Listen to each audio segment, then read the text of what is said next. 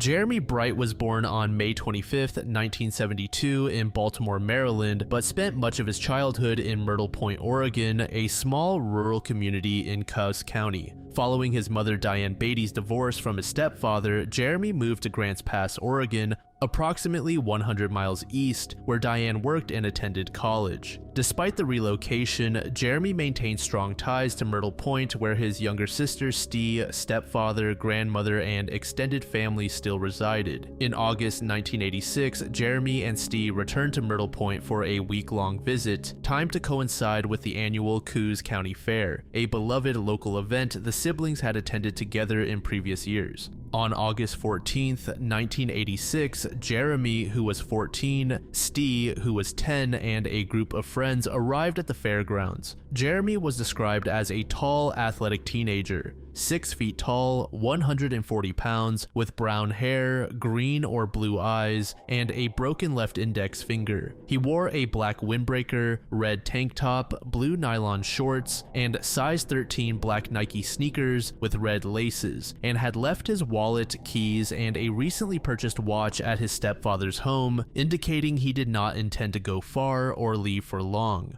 Around 2 p.m., Jeremy and his sister separated, agreeing to meet again at 5 near the Ferris wheel, a popular and visible landmark at the fair. Stee later recalled seeing Jeremy with an unidentified man near the Ferris wheel at about 4:30 p.m. But Jeremy never showed up for their planned reunion. This was the last time his sister saw him, and it would be the last verified sighting by someone who knew him personally.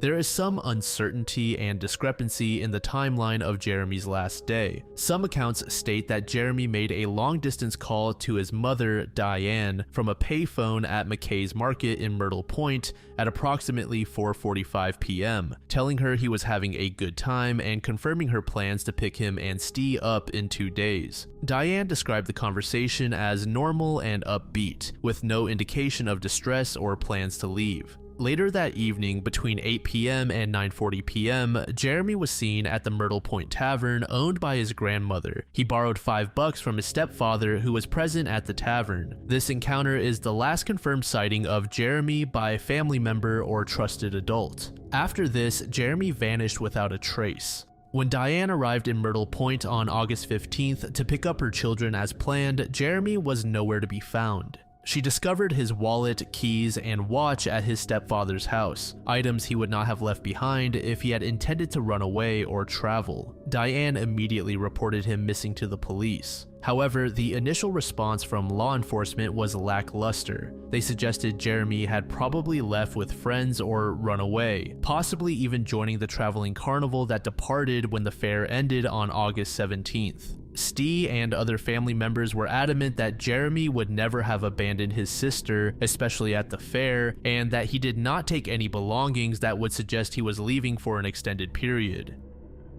The family's insistence and the lack of credible sightings eventually convinced authorities that Jeremy was not a runaway, but by then, crucial time had been lost. Several witnesses claimed to have seen Jeremy forcibly removed from the area near the Ferris wheel by an unknown man on the day he disappeared. However, these accounts could not be conclusively verified, and the identity of the man in question was never established. The lack of a clear suspect in these early reports hampered the investigation and contributed to the proliferation of rumors that would soon envelop the case. Another important lead came from Cecilia Fish, the sister of Jeremy's friend Johnny. She told police that on the night of Jeremy's disappearance, she saw an unnamed male resident of her apartment building stumble inside covered in blood. This disturbing incident was never fully explained or connected to Jeremy's case, but it added to the growing sense of unease and suspicion in the community. As the investigation progressed, several theories emerged, each with its own set of rumors and alleged witnesses. One of the most persistent rumors was that Jeremy attended a party where he consumed a beer laced with an illegal drug. According to this theory, Jeremy, who had a known heart murmur, fatally overdosed, and those present disposed of his body to avoid legal consequences. This scenario was detailed in a 1989 segment of NBC's Unsolved Mysteries and was widely discussed in the local community. However, despite searches of properties and interviews with potential witnesses, police found no evidence to support this theory. Another theory, submitted via an anonymous tip from a prison inmate, claimed that Jeremy was accidentally shot by a group of men while swimming at a local swimming hole along the Coquille River. The story held that the men attempted to nurse Jeremy back to health at a remote cabin, but he ultimately died from his injuries. According to the tipster, Jeremy's body was buried in a shallow grave in the woods. Law enforcement searched the cabin and surrounding area, but found nothing to substantiate the claim.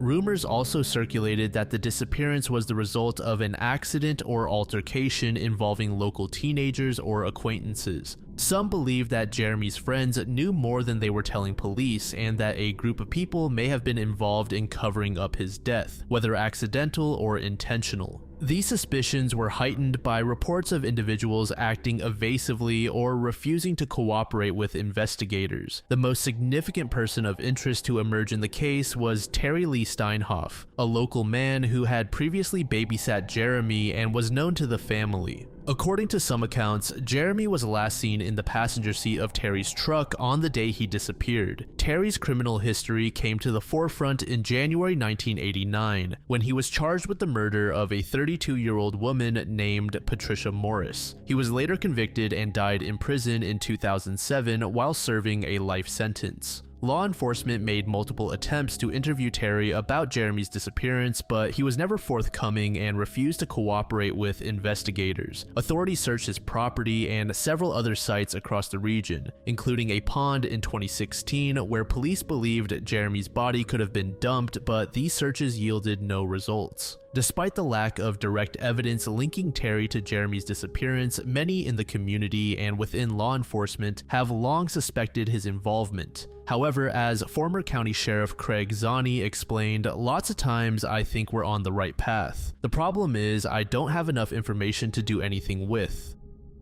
Several decades later, the disappearance of Jeremy Bright continues to stump investigators. Despite credible suspects like Terry Steinhoff and the relentless advocacy of his family, investigative delays and gaps in evidence have left the truth obscured. Until new evidence comes to light, Jeremy's fate and the full story of what happened on August 14, 1986 remains an unresolved chapter in Oregon's history.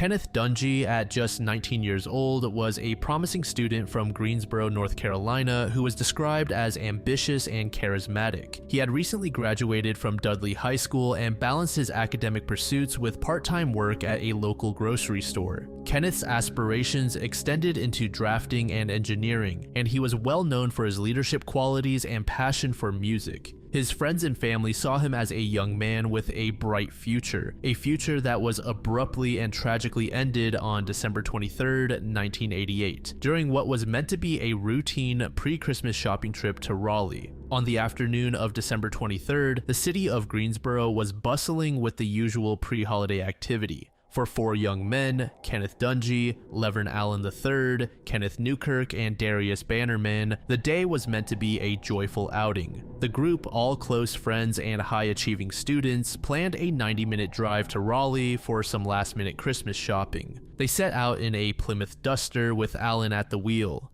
Spirits were high as they talked and laughed, anticipating the holiday and the fun of shopping together. As the group traveled eastbound along Interstate 40, the drive was uneventful at first. At some point, they passed a car driven by Grady Alexander, a local man who would later become an important witness. Shortly after overtaking Alexander, Allen noticed a blue Monte Carlo rapidly approaching from behind. The Monte Carlo, which bore Georgia license plates, was driven by a white man with a mustache and brown stringy hair. He was accompanied by a blonde woman who would later be seen urging him to leave the scene of the crash. Initially, the Monte Carlo began tailgating the Duster at high speed. Allen, sensing the growing threat, attempted to accelerate and change lanes to put distance between the two vehicles. However, the other vehicle matched every maneuver, maintaining a dangerously close pursuit. Darius Bannerman, who had been napping in the front passenger seat after an earlier basketball practice, was jolted awake by the commotion. As he looked back, he caught a glimpse of the Monte Carlo's driver, describing him as having an angry, crazed look on his face, as if he harbored a personal vendetta against the group. The aggression escalated quickly. The Monte Carlo first bumped the Duster from behind, causing Allen to struggle to keep the car under control. Allen attempted to weave through traffic, but the Monte Carlo continued its relentless pursuit. The assailant then pulled alongside the Duster and sideswiped it, nearly forcing it off the road. After dropping back, the Monte Carlo rammed the Duster again, this time with enough force to send it careening off the highway. The Duster struck an embankment and flipped multiple times before coming to rest in a field, nearly 300 feet from exit 270 on I-40. The crash was catastrophic.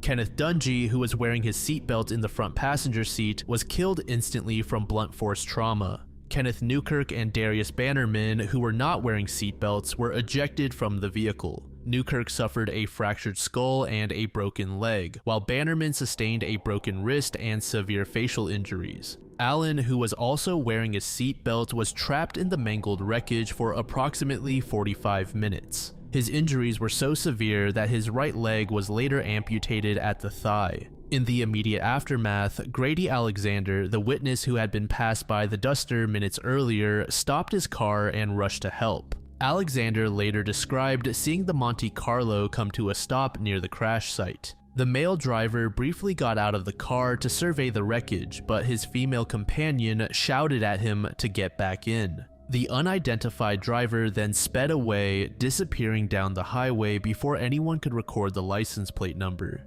Alexander did his best to assist the injured and later tried to recall the license plate under hypnosis at the request of the State Bureau of Investigation, but was unsuccessful. The trauma of being unable to do more haunted him for years. Other motorists also stopped to help, and emergency services arrived within minutes. Paramedics and firefighters worked to free Allen from the wreckage, eventually airlifting him to Duke University Medical Center in Durham, where he underwent multiple surgeries and remained in critical condition for several days. Dunie was pronounced dead at the scene, while Newkirk and Bannerman were transported to local hospitals for treatment of their injuries.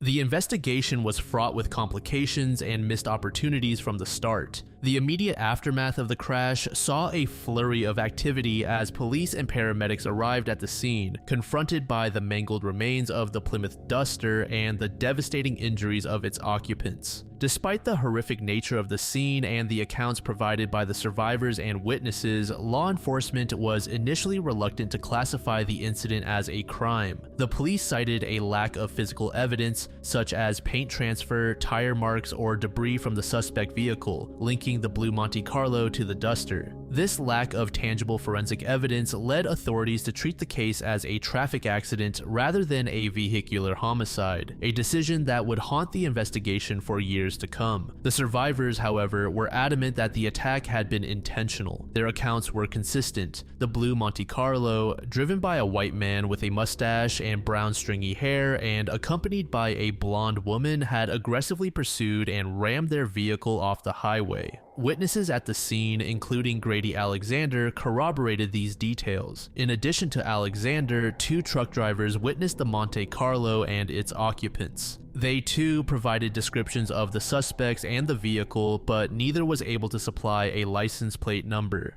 The lack of this critical detail was a major setback for investigators. At the time, cell phones and dash cameras were not commonplace, making it difficult for bystanders to quickly record or photograph such information. As a result, the investigation was left to rely on eyewitness accounts and the hope that someone would come forward with more information.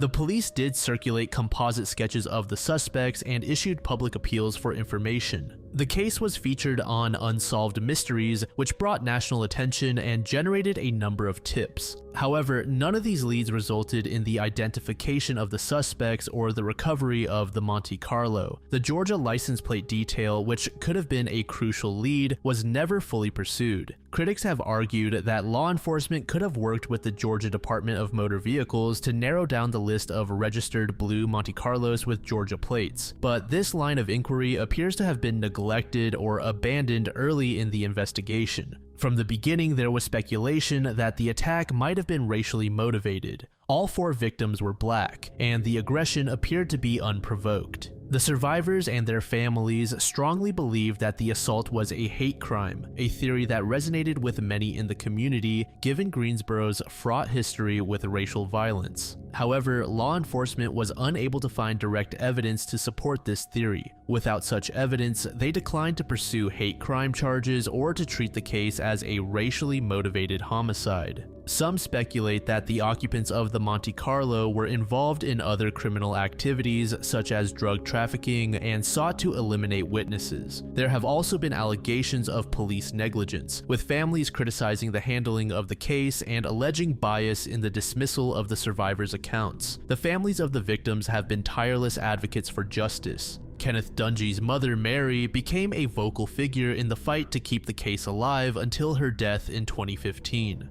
Laverne Allen has publicly called for the case to be re-examined using modern forensic techniques. Online communities continue to dissect case details, hoping to identify the Monte Carlo's occupants and bring closure to the case. As of 2025, no arrests have been made, and the case remains open but inactive in North Carolina's cold case unit.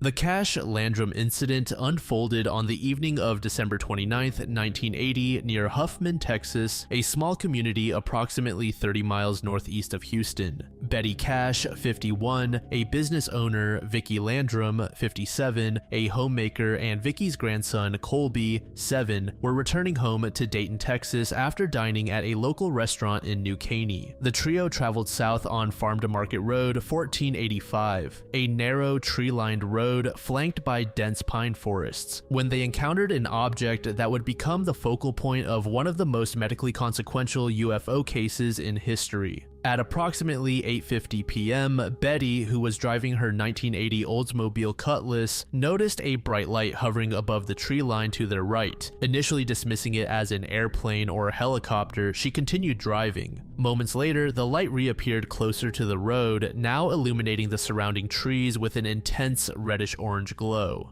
As they rounded a bend near the intersection of FM 1485 and Turkey Creek Road, the object came into full view, a massive diamond-shaped craft hovering at an estimated height of 30 to 40 feet, blocking their path. The witnesses described the object as metallic with a faceted surface resembling brushed aluminum and a pointed apex. Flames erupted from its base in a V-shaped pattern, emitting blue and yellow plumes that Cash likened to a welder's torch. The heat radiating from the craft was immediately palpable, causing the car's exterior paint to blister and the vinyl dashboard to soften. Vicki Landrum, seated in the front passenger seat, pressed her hand into the dashboard to steady herself, leaving a permanent indentation. Betty brought the car to a stop approximately 150 feet from the object. As they sat immobilized, Colby, frightened by the scene, crawled into the floorboard of the back seat. The object emitted a rhythmic, high-pitched beeping sound which Vicki later described as mechanical and urgent. At this point, Betty attempted to exit the vehicle but found the door handle too hot to touch. Vicki, a devout Christian, began reciting prayers, convinced the object was a sign of divine intervention. Within minutes, the witnesses heard the distinct rotor sounds of helicopters approaching from the north. Betty counted 23 aircraft, a mix of twin-rotor CH-47 Chinooks and smaller Bell Hueys, all unmarked but resembling military models. The helicopters circled the object in a coordinated manner, some flying perilously close to the treetops. The downdraft from their rotors shook the car violently, and the combined noise of the helicopters and the object's beeping became nearly deafening. Witnesses noted that the helicopters appeared to be herding or escorting the diamond-shaped craft. After approximately 15 minutes, the object began to ascend vertically, accelerating silently into the overcast sky until it vanished. The helicopters followed, departing in a northeasterly direction. Betty, Vicky, and Colby continued their drive home, but their physical distress intensified rapidly. Within minutes of returning home, all three witnesses began to suffer acute physical distress. Betty developed severe nausea, vomiting, and diarrhea, with her eyes swelling shut and her skin showing redness and a burning sensation that resembled a third-degree sunburn. By the early hours of the morning, she reported dizziness and difficulty standing. Vicky experienced similar gastrointestinal symptoms, along with a burning sensation on her arms and face. She also noticed that her scalp became tender to the touch and reported a metallic taste in her mouth. Colby vomited repeatedly and complained of headaches, with mild redness appearing on his neck and hands. By the next morning, Betty's condition had worsened significantly. Blisters formed on her face, scalp, and hands, filled with clear fluid that later turned yellowish. Her hair began to fall out in clumps when she tried to comb it. Vicky and Colby's symptoms stabilized but did not improve, with Vicky reporting persistent weakness and sensitivity to light. Betty's deteriorating health led to multiple hospitalizations. On January 3rd, 1981, she was admitted to Parkway Hospital in Houston after collapsing at home. Doctors documented second-degree burns on 30% of her body, concentrated on areas exposed during the incident, such as her face, neck, and hands. Laboratory results showed a severely depressed white blood cell count, indicating immunosuppression, and scalp biopsies revealed necrosis of hair follicles and detachment of the outer skin layer, findings consistent with radiation dermatitis. Dr. Brian McClelland, one of her physicians, compared her condition to that of survivors of the Hiroshima bombing and diagnosed her with acute radiation syndrome.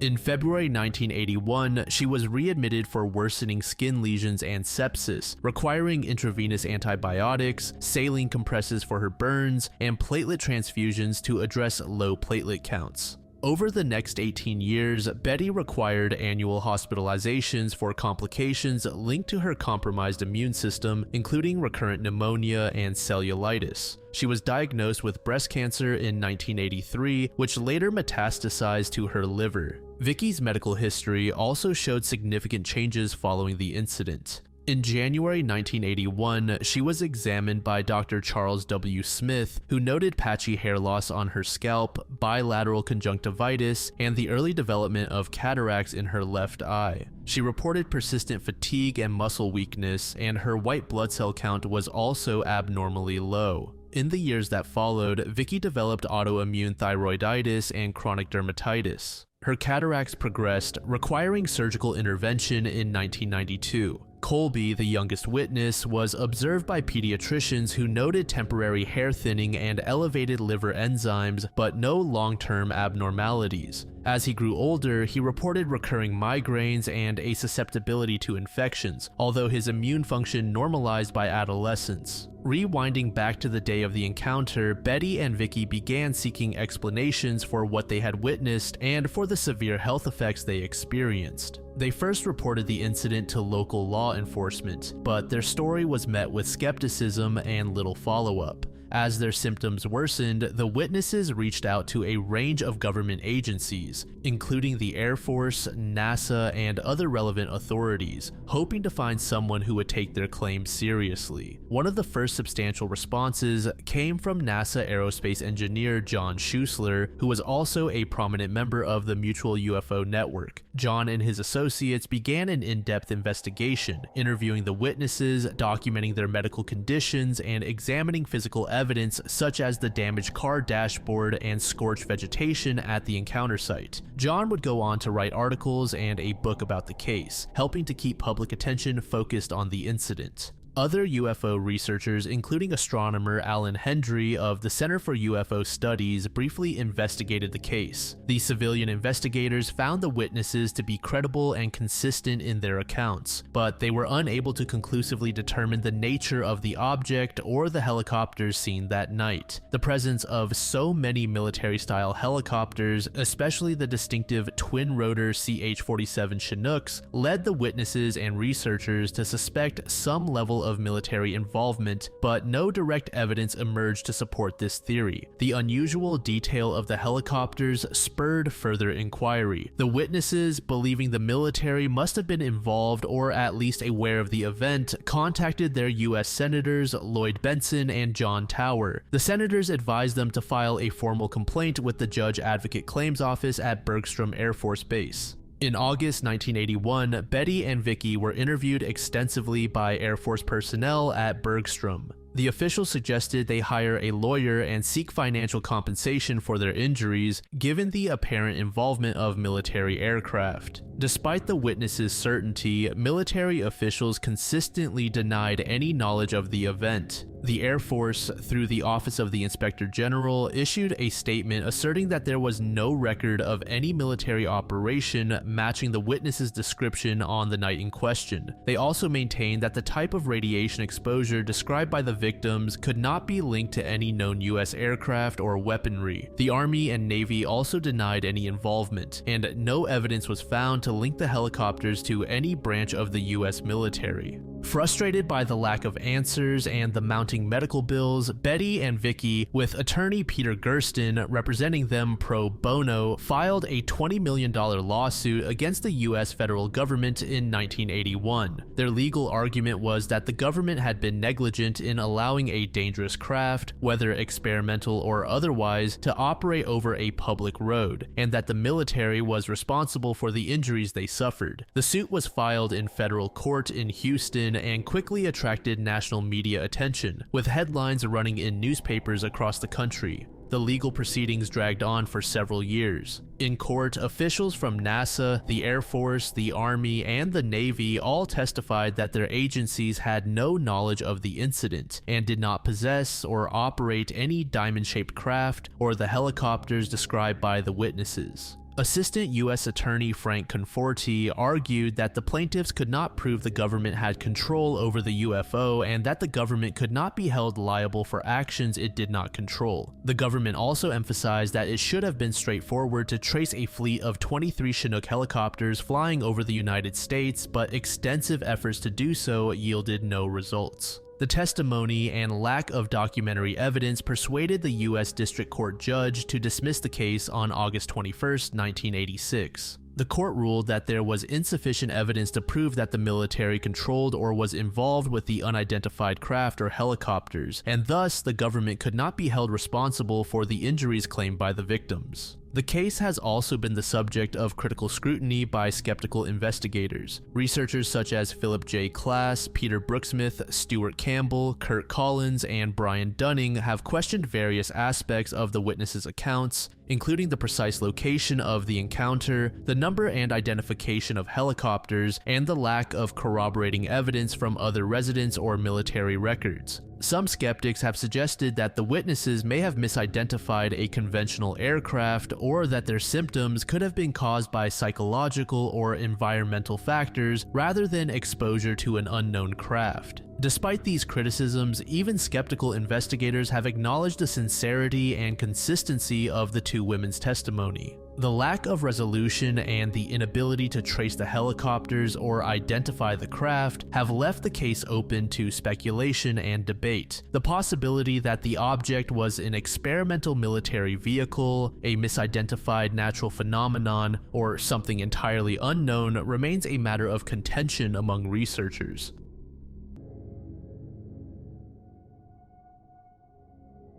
Dr. James McGrogan's disappearance in March 2014 is a perplexing and tragic story that continues to raise questions years later. Born and raised in Chesterton, Indiana, McGrogan was a respected emergency room physician, husband, and father of 2 young children. He had recently relocated with his family from Wisconsin back to his hometown to take a job at a local hospital. Known for his adventurous spirit and athleticism, McGrogan was an avid snowboarder, marathon runner, and long-distance biker, and he was in excellent physical condition at the time of his disappearance. In early 2014, he and 3 friends planned a trip to Vail, Colorado with the goal of hiking and skiing to the Eisenman Hut, a remote backcountry cabin situated at an elevation of roughly 11,200 feet. The hut is a popular destination for outdoor enthusiasts, offering a rustic shelter in the high mountains north of Vale. The group had been planning this trip for about a year, eager to enjoy the challenging terrain and camaraderie of a shared adventure. On the morning of March 14th, 2014, the four men set out from the Spraddle Creek trailhead north of Vale, intending to traverse approximately 9 miles of rugged, snow-covered wilderness to reach the hut. They began their trek around 8 a.m. with clear skies and temperatures in the high teens in Fahrenheit. McGrogan, ever enthusiastic, sent his wife a photo from the trail with the caption, "The adventure begins now." The group was well prepared for the journey. They carried split boards, GPS devices, cell phones, food, warm clothing, and basic medical supplies. As the group made their way up the trail, the physical demands of the hike became apparent. The terrain was challenging, with steep ascents and snow reportedly up to 8 feet deep in some areas. Sometime between 9:30 and 10:30 a.m., after several hours of hiking, the group decided to take a break to rest and hydrate. Accounts vary as to their exact location at this point, but some sources suggest they were already several miles into the trek, making good progress toward the hut. During this rest stop, McGrogan made a fateful decision. Feeling strong and eager to continue, he told his friends that he would push on ahead and meet them either at the next rest point or at the hut itself. It's unclear whether there was any tension about his choice to separate from the group, but some reports indicate his friends were frustrated or concerned by his decision given the challenging conditions and the importance of staying together in the backcountry. Nevertheless, McGrogan set off alone, equipped with all his gear and confident in his abilities. This was the last time anyone saw James McGrogan alive. When his friends arrived at the Eisenman hut later that day, they were surprised and increasingly alarmed to find no sign of him. They waited, expecting he might arrive shortly, but as the hours passed and darkness fell, their concern turned to fear. The group began searching the immediate area around the hut, calling out for McGrogan and retracing parts of the trail, but there was no trace of their friend. Realizing the seriousness of the situation, they contacted the Eagle County Sheriff's Office early that afternoon to report him missing. The Sheriff's Office quickly mobilized local resources, including the Vale Mountain Rescue Group, a team experienced in backcountry operations. Additional support came from the Colorado Army National Guard's High Altitude Aviation Training Site, Rocky Mountain Rescue Group, Alpine Rescue Group, Larimer County Search and Rescue Group, Summit County Rescue Group, Grand County Search and Rescue Group, and the Salvation Army.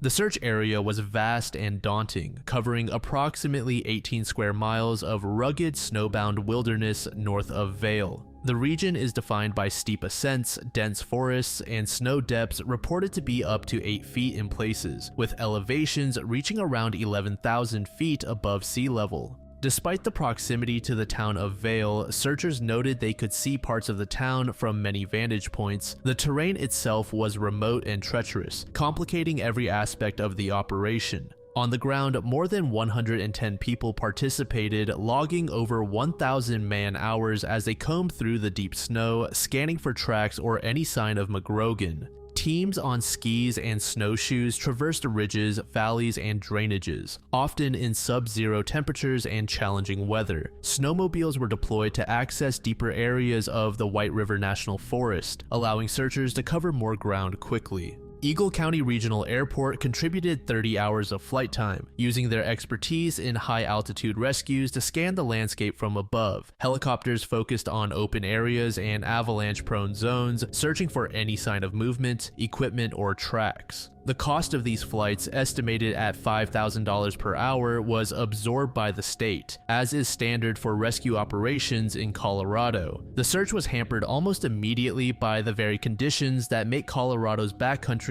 both beautiful and perilous. Several inches of snow fell during the first days of the search, further complicating efforts to find tracks or clues. While authorities noted that the snowfall was not initially heavy enough to obscure all evidence, it nonetheless made the work of searchers more difficult with each passing hour. Visibility was often low, especially in the heavily forested and steep sections of the search area, and the deep snow made movement slow and exhausting for ground teams. Another challenge was the sheer scale of the area to be searched, combined with the lack of any clear direction in which McGrogan might have traveled. He had been well equipped with a GPS GPS, cell phone, food, water, and medical supplies, but there was only a single ping from his phone on the day he disappeared and no further activity, even though some areas had cell reception. Every set of tracks that searchers followed led to disappointment, ending without any trace of McGrogan or his gear. The lack of clues was deeply frustrating for both rescuers and the victim's family, who had traveled to Colorado to assist and await news. The search continued day and night for 5 days, with teams rotating in and out of the field and helicopters flying as long as weather permitted. Despite the exhaustive effort, no sign of McGrogan was found.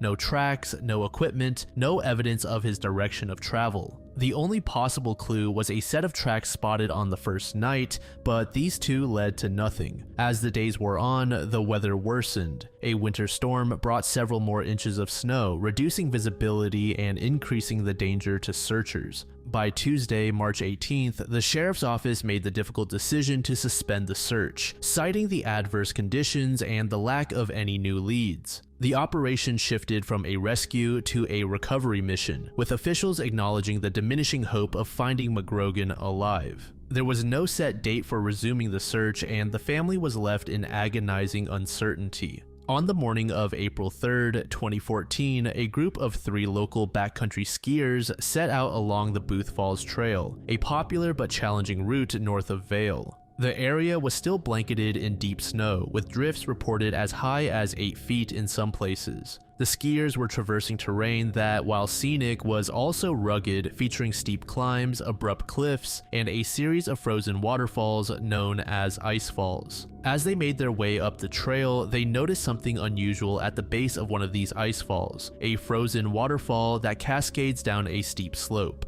Upon closer inspection, the skiers realized they had come across a body lying at the bottom of the ice chute. The location was approximately 1.5 miles from the Booth Falls trailhead, but crucially, it was about 4.5 miles east of the trail that led to McGrogan's intended destination. This was not a logical shortcut or alternate route to the hut. In fact, it was in the opposite direction. The skiers immediately contacted authorities, who quickly responded to the scene. Recovery teams arrived later that day, and the area was cordoned off for investigation. The body was soon identified as that of James McGrogan, the missing Indiana emergency room physician. He was found lying on his back at the bottom of the ice fall. Authorities noted that from the location where he was found, it was possible to see parts of the town of Vail. In the grand scheme, he was not too far from potential help. The condition of McGrogan's body and his gear raised immediate questions. He was missing several critical items. His boots, coat, and gloves were absent, despite the freezing conditions. These items are essential for survival in the snowy wilderness, and there was no obvious reason for their removal. His sturdy, waterproof boots in particular were never recovered. His helmet was reportedly still on his head, but there were injuries, most notably head trauma, a broken femur, and broken ribs, that suggested a fall from a significant height.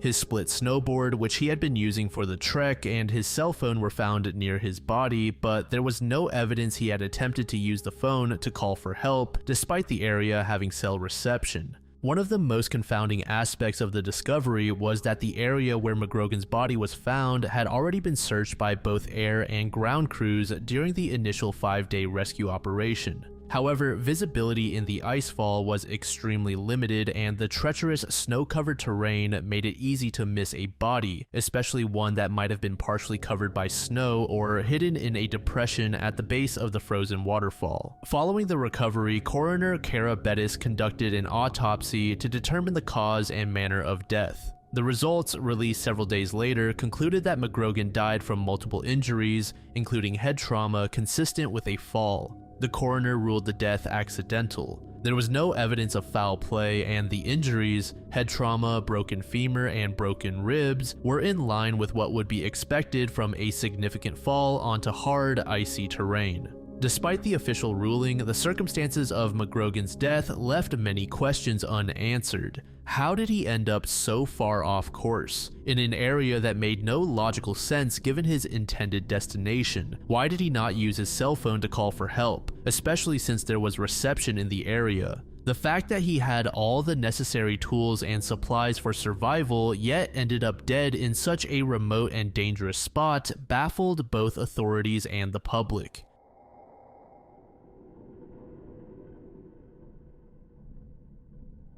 The sewer murders are among the most chilling and mysterious unsolved crime series in German history. Between 1976 and 1989, at least 7 adolescent boys and young men were found dead in the Frankfurt-Rhein-Main area, their bodies disposed of in the region's extensive sewage infrastructure. The sewer murders began in September 1976, when the body of an unidentified male was discovered in a sewage treatment plant in Frankfurt. Estimated to be between 14 and 17 years old, this boy became the first known victim in the series. Due to the advanced decomposition of his remains and the absence of identifiable clothing or personal effects, authorities were unable to establish his identity and simply refer to him as the Stangenrod John Doe. The body exhibited signs of prolonged submersion in sewage, with much of the skin and soft tissue dissolved, making the determination of the cause of death impossible. Investigators speculated that he may have belonged to the city's transient youth population, possibly involved in survival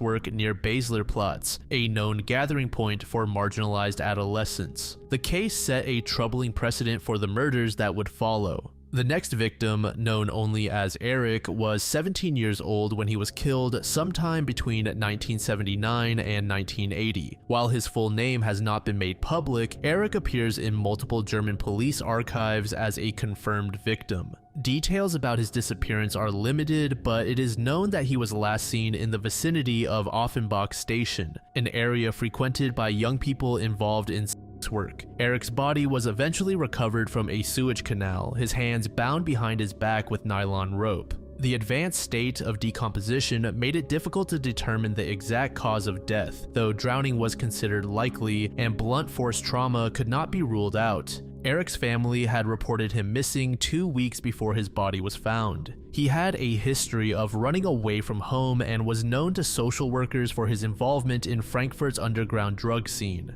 In 1982, the body of 17-year-old Bernd Michel was found in a sewage facility near Frankfurt's Niederrad district. Bernd had last been seen in the city center, where he reportedly told friends he was meeting someone for quick work, a colloquial term used among street youths for survival.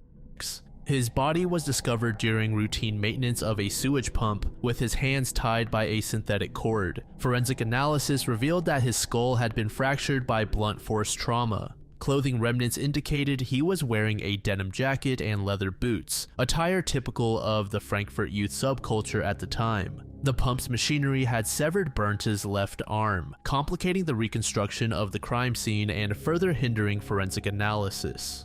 The fourth victim, Marcus Hildebrandt, was found on July 2, 1983 in the sump of the Dreieck Buchschlag sewage plant. 17 years old, Marcus was a familiar figure in Frankfurt's trade and was often seen near Hauptwache Plaza. He lived intermittently in group homes and bore a serpent tattoo on his forearm, which later aided in his identification. Marcus's body was discovered handcuffed with metal restraints, a notable deviation from the rope or cord used in earlier cases. The handcuffs were traced to a discontinued East German model, but this lead did not result in any arrests. The cause of death was determined to be asphyxiation, likely from being forced underwater in the sewage system. Witnesses last saw Marcus with 3 men in a blue Opel Rekord near Offenbach Station the night he disappeared, but the car was never located and the men were never identified. Fuad Rahu, a 14-year-old Moroccan boy, was reported missing by his parents after he failed to return home from a local market. His family had relocated to Frankfurt in 1981, and Fuad struggled with language barriers and social isolation. His body was found on September 9, 1983 in the Niederrad sewage treatment plant. Initially, his death was classified as an accidental drowning, but a re-examination in 1984 revealed ligature marks on his wrists and petechial hemorrhaging in his eyes, pointing to strangulation. He was wearing a striped sweater and corduroy pants that his mother had purchased for him weeks earlier, a detail that helped refute early claims that he was a runaway. His murder deeply affected the local immigrant community, intensifying their sense of vulnerability and mistrust toward authorities. The final known victim, Daniel Schaub, was 14 when he disappeared in 1983. His remains were not found until June 21, 1989, when they were discovered in a drainage tributary in Offenbach-Rosenhoe. Daniel had been missing for 6 years, and the identification of his remains was only possible through dental records and personal effects. As with the other victims, Daniel's background was marked by instability. He had a history of running away and was known to frequent areas associated with street children and survival work. The circumstances of his death mirrored those of the earlier victims. His body was disposed of in a sewage system, and the state of decomposition prevented a definitive determination of the cause of death. Over the years, several suspects and theories have been explored, with none yielding a definitive answer to the enduring mystery. One of the most prominent figures to emerge in the context of the sewer murders was Manfred Seal, often referred to as the Hesse Ripper, or Jack the Ripper of Schwalbach. Seal was a seemingly ordinary family man working as a landscaper and handyman, but after his death in 2014, his daughter discovered a cache of dismembered human remains and detailed diaries in a rented garage. These findings led authorities to connect him to a string of brutal murders, primarily targeting female workers, whom he tortured, mutilated, and dismembered over several decades. Seal's connection to the sewer murders was considered due to his proximity to the areas where victims disappeared, such as Baslerplatz and Offenbach Station, and his demonstrated capacity for extreme violence. Notably, he was linked to the 1998 murder of 13-year-old Tristan Brubach, whose body was found in a sewage tunnel. However, critical differences emerged upon closer examination. Seal's confirmed victims were predominantly adult women, and his crimes were characterized by dismemberment and trophy keeping, neither of which matched the pattern of the sewer murders. Moreover, forensic analysis in 2017 excluded Seal from Brubach's case based on fingerprint evidence, and there was no physical evidence such as DNA or fibers connecting him to the adolescent male victims of the sewer murders. Psychological experts, including Lydia Benecke, have also pointed out that Seal's crimes were driven by misogyny and a desire to dehumanize women, whereas the sewer murders involved adolescent boys and lacked the mutilation seen in Seal's other crimes. Despite the initial intrigue, Seal's involvement was ultimately deemed unlikely, though his case underscored the challenges of identifying serial offenders who blend seamlessly into their communities. In an effort to better understand the perpetrator, criminal psychologist Rudolf Egg was brought in during the 1980s to develop a behavioral profile based on the available evidence. Egg's analysis suggested that the killer was likely a single male, around 50 years old at the time of the murders, with possible repressed homosexuality or deep-seated self-loathing that manifested as violence against adolescent boys. The sadistic nature of the crimes, particularly the binding of victims and their ritualistic disposal in sewage systems, pointed to a perpetrator with significant psychological disturbances. Egg theorized that the act of dumping bodies in sewage was symbolic, reflecting a desire to treat the victims as worthless or to erase them from society. He also posited that the killer would have had intimate knowledge of Frankfurt's sewage infrastructure, perhaps through employment in civil engineering, plumbing, or municipal maintenance. According to Egg, the murderer's methods appear to evolve over time, with early victims possibly killed at the disposal site and later victims transported alive and drowned in the sewers. While Egg's profile was influential in shaping the investigation, it was ultimately speculative and did not lead to the identification of a viable suspect. Furthermore, some aspects of his analysis, such as the emphasis on repressed sexuality, have been critiqued as reflective of outdated psychological theories. Some investigators also explored the possibility of a copycat killer inspired by infamous historical cases, most notably Peter Curtin, the Dusseldorf Ripper. Peter, active in the 1920s, was known for binding his victims and targeting children and adolescents. The similarities in method, binding, targeting young victims, and disposing of bodies in waterways raised the question of whether the sewer murderer might have been emulating Peter's crimes. However, the significant temporal gap between the two cases, as well as the lack of direct evidence linking the sewer murders to Peter's legacy, made this theory largely speculative. The investigation was further hampered by significant forensic and procedural challenges. The disposal of bodies in sewage systems resulted in severe degradation of physical evidence. Prolonged submersion in chemically harsh environments eroded DNA, hair, and fibers, while mechanical damage from sewage pumps and screw conveyors often left the remains mutilated and incomplete. The marginalized status of the victims also played a significant role in the investigation's shortcomings. Many of the boys were runaways involved in work or part of the city's underground drug scene, leading to initial police indifference and a lack of urgency in pursuing the cases. Witnesses, often themselves part of vulnerable communities, were reluctant to come forward due to fear of retaliation or mistrust of authorities. In the case of Marcus Hildebrandt, for example, acquaintances refused to identify the men last seen with him, and crucial leads went unpursued. Jurisdictional fragmentation further complicated matters, as bodies were discovered in different municipalities, each with its own police force and investigative protocols. This lack of coordination hindered the sharing of information and the development of a unified investigative strategy. The Brabant killers emerged during a period of significant social and political upheaval in Belgium. Their violent spree, which spanned from late 1981 to November 1985, unfolded primarily in the province of Brabant, but also touched neighboring regions such as East Flanders, Hainaut, Namur, and even crossed into northern France on at least one occasion. This was a time marked by widespread public anxiety, institutional mistrust, and the lingering shadows of Cold War paranoia. Belgium in the early 1980s was a nation in ferment. The country was grappling with economic stagnation, rising unemployment, and frequent labor unrest. The political system was deeply fragmented, divided along linguistic, regional, and ideological lines, which often hampered effective governance and law enforcement coordination. The era was also part of what is known in Europe as the Years of Lead, a period defined by political violence, terrorism, and organized crime. In Belgium, this atmosphere was exacerbated by the presence of extremist groups on both the far left and far right, as well as rumors of secret stay-behind networks like Gladio, which were allegedly prepared to resist a potential communist takeover by any means necessary. The earliest event linked to the Brabant killers occurred on December 31st, 1981, when a gendarmerie barracks in Etterbeek was burglarized. Automatic weapons, ammunition, and a car were stolen. Some of these items would later be connected to the gang, suggesting that this initial act was part of their preparation phase, equipping themselves for the violent spree to come.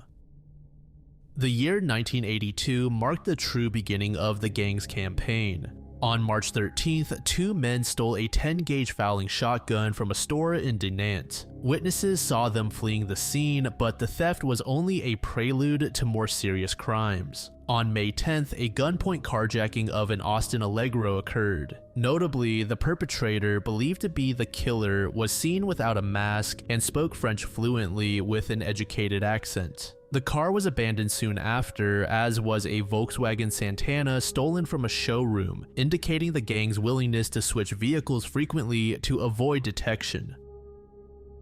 August 14th saw the gang cross into France, robbing a grocery store in Maubeuge. The theft of food and wine escalated into violence when two French police officers responded and were shot and seriously wounded. This incident demonstrated the gang's readiness to use lethal force against law enforcement and their cross-border reach. The violence continued on September 30th when the group targeted a weapons dealer in Wavre. 15 firearms, including submachine guns, were stolen. The robbery turned deadly when a police officer was killed at the scene and two others were seriously wounded later. This heist armed the gang with military-grade weapons, amplifying their threat. On December 23rd, the gang robbed a restaurant in Biercel, stealing coffee and wine. The caretaker was tortured and killed, a grim foreshadowing of the sadism that would characterize later attacks. The year 1983 saw a marked increase in both the frequency and violence of the gang's crimes. On January 9th, a Brussels taxi driver, Angelou Constantine, was robbed, tortured, and murdered, his body found in the trunk of his own car. The discovery of a cigarette butt at the scene would later become a tantalizing but ultimately fruitless clue. February brought a series of armed robberies, including a supermarket in Rixensart on February 11th, where several people were wounded. On March 3rd, a grocery store in Halle was robbed. The manager was shot and killed after opening the safe, and the robbers' repeated firing of warning shots underscored their growing disregard for human life. The violence escalated further in the autumn. On September 10th, the gang attacked a textile factory in Temsa, stealing 7 bulletproof jackets, a detail that would later fuel speculation about their possible ties to law enforcement or paramilitary groups. A worker was killed and his wife severely wounded, despite the fact that the factory's recent move into manufacturing such jackets was not widely known. A week later, on September 17th, a couple was murdered at a gas station after stopping their Mercedes near a store the gang was burgling. Despite the alarm sounding, the gang took their time, loading up with tea, coffee, and cooking oil. 2 officials responding to the alarm were shot as they arrived, one fatally and the other seriously wounded. The gang escaped in stolen vehicles, including the murdered couple's Mercedes and a Saab Turbo. In their escape, they shot at a pursuing police car and used a minor road known only to locals, suggesting possible ties to the area. Crucial evidence collected from the abandoned vehicles later disappeared, a recurring theme in the investigation. On October 2nd, a restaurant in O'Hain was robbed. Nothing was stolen, but the owner was killed, further highlighting the killer's apparent indifference to financial gain. 5 days later, on October 7th, the gang hit a supermarket in Biersel, stealing a small sum of money and killing a customer. December 1st saw the murder of a shop-owning couple in Anderlecht. The wife was killed instantly as the gang entered, while her husband attempted to defend himself but was also shot dead. The gang destroyed a surveillance camera before leaving, demonstrating both their ruthlessness and their awareness of police methods. The Volkswagen used in the crime had fake license plates copied from a legitimate vehicle, another sign of their careful planning. After a relative lull in 1984, the killers returned with a vengeance in 1985, launching a series of attacks that would culminate in their deadliest massacre. On September 27th, they robbed the Delhaize supermarket in Braine-l'Alleud. 3 people were killed and 2 wounded. The attack was followed within 15 to 25 minutes by another armed robbery at another Delhaize supermarket in Overijse, where 5 people were killed, with 1 wounded. The rapid succession and coordination of these attacks shocked authorities and the public. In response, security was increased at many stores in the region, including the deployment of armed guards.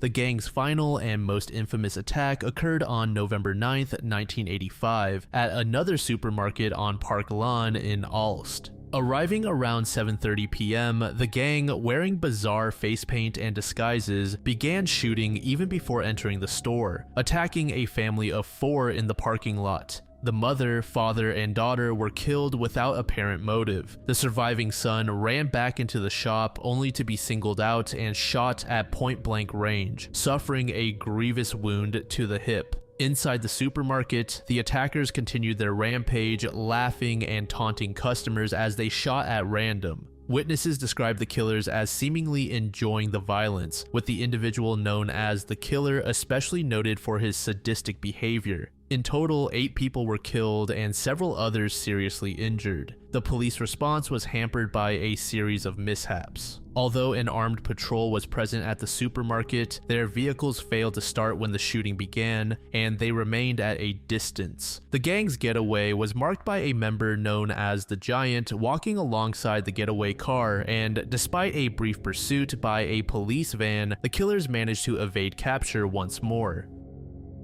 The killers were believed to operate with a core group of 3 men, each with a distinct role and physical profile. These individuals were nicknamed by investigators and the media as the Giant, the Killer, and the Old Man. Their use of face paint and disguises during raids, as well as their military-style tactics, made identification especially difficult. The The giant was the most physically distinctive, described as exceptionally tall, standing between 6 feet 4 inches and 6 feet 6 inches tall, and believed to be the leader of the group. Witnesses sometimes noted a birthmark on his neck. He was often seen directing the others, carrying heavy weaponry, and was present at nearly every major attack. His imposing stature and apparent authority led many to believe he was the ringleader. The killer was the most violent and unpredictable member. He was also described as tall and thin, with a dark complexion and a high-class French accent. He was responsible for the majority of the murders, reportedly 22 out of 28, and was seen laughing and smiling during the gang's most brutal assaults, including the final massacre in Aalst.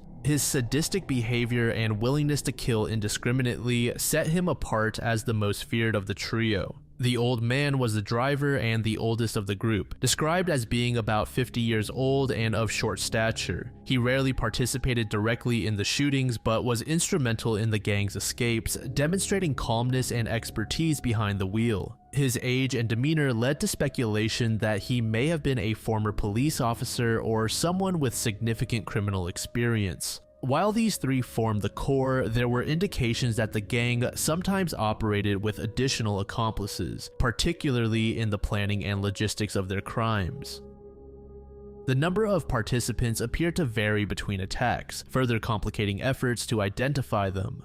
Over the decades, investigators explored numerous suspects, ranging from known criminals to former police officers and members of far-right groups. One suspect was named Patrick Hamers, a notorious criminal known for his height, which matched descriptions of the giant. However, Patrick's known crimes lacked the extreme violence and small-scale thefts characteristic of the killers, and no concrete evidence linked him to the gang. Another suspect was named Madani Buhush. He was a former gendarme and gun shop owner. Madani was implicated in several violent crimes and was known to have stolen weapons from police armories. He rented garages to store stolen cars and weapons and was involved in extortion schemes targeting supermarkets. Some evidence, such as TV remote controls adapted for triggering explosions, paralleled the methods used by the killers, but the connection remained inconclusive.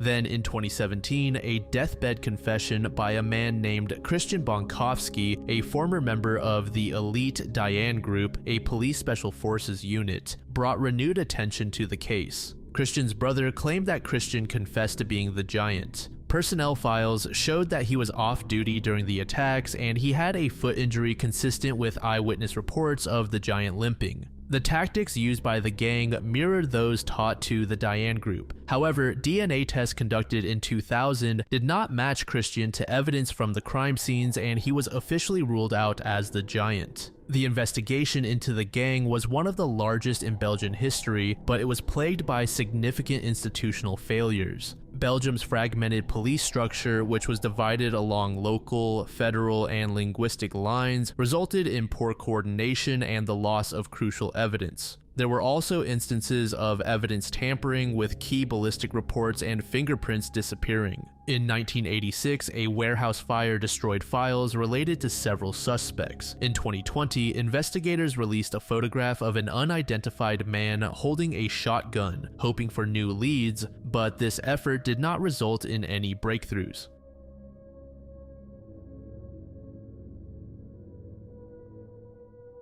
The Bronze Age collapse, which occurred between approximately 1200 and 1150 BCE, stands as one of the most profound and mysterious turning points in ancient history. This period witnessed the rapid and near-simultaneous downfall of several advanced civilizations across the Eastern Mediterranean and Near East, including the Mycenaean Greeks, Hittite Empire, Kassite Babylonia, and New Kingdom Egypt. The collapse resulted in widespread destruction, the abandonment of cities, a dramatic decline in literacy, and the onset of a centuries-long dark age that reshaped the trajectory of the ancient world. The Hittite Empire, centered in what is now Turkey, began to experience severe distress between 1220 and 1200 BCE. Contemporary cuneiform tablets from the capital city, Hattusa, reveal acute grain shortages and desperate pleas for aid. For example, one letter from King Suppiluliuma II to the ruler of Ugarit in Syria laments the famine gripping the heartland, noting that there was no grain to eat.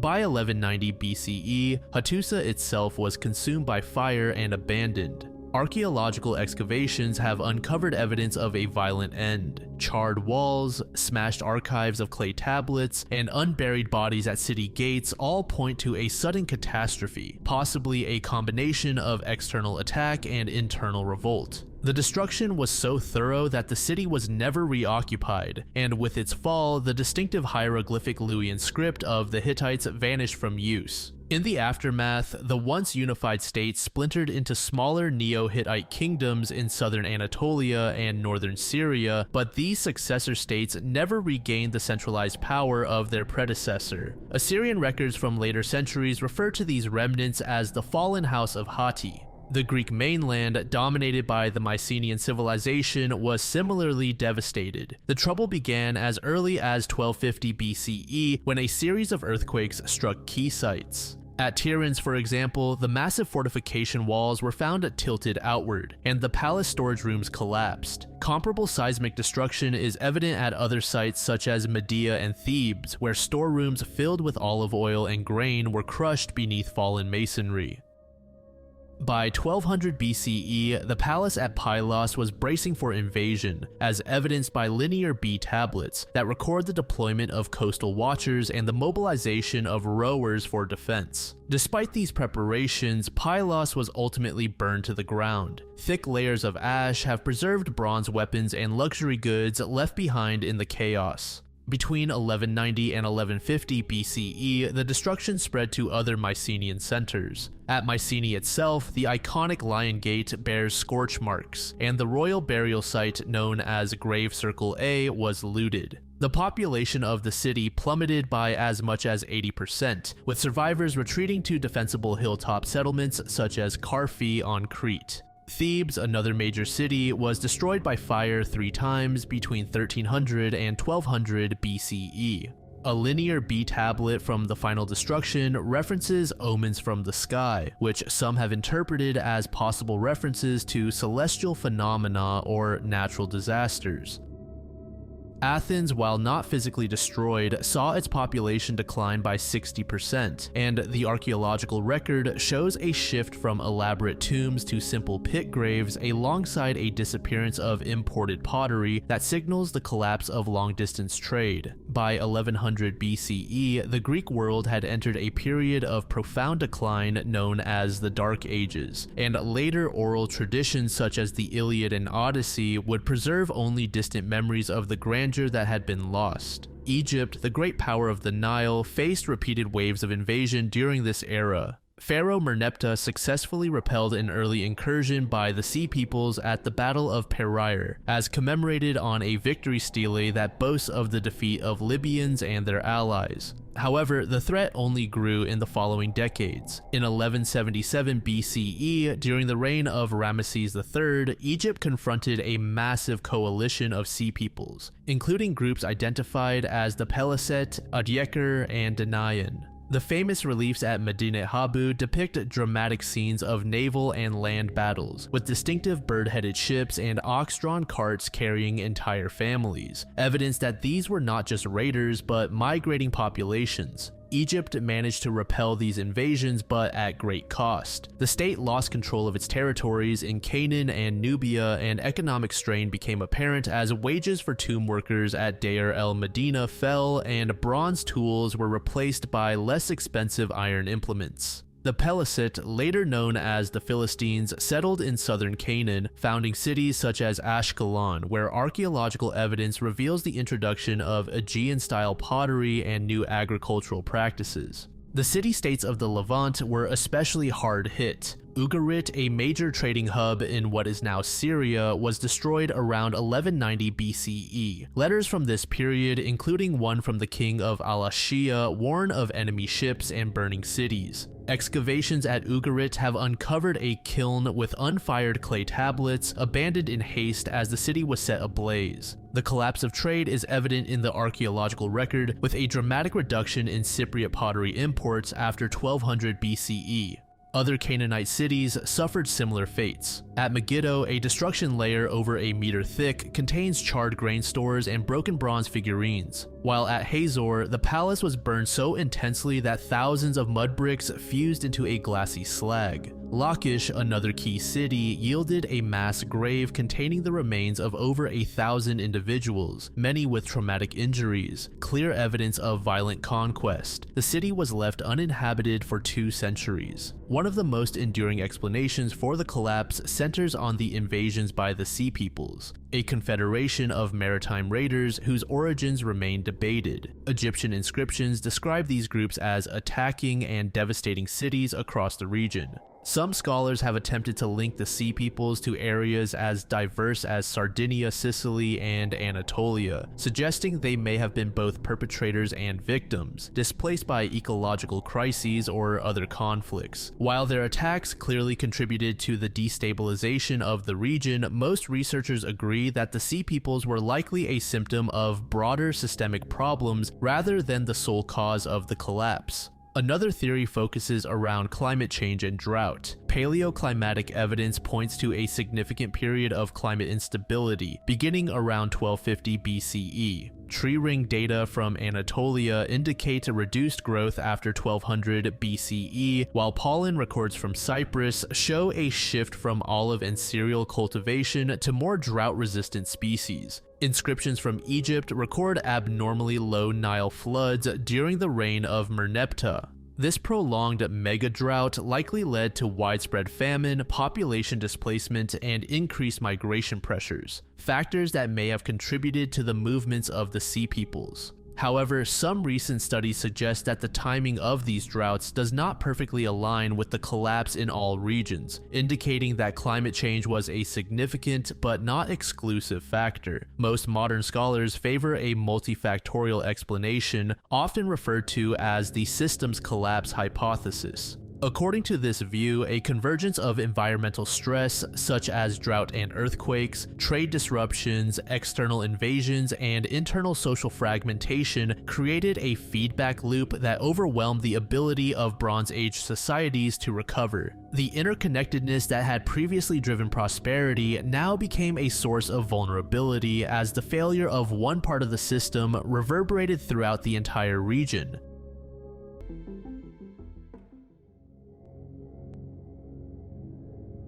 Blair Adams was born on December 28, 1964 in Surrey, British Columbia, Canada. Raised in the Vancouver suburbs, he worked primarily in construction, eventually becoming a foreman. Described by his mother, Sandra Edwards, as kind and ambitious, Blair also had a reputation for being confrontational and impulsive, with a history of substance abuse. By the mid-1990s, he had accumulated a minor criminal record in Canada, including charges related to illegal substance possession and assault. In 1994, he sought sobriety through Alcoholics Anonymous and began working for his stepfather's construction company in Frankfurt, Germany. During this time, he dated a German woman, though the relationship did not lead to long-term plans. By late spring 1996, Blair returned to Surrey, where he resumed work as a construction foreman and lived with his mother. Friends noted his initial stability, but this would soon unravel. In late June 1996, Blair's behavior shifted dramatically. Colleagues observed uncharacteristic mood swings, and his mother recalled him becoming increasingly withdrawn. On July 1st, he abruptly quit his job, demanding his final paycheck. While the exact trigger remains unclear, friends later reported Blair had begun expressing vague fears about his safety, though he refused to name any specific threat. On the morning of July 5th, Blair visited his bank in Surrey and withdrew 6,000 Canadian dollars, which was nearly his entire savings in the account. He then emptied a safe deposit box containing an additional $10,000, along with gold coins, platinum bars, and jewelry. When questioned by his mother, Blair insisted someone was, quote, after him, but provided no further details. Later that day, he drove his red 1986 Chevrolet Chevette 4 hours to Courtenay, British Columbia to visit an uncle. Finding the uncle absent, Blair lingered in the area for 2 days, though his activities during this period are undocumented. On July 7th, Blair attempted to enter the United States via the BC Ferries route from Swartz Bay to Seattle, Washington. U.S. Customs and Border Protection agents flagged him as a potential substance courier due to the large sum of cash he carried, which totaled 16,000 Canadian. A background check revealed his criminal record, including drug-related charges, leading to his denial of entry. Blair then returned to Surrey, where he confided in friends about his fear of being killed, but again omitted specifics. Determined to reach the US, Blair purchased a round-trip airline ticket to Frankfurt, Germany for $1,700 on July 8th. His girlfriend in Frankfurt later told investigators she had no knowledge of his plans to visit. Hours later, Blair abruptly canceled the trip, citing the recipient's illness, and instead rented a blue Nissan Altima from Vancouver International Airport. That night, he drove to the Pacific Highway border crossing near Blaine, Washington, abandoning the Nissan and attempting to cross on foot. Canadian Border Patrol officers apprehended him around 2 a.m. on July 9th, noting scratches on his arms and legs. Blair matched the description of a suspect linked to a stolen blue vehicle recovered near the border, but authorities released him due to insufficient evidence. After his release, Blair rented a Toyota Camry from Vancouver International Airport and successfully crossed into America via the Peace Arch border crossing. He drove to the Seattle-Tacoma International Airport, where he exchanged his Frankfurt ticket for a one-way flight to Washington, D.C., departing at 10:30 p.m. Upon landing at Dulles International Airport around 6:45 a.m. on July 10th, Blair rented a blue Ford Taurus. He began driving south but was involved in a minor collision on US Route 250 in Troy, Virginia around 9 a.m. The other driver described Blair as nice but in a hurry. That same day, Blair arrived in Knoxville, Tennessee, a city with no known personal or professional ties to him. Between 4 o'clock and 5 p.m., his movements that afternoon were marked by confusion and paranoia.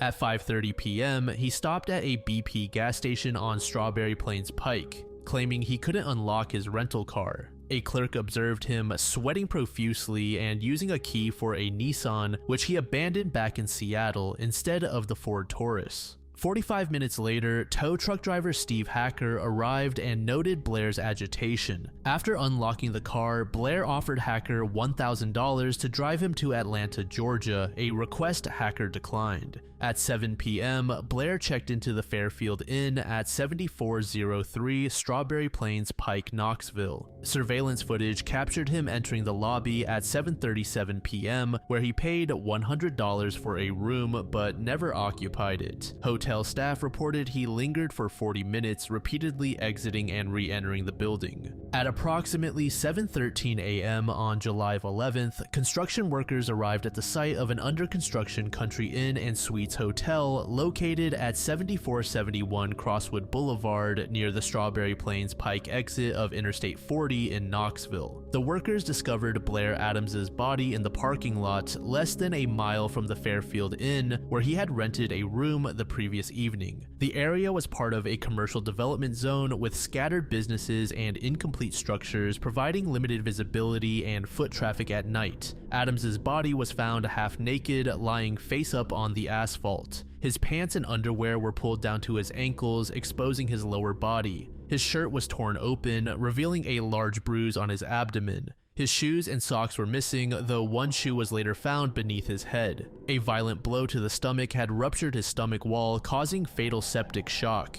The injury resembled damage from a heavy impact, such as a stomp or blunt weapon. On his forehead, there was a deep laceration consistent with a strike from a crowbar, club, or firearm. On his arms, there were defensive wounds, including cuts and abrasions. The scene was further complicated by the array of items scattered around Adams' body and within a 100-yard radius. Investigators found over $4,000 in cash, consisting of US dollars, Canadian dollars, and German marks, as well as a fanny pack containing 5 troy ounces of gold bars, platinum coins, and jewelry. Nearby, a black duffel bag held maps, travel receipts, and various keys. Adams' passport, driver's license, and the key card for his Fairfield Inn room were also present among his belongings. The presence of these valuables, left untouched, strongly indicated that robbery was not the motive for the attack. One particularly puzzling piece of evidence was a single long strand of dark hair clutched in Adams' right hand.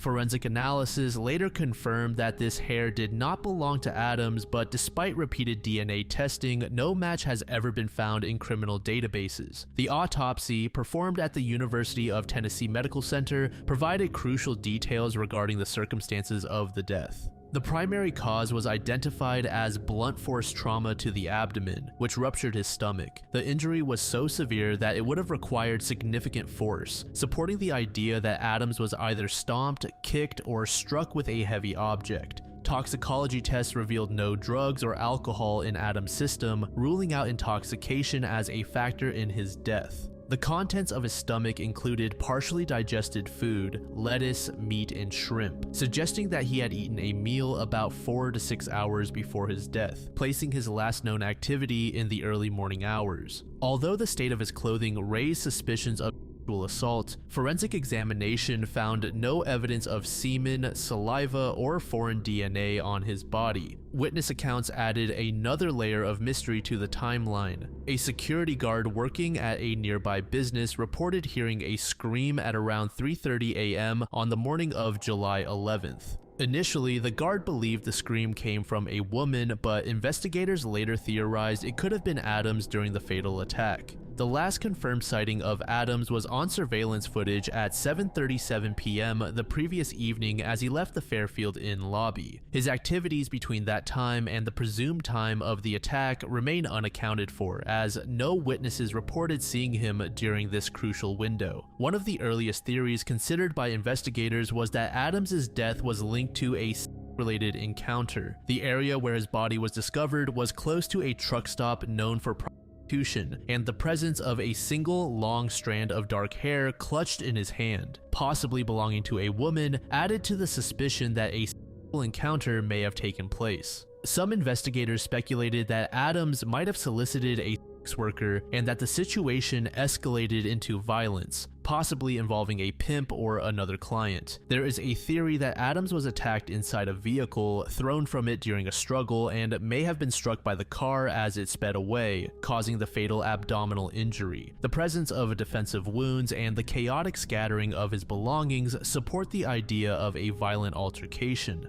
However, this theory is complicated by the lack of forensic evidence confirming sexual assault. The autopsy found no semen or foreign DNA on Adams's body, and toxicology reports were negative for drugs or alcohol. While the state of his clothing and the missing shoe suggest a struggle, the absence of clear evidence of sexual activity or a robbery, since all his valuables were left at the scene, leaves this theory inconclusive. Another line of speculation is that Adams was the victim of a targeted attack, potentially by individuals he believed were pursuing him.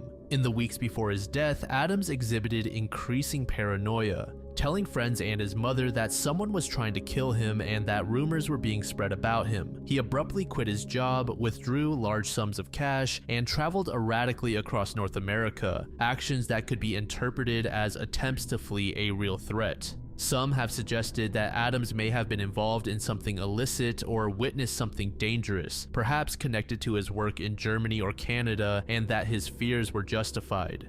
The theory posits that Adams arranged a meeting in Knoxville, possibly with someone he knew or someone connected to his past, and was murdered during this encounter. The fact that none of his valuables were taken could indicate that the killer was looking for something specific, perhaps information, documents, or an item Adams was carrying. The deliberate nature of the attack, the lack of theft, and the possibility of a prearranged meeting lend some weight to this theory. Despite these considerations, there is no concrete evidence supporting the existence of such a threat. Investigators have never identified any suspects or credible leads linking Adams to criminal activity or specific individuals who might have wanted him dead. The theory remains speculative, relying heavily on Adams's own statements and the circumstantial evidence of his behavior.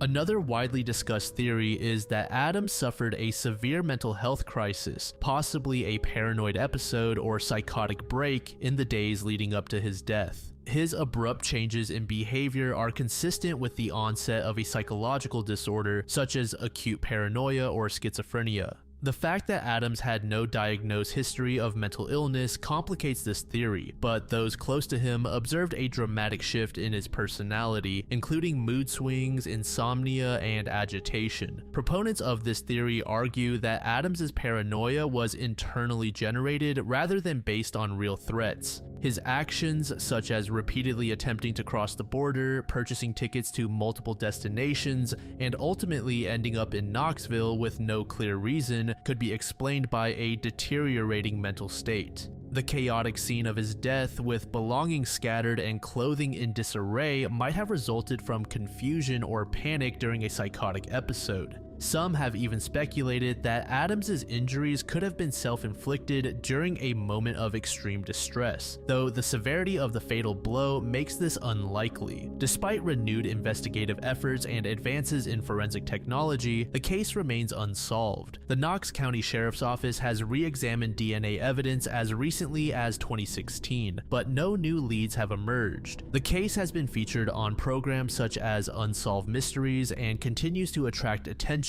from true crime enthusiasts and amateur sleuths. Another interesting line of inquiry that led down a dead end was the man that Blair was reportedly conversing with on the night before his death. It's said that he visited several different restaurants with this unidentified man in Knoxville, but it's not known if the man had any involvement in the incident. Furthermore, Blair's mother stated in an interview that he had previously been seeing a male roommate romantically. However, this piece of information was revealed later into the investigation, and thus may have not been as effective.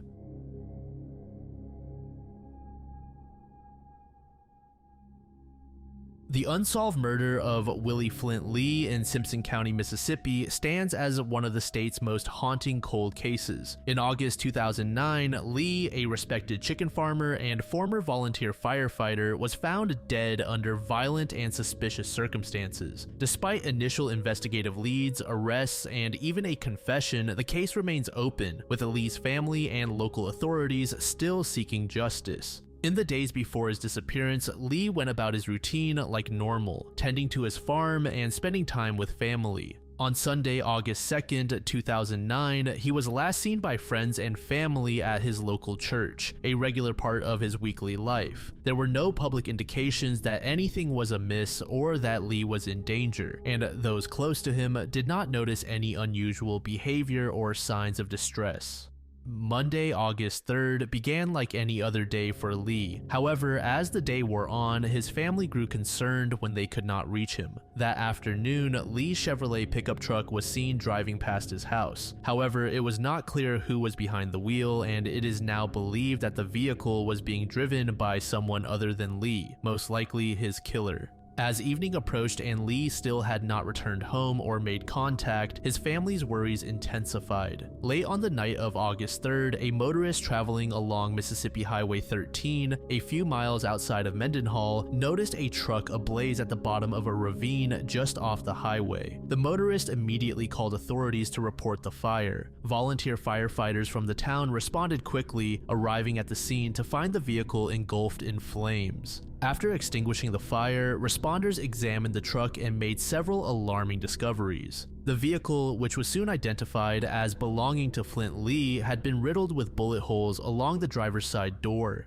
The absence of a body inside the vehicle only deepened the mystery and heightened the family's fears. The location of the truck raised immediate suspicions. There were no skid marks on the highway above or at the spot where the truck had come to rest, suggesting it had not careened off the road accidentally. Instead, investigators theorized that the truck had been deliberately pushed into the ravine after being set on fire, likely as an attempt to destroy evidence and mislead authorities about the nature of the incident. With Lee still missing and his truck found in such suspicious circumstances, a search effort was quickly organized. Family, friends, and law enforcement fanned out across the area, hoping for any sign of Lee. The search reached a turning point when Charles Earl, Lee's brother-in-law, decided to follow his instincts and drive around the area. Earl later recounted that he was compelled by a gut feeling to stop on a bridge spanning the Strong River, not far from where the truck had been discovered. Looking down from the bridge, Earl spotted a body floating in the water below. It was soon confirmed to be Flint Lee. The scene on the bridge provided crucial forensic evidence. Investigators found blood spatters on the bridge's surface, leading them to believe that Lee had been shot there and then thrown into the river. The condition of Lee's body and the blood evidence suggested that he had died almost instantly from a gunshot wound to the torso. The pathologist's report confirmed this, stating that Lee had not survived the attack and that his body had been disposed of in the river shortly after the shooting. In the days and weeks following the murder, investigators launched a comprehensive effort to interview Lee's family, friends, and acquaintances. They sought to reconstruct Lee's final movements, determine whether he had any known enemies, and uncover any underlying motives for the crime. Lee's last confirmed sighting was at church the day before his murder, and his truck was seen driving past his house on the afternoon of the crime, though it was suspected that the killer, not Lee, was behind the wheel at that time, as we have previously mentioned. Despite their efforts, investigators struggled to identify a clear motive. Those close to Lee described him as a well-liked, generous, and reliable member of the community, with no known conflicts or disputes that would explain such a violent end. The lack of obvious motive added a layer of complexity to the investigation, forcing detectives to consider a broad range of possibilities, from robbery to personal vendetta.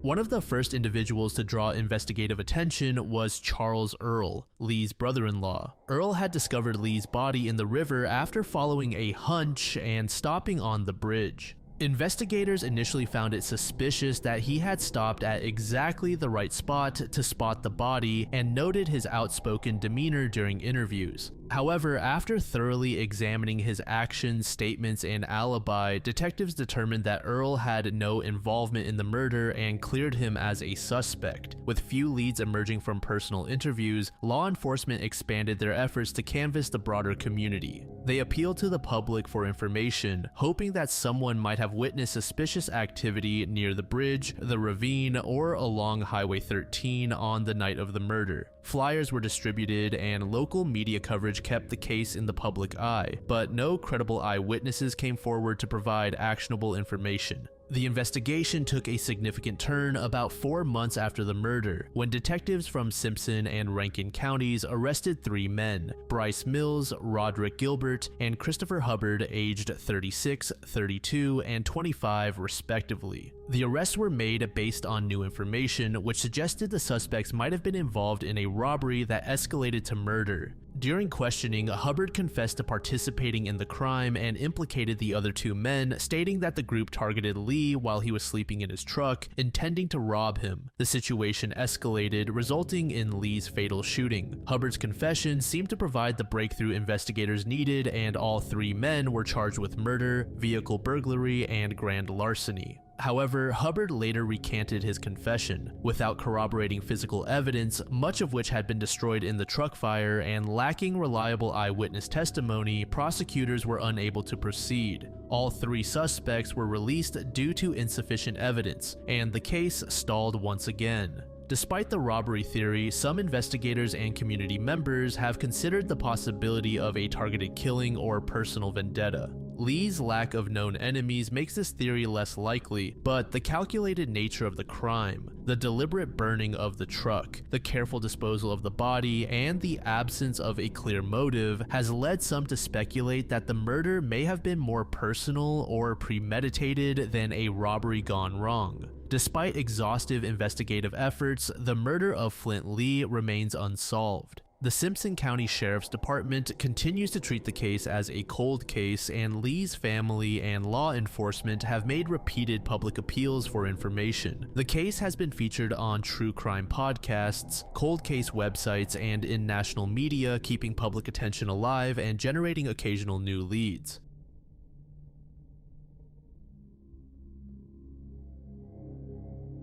Diana Robertson and Mike Reamer's lives and relationship were complex, marked by both shared aspirations and significant turmoil. Their story culminating in a notorious unsolved murder in the forests of Washington in December 1985. Diana was born in 1964 and grew up in Washington state. By the age of 21, she was already a mother to a 2-year-old daughter named Crystal. Described by those who knew her as a beautiful and caring young woman, Diana was deeply deeply devoted to her daughter and worked hard to provide a stable environment for her. She had maintained a relationship with Mike since she was 17 years old. Diana's family, including her mother Louise Conrad and sister Darlene Robertson, played significant roles in her life, particularly after her disappearance, as they advocated for answers and justice. Mike Reamer was 36 years old at the time of the disappearance, making him 15 years Diana's senior. He was an experienced outdoorsman, having learned trapping and wilderness survival skills from his father, Lloyd, a retired Washington state game warden. Mike worked as a roofer for Queen City Sheet Metal and Roofing Inc. in Seattle, but trapping was both a source of supplemental income and a personal passion. He was known for his ruggedness and self-sufficiency, traits that made him comfortable in the remote forests of Pierce and Lewis counties. Mike also had another daughter from a previous relationship, indicating a complicated personal life. The relationship between Diana and Mike went through many cycles of reconciliation and conflict. Despite the restraining order and repeated incidents of violence, including tire slashing and multiple arrests for assault, the duo continued to see each other. Friends and family described their relationship as tumultuous but persistent, with Diana often returning to Mike after periods of separation. This pattern of abuse and reconciliation is not uncommon in relationships marked by domestic violence, where emotional bonds and hopes for change can make it difficult for victims to leave permanently. By December 1985, Diana and Mike had apparently reconciled and they planned a family outing with their daughter Crystal. Their decision to spend the day together in the woods was not unusual. Mike's trapping routes often took him deep into the forests, and Diana sometimes accompanied him, bringing Crystal along for the adventure. On the morning of December 12, 1985, Mike and Diana set out from their home in Puyallup alongside their daughter. The family's plan was to spend the day in the mountains near Tacoma, searching for a Christmas tree, and for Mike to check his animal traps along the Nisqually River in Pierce County. Before heading out, Mike stopped at his father's house to borrow gas money and mentioned his plans to check traps in Morton and work overtime at his roofing job over the weekend. This detail would later be important, as it established the family's intended route and Mike's mindset on the day of their disappearance. Witnesses later recalled seeing the family along Mike's trapping route. Some reported that they saw the family launch a boat into the river, with Mike floating upstream to check his traps, while Diana and Crystal drove to meet him at the next stop.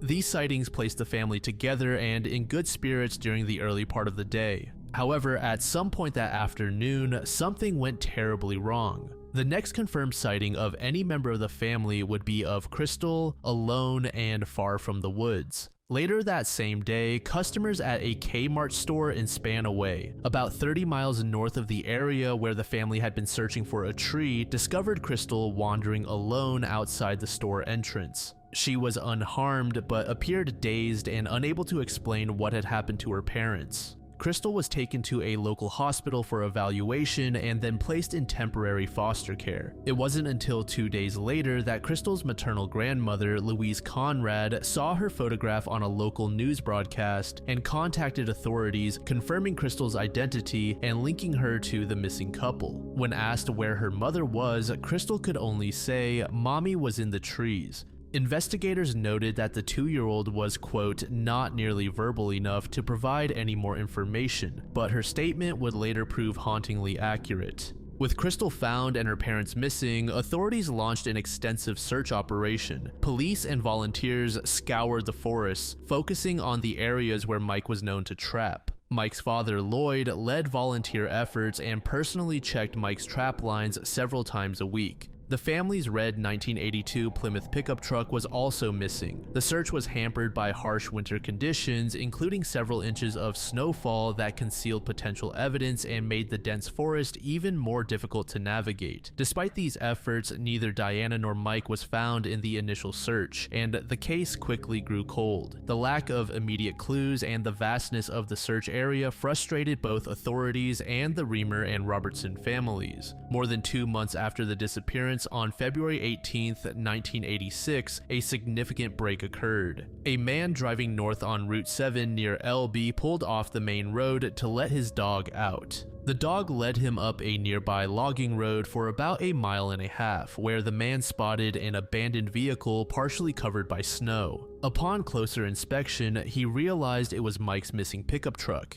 Nearby, he discovered a body which he initially mistook for a deer carcass. The remains were soon identified as Diana Robertson. She was found half buried in snow, lying in a dense forest land area just west of Mineral, Washington. The site was remote and surrounded by thick woods. Mike's father later noted that he had passed a logging road several times but had not checked it because Mike did not trap in that specific area. An autopsy revealed that Diana had been stabbed 17 times and had a tube sock tied around her neck, a chilling detail that resembled the murder of Ruth Cooper, another local woman killed 4 months earlier. Diana was nude from the waist up, with her jeans still on, and her arms had been tied behind her back with a ligature made from her bra. The scene suggested a personal, violent attack. Inside the truck, police found bloodstains on the front seat and a manila envelope on the dashboard with the message, "I love you, Diana," written on it.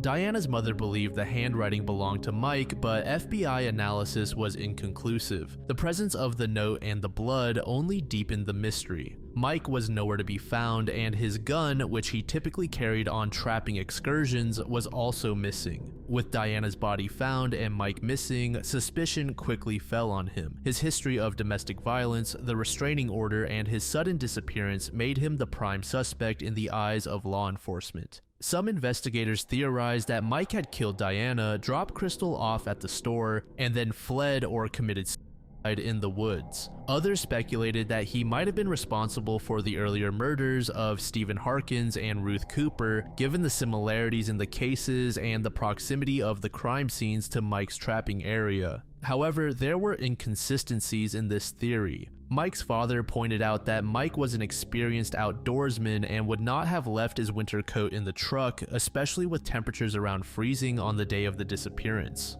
Furthermore, Mike had not accessed his bank account, collected his last paycheck, or contacted his other daughter or family members since the disappearance. These details suggested that Mike's disappearance might not have been voluntary. Moreover, since the FBI's handwriting analysis on the note was inconclusive, it left open the possibility that someone else could have written it. The lack of a clear motive for Mike to murder Diana, especially after their recent reconciliation, further complicated the case. As the years passed and no sign of Mike Reamer was found, the theory that both Mike and Diana were victims of a serial killer gained traction. Investigators drew parallels from the Harkins and Cooper case, including the remote wooded areas in which they were attacked, the use of a tube sock, the close time frame that the crimes were committed, and the lack of evidence that Mike survived. Detective David Nizer of the Lewis County Sheriff's Department stated that the tube sock on Diana had been tied with exactly the same type of knot as in the earlier murder of Ruth Cooper, further suggesting a connection. Law enforcement considered the possibility that an unknown serial killer had murdered both couples and then hidden Mike's body, either to frame him or simply as part of the same violent pattern.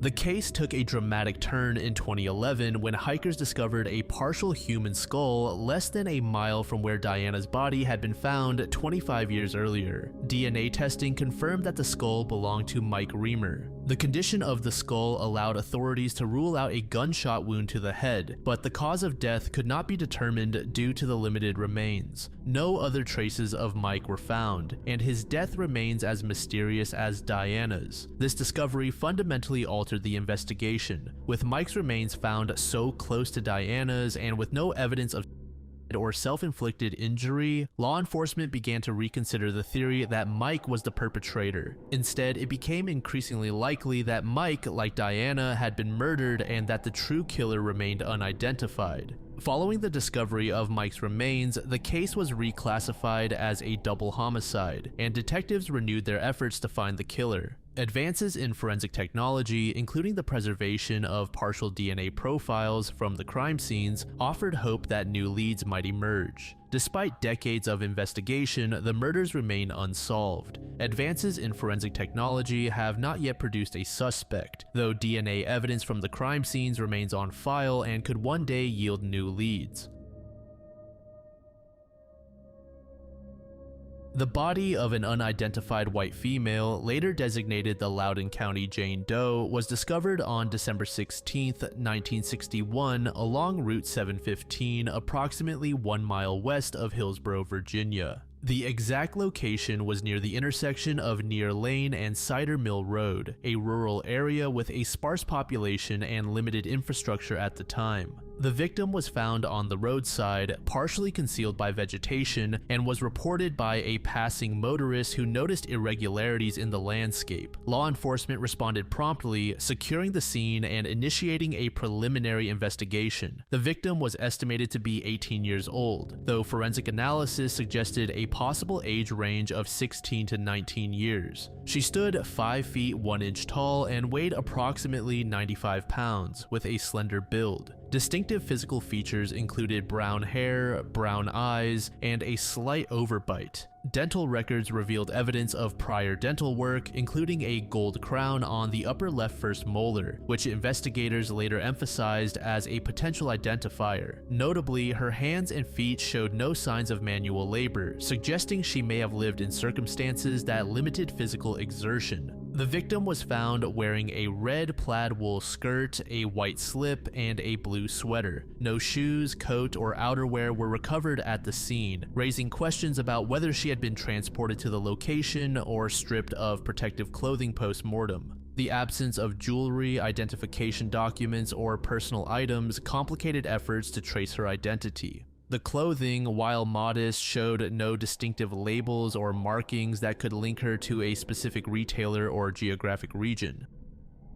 The victim was transported to the office of the chief medical examiner in Manassas, Virginia, where an autopsy confirmed homicide by gunshot wound. The fatal injury was a single gunshot, though the exact caliber and firearm type were not specified in the original report. The medical examiner estimated the time of death at approximately 48 hours prior to discovery, based on rigor mortis and environmental conditions. Additional observations from the autopsy included bruising and abrasions on the arms and torso, a lack of defensive wounds, and a well-maintained appearance including manicured nails with purple and red polish and a lack of calluses. The sheriff's office launched an extensive investigation, canvassing the local community and distributing sketches of the victim in hopes of finding someone who recognized her. Despite these efforts, no credible leads emerged. The investigation faced significant challenges, including the limited forensic technology available in the early 1960s, the absence of matching missing persons reports in Virginia or nearby states, and the rural location, which provided few witnesses and little physical evidence.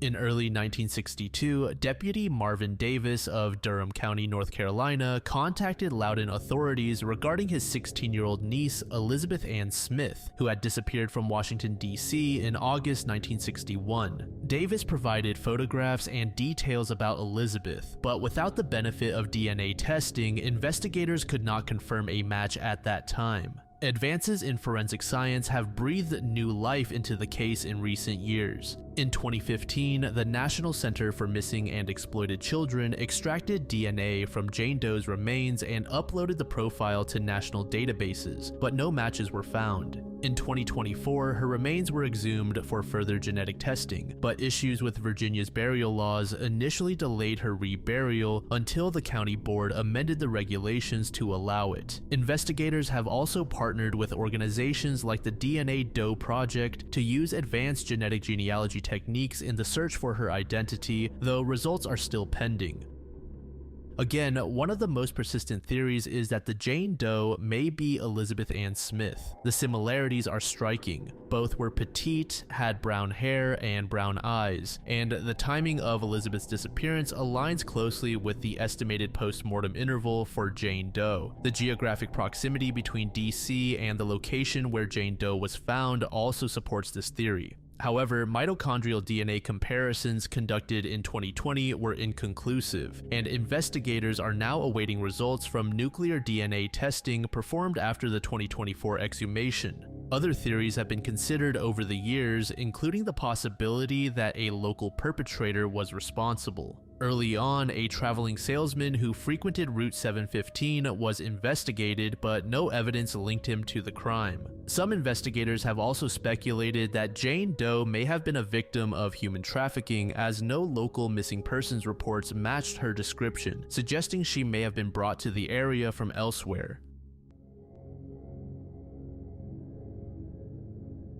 Patricia Gier, often referred to as Patty, was born and raised in Worcester, Massachusetts. She grew up in the Main South neighborhood, an area that, while not affluent, was considered safe and familiar. A place where children played on the sidewalks, neighbors knew each other by name, and families looked out for one another. Her family lived in a modest first-floor apartment at 71 Southgate Street, just a few blocks from the heart of the city and within walking distance of the bustling Main Street corridor. Patricia was the eldest daughter in her family, and her role as a big sister was one she took seriously. She was known for helping her mother, Lorraine, with household chores and for looking after her younger siblings. Her brother Frank would later recall that Patricia was a nurturing presence at home, always willing to lend a hand. Her mother, Lorraine, was a central figure in Patty's life. The two shared a strong bond, and Patty was diligent about keeping her mother informed of her whereabouts. Patty attended South High Community School, where she was a senior at the time of her death. She aspired to attend college in California, where she hoped to major in accounting. This goal was admirable given her circumstances. Few in her neighborhood had the means or opportunity to consider out-of-state colleges, especially on the West Coast. But Patty was determined to carve out a future for herself, and she was willing to work hard to make it happen.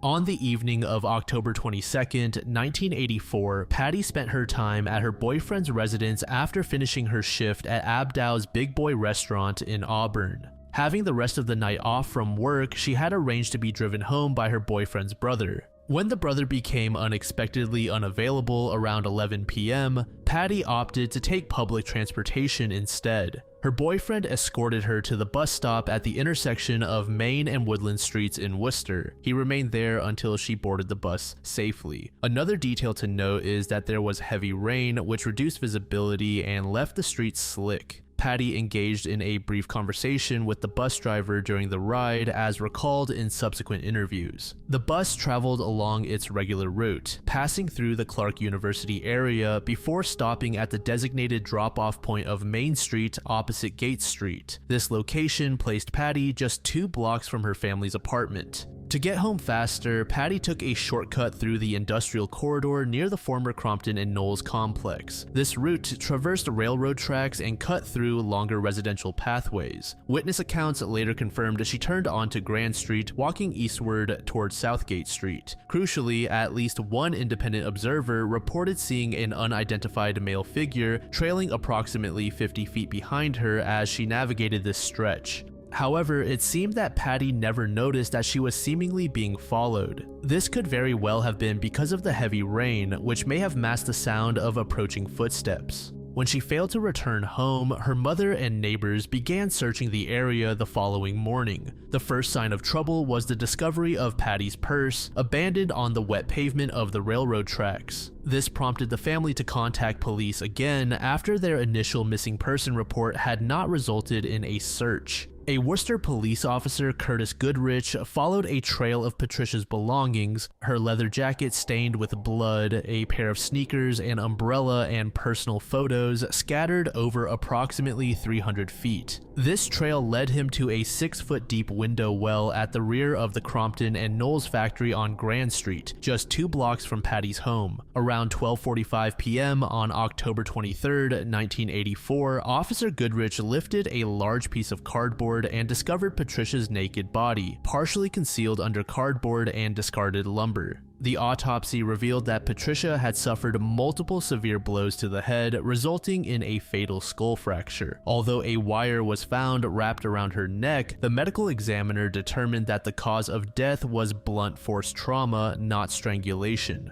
The presence of the wire, however, indicated that the killer may have attempted to strangle her or used it as a means of control during the attack. Evidence also confirmed that Patricia had been sexually assaulted. In the immediate aftermath of the discovery, the police department assigned 16 officers to the case and collected over 80 pieces of evidence from the scene, all of which were sent to the FBI for analysis. However, forensic science in 1984 was limited. DNA profiling was not yet in common use, and investigators had to rely on blood typing, hair analysis, and other less definitive methods. Despite the volume of evidence, these techniques did not yield a suspect at the time. The investigation into the murder faced significant challenges. There was a delay in police involvement after her disappearance was first reported, which may have resulted in the loss of crucial evidence. Over the years, several suspects and theories emerged. A local cab driver was questioned after rumors linked him to the crime, but no physical evidence connected him to Patty's murder. Police also investigated transients and factory workers in the area, but their alibis held up under scrutiny.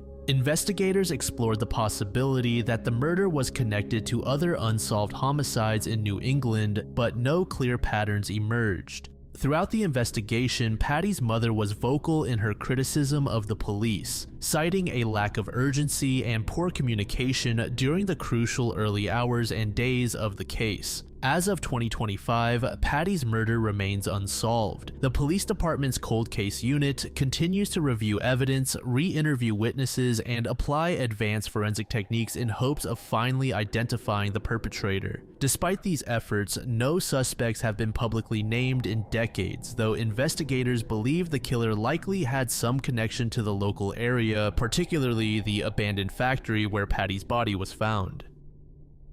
With each passing day, I find it more and more crucial that we need to securely protect ourselves online, and today's sponsor Surfshark does just that. If you've somehow never heard of Surfshark yet, they provide online solutions to safeguard your data and privacy online. It allows you to browse privately by encrypting your internet activity, blocking ads and malware, and more. And for a limited time, you can get in on an exclusive deal that nets you an additional free 4 months. More on that in a bit. Surfshark doesn't just protect my privacy while I'm browsing the web, but it provides additional benefits, including access to exclusive content on sites such as Netflix that are reserved only for particular countries. I also recently learned that certain online purchases actually provide price advantages based on location, which Surfshark allows me to change. Surfshark offers over 3,200 different servers in over 100 locations, and they also provide 24/7 customer service. For a limited time, I'm partnering with Surfshark to bring you an extra 4 months if you use the link in the description or use my code DON'TLOOK during checkout. I also haven't even mentioned that Surfshark has a 30-day money-back guarantee, so there's absolutely no reason to not give them a shot. Thank you to Surfshark for sponsoring the video.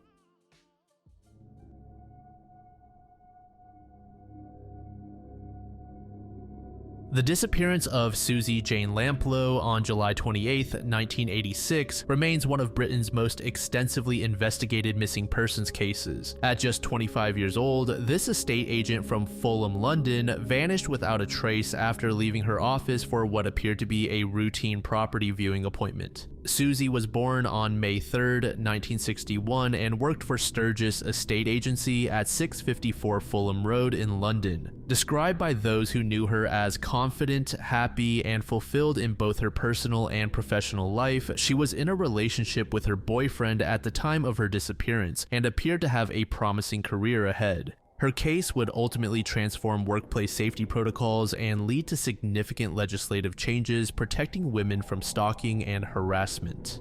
On the fateful Monday morning of July 28, 1986, Susie's office diary recorded a seemingly routine appointment. One entry said, 12:45 Mr. Kipper, 37 Shorolds OS, the OS annotation signifying outside the property. This mysterious client, known only as Mr. Kipper, had arranged to view a house on Shorolds Road in Fulham. The appointment would be the last confirmed activity of Susie's life. 3 separate individuals saw her outside 37 Shorolds Road between 12:45 and 1 p.m. A man walking past the house observed her at the gateway at 12:50 p.m. where she appeared to be waiting for someone. 10 minutes later, the owner of the neighboring house heard someone leaving number 37 and witnessed Susie and a man departing the property while looking back at the house. This final sighting became the basis for a police identikit of the unidentified male companion. The sighting was corroborated by another witness who noticed the man was holding a bottle of champagne with ribbons around it. Witnesses described the man as a white male between 25 and 30 years old with a dark complexion, dark hair swept back, and dressed in a dark charcoal suit. Later that afternoon, Susie's white Ford was discovered abandoned in Stevenage Road, approximately 1 mile from the property viewing location. The discovery raised immediate alarm bells. The car doors were unlocked, her purse remained inside, but the keys were missing. Additionally, the handbrake was off and the driver's seat was pushed back to a position from which Susie would not have been able to drive the car, indicating that someone else had driven the vehicle. Perhaps the most significant witness testimony came from Barbara Whitfield, Susie's close friend, who insisted she had seen Susie driving north up the Fulham Palace Road in her car with a man at around 2:45 p.m. Whitfield waved to Susie as she cycled south down the road, but Susie was talking to her passenger and did not see her. As Whitfield was the only witness that day who actually knew Susie personally, her sighting was afforded significant weight by investigators. Another crucial witness emerged later, a jogger who saw a dark-colored left-hand drive BMW speeding south down Stevenage Road. The car suddenly stopped, and a woman who matched Susie's appearance was seen struggling with a man inside the car and sounding the horn in an apparent attempt to attract attention. The witness initially described seeing a blonde woman, but his account was initially dismissed because police incorrectly assumed Susie had brown hair when she vanished. Instead, she had actually tinted her hair blonde on the Friday before her disappearance. When she failed to return to her office by 3:30 p.m., her colleagues became concerned. At 4:30, they traveled to 37 Shorolds Road to check on her, but she was not there. By 5:30, they contacted police to report her missing. The initial investigation faced significant challenges due to the technological limitations of the time. Police conducted the investigation without computers, using an old-fashioned card index system in which all leads were filed on approximately 26,000 cards. Because Susie was initially only considered a missing person rather than a murder victim, known criminals in the area were not immediately considered as suspects. One of the most intriguing aspects of the case emerged through investigation of events preceding Susie's disappearance. 3 days before she vanished, the same day that John Cannon was released from nearby Wormwood Scrubs prison, Susie had visited the Prince of Wales pub in Putney, which was also frequented by John. While there, the contents of her handbag went missing and she arranged to collect her belongings at 6 p.m. on Monday, July 28th, the day she disappeared. Several hours after Susie vanished, a woman identifying herself as Sarah phoned the pub saying she had a message for Susie. Subsequently, a man called claiming to be a policeman and asking about Susie's diary and checkbook. Police confirmed the man was not actually an officer, and the identity of Sarah remained unknown. Interestingly, the first call was placed well before Susie's disappearance had even been publicly reported, suggesting potential evidence of stalking or surveillance. John Cannon quickly emerged as the prime suspect in the disappearance. Born on February 20th, 1954, John was a convicted murderer and serial rapist. His criminal history was extensive and deeply troubling. In 1980, he had raped and beaten his girlfriend when she tried to leave him, and he raped a shopkeeper at knife point in 1981. His most notorious crime occurred in October 1987, when he abducted and murdered 29-year-old Shirley Banks from Bristol. Banks, a newlywed factory manager, was held hostage in John's residence for 18 hours before being killed and dumped at a site in the Quantock Hills known as Dead Woman's Ditch. Aside from the fact that John was released from prison around the same time that Susie went missing, John's nickname served as a pretty compelling piece of evidence. In prison, John was known as Mr. Kipper because he wore Kipper-style broad ties. In the weeks before the disappearance, John had told inmates and workmates that he was frequenting wine bars in Fulham and had met a new uptown girlfriend named Susu. Susie had visited some of these same wine bars, including one located opposite from her office. The link between John and the Susie case became more apparent following his arrest for the murder of Shirley Banks. Inside John's dark BMW, police found an imitation handgun, handcuffs, and the tax disc for Banks's car, which was discovered hidden in his garage with a new, false number plate. This plate displayed SLP 386S. Detectives later noted that the letters could stand for Susie Lamplugh and the number 86 for 1986, the year she vanished. When questioned about the significance of the number plate, John replied that it could be seen as a reference to Susie, before detectives had even mentioned her name. However, John claimed he had chosen the letters randomly and suggested the car had been purchased from a Bristol businessman responsible for multiple murders. During reinvestigations in the early 2000s, crucial DNA evidence emerged linking John to the crime. In 2007, it was revealed that DNA analysis of a car previously owned by him showed that Susie had been inside the vehicle. The car, a red Ford Sierra, was discovered in a North London scrapyard and subjected to forensic analysis. It should also be noted that in the year 1994, Susie was officially declared dead, presumed murdered, despite no clear evidence of that being found. Although tests indicated that both Susie and John had been in the car, the Crown Prosecution Service determined that there was insufficient evidence to prove both had been in the vehicle at the same time. Despite John's initial claims that he frequently drove the car, he subsequently changed his story and denied ever using the vehicle. In November 2002, the Crown Prosecution Service concluded there was insufficient evidence to charge John with Susie's murder. Despite this decision, Scotland Yard took the unusual step of holding a press conference that same month, publicly naming John as the man they believed was responsible. They also announced that all other possible suspects had been eliminated and that John was their only suspect, based on information from John's former girlfriend, Gilly Page, who claimed John had told her that Susie was buried at Norton Barracks. Police conducted various searches over the years. However, the area had been significantly redeveloped, with houses now standing where investigators wanted to dig. In December 2018, police conducted an extensive search of a property in Sutton Coldfield, West Midlands, the former home of John's mother.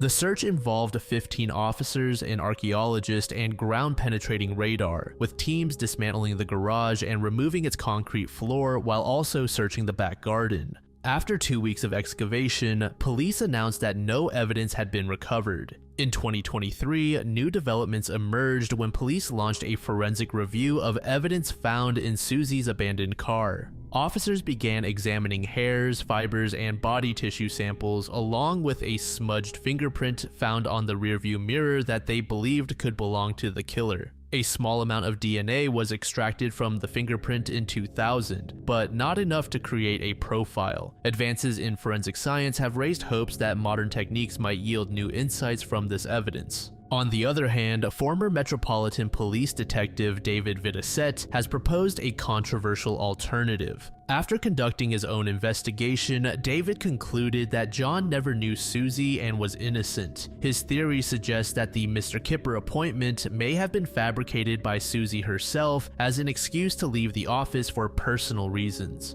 He points to several pieces of evidence supporting his theory, including the fact that the estate agency only had one set of keys for the Shorolds Road property, which were found in the office by police. He argues that if Susie didn't have the keys, she had no intention of visiting the property. David also notes that the key witness who claimed to see a man and woman outside the property has since passed away, and the witness's nephew stated that he was never entirely certain the woman was Susie. In 1988, journalist Andrew Stephen published a highly controversial book about the case that caused significant distress to her family. The book included several allegations about Susie's personal life and suggested she might have been involved in prostitution. The Metropolitan Police took the step of defending Susie's character, stating that their investigations revealed, quote, nothing more than that Susie was a modern young woman. The family brought legal action and forced Andrew to add a disclaimer stating that they did not recognize his portrayal of their daughter.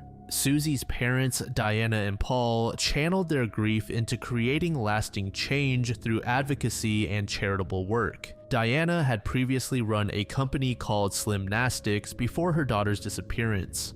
Following Susie's vanishing, she became a tireless campaigner for women's safety and personal security. Both Diana and Paul were appointed officers of the Order of the British Empire for their charitable work. Tragically, both parents died without ever learning the truth about their daughter's fate. Diana suffered strokes and was diagnosed with Alzheimer's disease in 2003, requiring specialist care until her death in August 2011 at age 75. Paul, a retired solicitor who had been battling Parkinson's disease, passed away in June 2018 at age 87. The Susie Lamplugh Trust, established in December 1986, has become the UK's leading personal safety organization. The charity's mission encompasses raising awareness of personal safety through training and various projects, helping people avoid becoming victims of aggression, and offering counseling and support to relatives and friends of missing people. The Trust operates the UK's National Stalking Helpline and has trained more than 50,000 people in personal safety measures.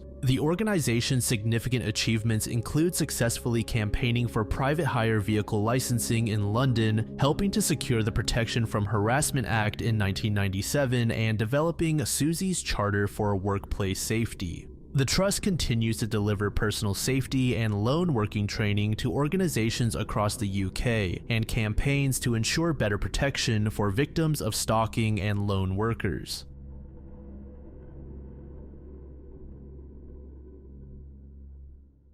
So, before anyone can mention it, I personally consider this case solved, but nevertheless, there is some dispute on its conclusion, and it was included on the original iceberg chart by the creator. As a result, we're still going to discuss this case, and it's also still pretty interesting. On December 26, 2007, a brutal mass murder occurred at the Limming Lime plant in Shangxinji Township in China. The case shocked the nation and became one of the most significant unsolved criminal cases in modern Chinese history. The massacre was discovered on the morning of December 27th when 33-year-old factory worker Wang Huayi arrived for work at approximately 6 a.m. Upon entering the facility, he first found the body of the factory owner's wife, Chen Xiaoyun, lying in a pool of blood near the gate. The sight was so traumatic that Wang immediately fled to report the incident to local authorities. The lime processing plant was located in a remote area, approximately 500 meters from the nearest cement factory and far from residential areas, which complicated the initial investigation. When police arrived at the scene, they established a perimeter of approximately 2 kilometers around the facility and deployed over 100 officers to secure the area. The forensic examination revealed a methodical and calculated attack that displayed the perpetrator's intimate knowledge of the facility's layout. 7 victims were found dead inside the buildings, while 1 victim was discovered outside near his motorcycle on the factory road. There was a dormitory located in the building, and interestingly, all of the bedding remained undisturbed. This indicated that the victims were killed before going to sleep, suggesting the attack occurred during evening hours. The forensic investigation yielded crucial evidence about the perpetrator's characteristics and methods. Based on physical evidence, investigators determined the perpetrator's height was approximately 5 feet 5 inches to 5 feet 8 inches. The age was estimated to be around 30 with a strongly built physique. The perpetrator wore size 40 European leather shoes, leaving 19 clear footprints with matching sole patterns found at the scene. The crime scene characteristics revealed that all victims suffered fatal knife wounds to the neck, with what was described as precise expert-level cuts. Multiple victims also sustained severe blunt force trauma to the head. The perpetrator wore gloves throughout the attack, leaving no fingerprints. All mobile phones at the scene were also dismantled, with SIM cards removed and discarded separately. Extensive searching of rooms, drawers, and personal belongings showed that the motive was likely just financial. The 8 victims were Wang Shushu, age 56, who was the factory owner and operator of the lime processing plant. Chen Xiaoyun, age 54, was Shushu's wife, found near the factory gate. Wu Xiaofa, age 33, who worked as a truck driver and was Shishu's relative by marriage. Wang Chunlian, age 32, was Yaofa's wife and served as the factory cook. Wu Liangbo, age 9, was the couple's son. Wang Shijun, approximately 60 years old, was a factory worker responsible for kiln operations. Huang Shigui and Yuan Jiazi were also around 60 and both worked as factory employees. The youngest victim, Wu Liangbo, was a 4th grade student at the local elementary school who had been brought to the factory by his father that evening to change clothes and celebrate his upcoming birthday. His death left the locals and investigators particularly shocked. Based on forensic evidence and witness testimony, investigators reconstructed the timeline of events. The regular dinner time for factory residents was 7 p.m., with stomach contents of all victims indicating they had eaten approximately 1 hour before death. At around 7:20 to 7:30 p.m., Wu Xiaofa departed from his father-in-law's house with his son, heading to the lime plant. The estimated time frame for the murders, based on forensic analysis, was between 7:30 and 8:30 p.m. Xiaofa was likely the first victim, killed outside the facility near his motorcycle at approximately 7:30 p.m.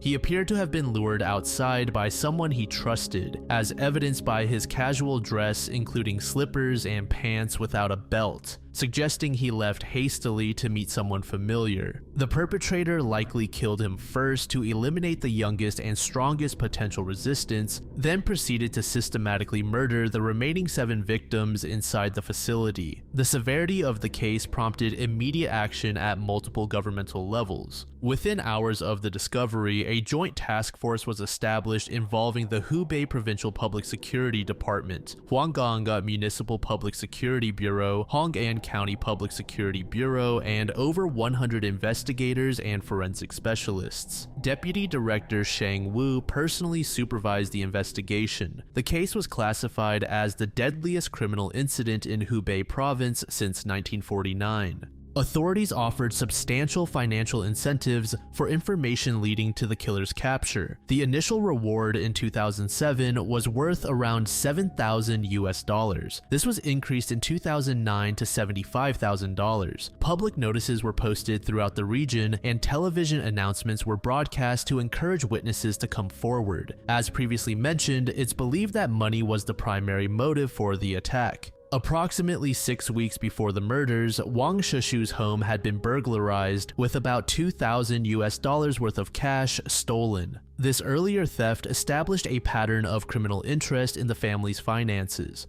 Additionally, Shishu was in the process of selling the lime plant at the time of his death. It's said that he expected to get at least $20,000 for the factory. Investigators theorized that the killer may have been aware of this potential windfall and planned the attack accordingly. On the day of the murders, Shishu had traveled to Wuhan and later to Hekou town, returning in apparently good spirits, suggesting positive developments in the plant's sale. This timing raised questions about whether the culprit had inside knowledge of the business transaction. The investigation initially focused on individuals within Wu Xiaofa's social circle, given evidence suggesting he was the first victim and likely knew his killer. The early suspects included Wen Shuiyang, a local butcher with a criminal history, including assault and theft convictions. Zhang Dongsheng, an agricultural vehicle driver with theft and gambling records, was also investigated. Hong Dingjiang, a repeat offender known for robbery and gambling, came under scrutiny. Yu Tu Huang, a man with robbery convictions who had recent contact with the victims, was another suspect. Each suspect was investigated and ultimately ruled out through alibi verification and forensic evidence comparison.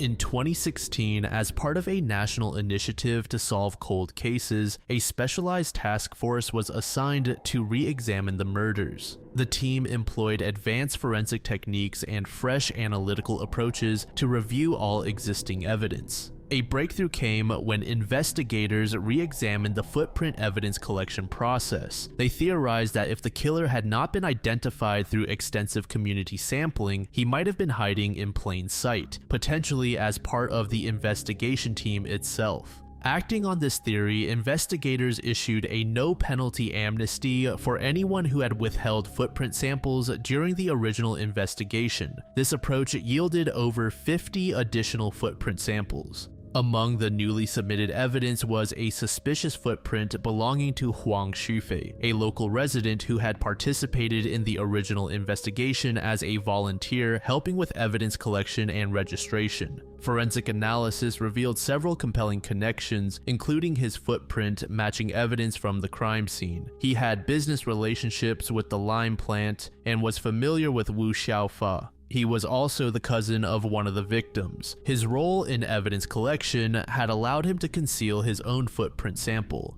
In 2016, Huang Shufei was arrested based on the forensic evidence match. During interrogation, he eventually confessed to committing the murders. According to a statement, the primary motive was a financial dispute with Wu Xiaofa over unpaid transportation fees. However, investigators believe the true motive was more complex, involving Shifei's knowledge of Wang Shishu's plan to sell the lime plants. Shifei's confession outlined how he lured Xiaofa outside under false pretenses. After killing him, he realized witnesses remained who could identify him. He decided to eliminate all potential witnesses and killed the remaining 7 people. He searched the premises for cash, expecting to find the large sum that was expected from the factory sale. Shockingly, before the case could proceed to trial, Huang Shufei died while in police custody. This unexpected development meant that the case could never receive final judicial resolution, leaving some aspects officially unresolved despite the confession and forensic evidence.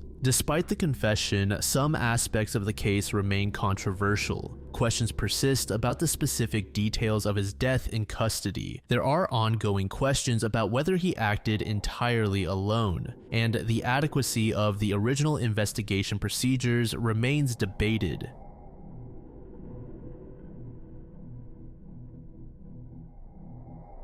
On November 22, 2005, a quiet Tuesday morning before Thanksgiving transformed into a nightmare for the small community of North Augusta, South Carolina. What began as a routine coffee gathering among friends escalated into a violent shooting spree that would claim 1 life, wound 2 others, and leave a community searching for answers decades later. The North Augusta Huddle House shooting stands out as one of the most captivating mysteries in South Carolina due to its apparent randomness and the gunman's ability to vanish without a trace. North Augusta is a small town situated along the border between South Carolina and Georgia. The shooting occurred in a bustling commercial area along Highway 25 at Interstate 20's Exit 5, surrounded by fast food restaurants and small shopping centers. This location's accessibility and high traffic volume would later complicate the investigation, as thousands of vehicles pass through the area daily. At the heart of this incident was a group of retirees who had formed a morning coffee club, jokingly referring to themselves as the Board of Directors. These men had maintained their routine for approximately 20 years, meeting regularly at the local Huddle House to discuss their lives and maintain friendships forged over decades. The restaurant, a 24-hour diner-style establishment popular throughout the East Coast, served as their unofficial headquarters. William Powell, 61, was a hardworking man who valued his family. He had dedicated over 34 years of his life to the Georgia Department of Transportation, working as an engineer before retiring in 1996. Powell had been married to Mary Alice Powell for decades, and together they had raised 2 daughters. At the time, he was enjoying his 9th year of retirement, savoring the freedom to spend mornings with his close friends.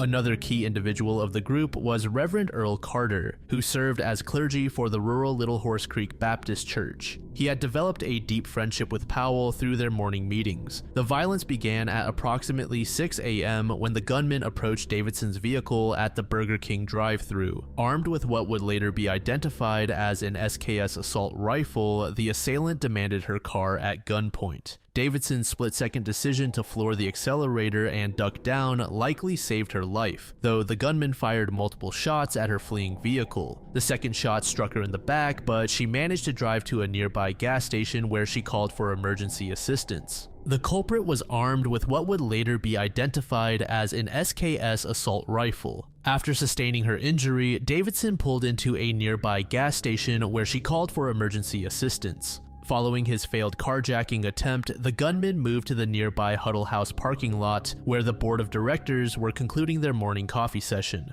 Carter later recalled having an uneasy feeling about that morning. As he and Powell stepped into the crisp morning air and headed toward their vehicles, Powell spotted the approaching gunman and warned his friend, "Preacher, that man right there has a gun." During Carter's recollection, he said, "I turned and looked and I saw him raise the gun, and then the next thing I know, I'm talking to the chief of police. He never said a word. He just ran up and started shooting. The gunman fired at least 2 shots without provocation or apparent motive. One bullet struck Carter in the throat, while another hit Powell directly in the head, proving instantly fatal." The randomness of the attack particularly disturbed investigators, as the gunman made no attempt to rob the victims or steal their vehicles. After the shooting, the gunman fled to the parking lot of a nearby Circle K convenience store and Bojangles restaurant, where he encountered Ida Mae Heath. At gunpoint, he carjacked her 1991 Oldsmobile 4-door sedan. Emergency services received the first reports of the shooting at 6:12 a.m., with dispatchers noting multiple reports of gunfire at both the Burger King and Huddle House locations. When first responders arrived, they found Powell had already succumbed to his injuries and was pronounced dead at the scene. Carter, though critically wounded, was still breathing but unconscious.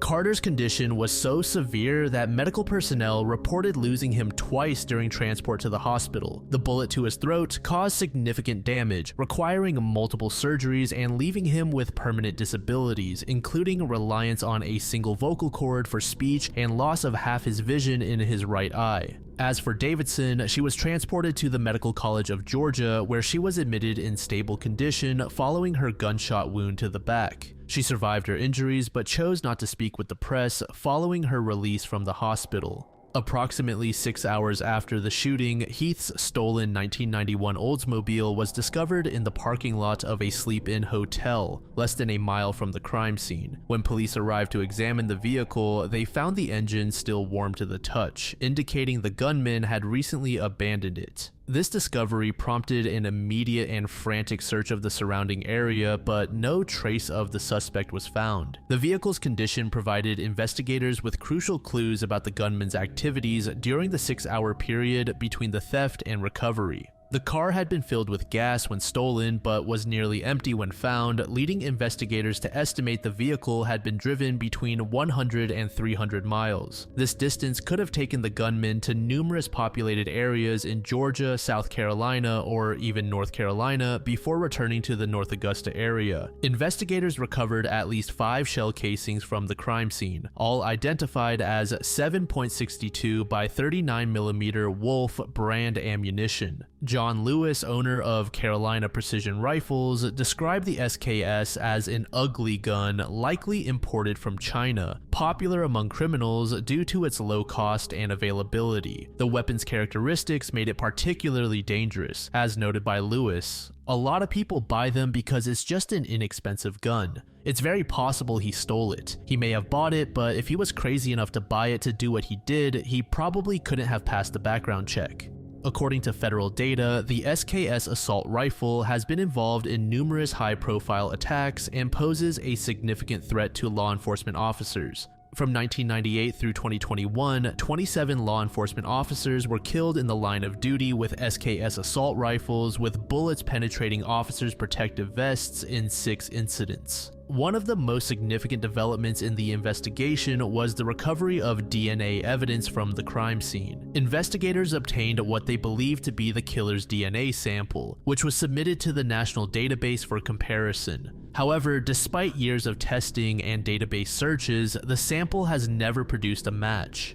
This forensic evidence represents perhaps the best hope for eventually solving the case, as DNA technology continues to advance and databases expand. The preservation of this evidence ensures that if the perpetrator is ever arrested for another crime or voluntarily submits a sample, a match could be made. A composite sketch was created based on witness accounts, though investigators expressed limited confidence in its accuracy given the traumatic circumstances. The suspect was described as a white male between 20 and 25 years old, standing at around 5 feet 7 inches tall, weighing approximately 180 pounds, with brown eyes, dark dark eyebrows and sandy brown hair. He was reportedly wearing a heavy multicolored jacket, a black or dark blue ski mask, and heavy brogan shoes. Police Chief Lee Wetherington acknowledged the sketch's limitations, stating, "I wouldn't rely totally on it." Carter himself admitted the traumatic nature of the encounter affected his recollection. "I have no idea who got shot first, me or Powell. It happened so fast. If the guy responsible was standing next to me, I wouldn't recognize him." The investigation consumed significant resources from both the North Augusta Police Department and the North Augusta Department of Public Safety. Over the years, investigators have received more than 300 tips from concerned citizens, thoroughly investigated at least 12 suspects, and conducted searches extending as far as Delaware and throughout the Midwest. Unfortunately, all investigated suspects have been cleared of wrongdoing, with airtight alibis eliminating them from consideration.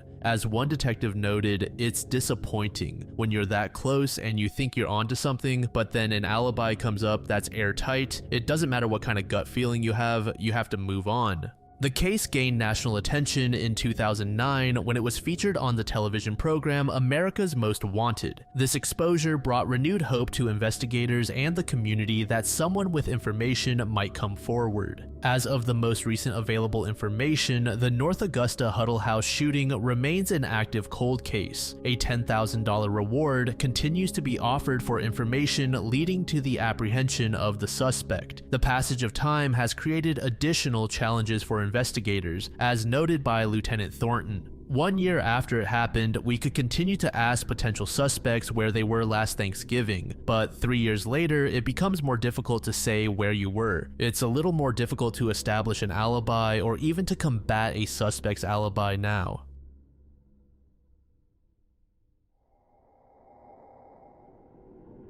The case of John Babacombe Lee is one of the most interesting and perplexing incidents that occurred in British criminal history. Born on August 15, 1864 in the Devon village of Abbot Skerswell, Lee achieved a worldwide notoriety not for the crime he allegedly committed, but for his miraculous survival of 3 consecutive execution attempts on February 23, 1885. John Lee was born into a working-class family in a small village with fewer than 500 residents. His father, John Lee Sr., worked as a clay miner and part-time farmer, while his mother was Mary Lee. The family included his elder sister Amelia and half-sister Elizabeth Harris, who would later play crucial roles in the case. Elizabeth was the illegitimate daughter of Mary Harris, born in 1855 to an unknown father, and spent her early years with her maternal grandmother, Betsy Stevens, at Pepperton Farm in Kingsteton. At age 14, Lee began working as a page boy for Miss Emma Keyes at the Glen, earning 3 shillings per week. Despite his comfortable position, Lee harbored dreams of naval service and, against his parents' wishes, joined the Royal Navy on October 1st,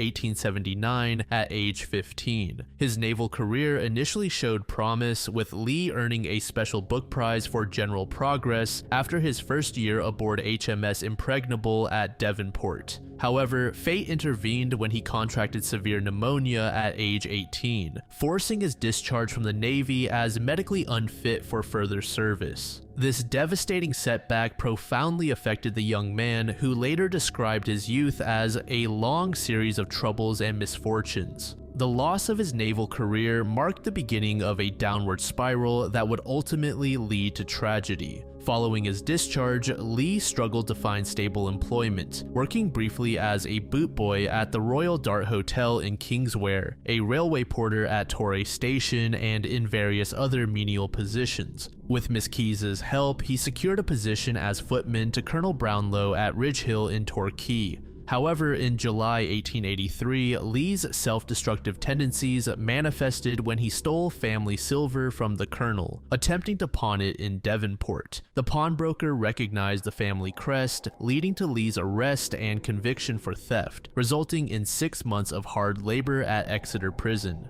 Surprisingly, despite his criminal record, Miss Keyes wrote to the prison chaplain expressing her willingness to re-employ Lee, describing him as simple-minded and easily led astray. Upon his release in January 1884, Lee returned to the Glen as a gardener and footman, where his half-sister Elizabeth Harris already worked as cook. And before we continue, we need to go over some more information regarding Keyes. Emma Keyes was born in Edmonton in 1816 and was 68 years old at the time of her murder. Contrary to popular belief, she had never been a lady-in-waiting to Queen Victoria, though her family did have some royal connections. Her mother had nursed the infant Princess Victoria when the royal family visited Sidmouth, and Emma had met the future queen when she visited the Glen in 1833. Prince Albert and the Prince of Wales, later King Edward VII, also visited Babbacombe in 1852. Miss Keyes inherited the Glen from her mother in 1871 and was known throughout the area as a devout Christian woman who held daily prayers and regularly attended St. Mary Church Parish Church. She was well regarded in the local community for her generosity to the poor despite only being financially comfortable rather than wealthy.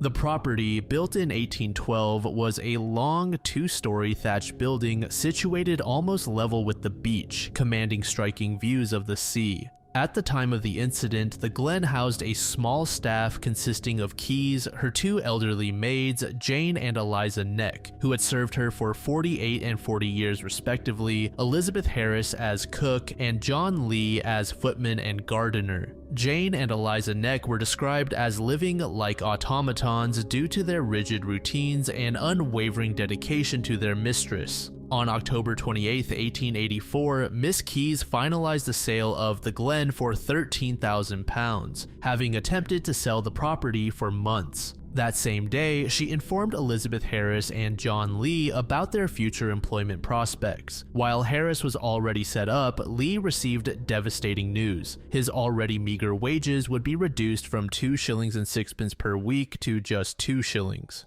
For Lee, who had earned 3 shillings weekly at age 15 and compared his wages unfavorably to the 13 shillings earned by farm laborers, this reduction was a bitter blow. Witnesses recalled his emotional reaction, with Elizabeth Harris stating that John came into the kitchen crying and said Miss Keyes was going to pay him 2 shillings a week. Jane Neck reported that Lee expressed anger and disappointment, saying, "I will not stop another night. Before I leave Torquay, I will have my revenge." During this period, Lee was engaged to Kate Farmer, a dressmaker whom he had met while working for Miss Keyes. Under the strain of his uncertain employment prospects, Lee wrote to Kate suggesting they end their engagement, citing his unsettled state and weariness with his work. However, Kate responded with a heartfelt plea, refusing to break off their relationship. The household atmosphere grew increasingly tense as Miss Keyes announced her plans to sell the property, with no guarantee that new owners would retain the existing staff.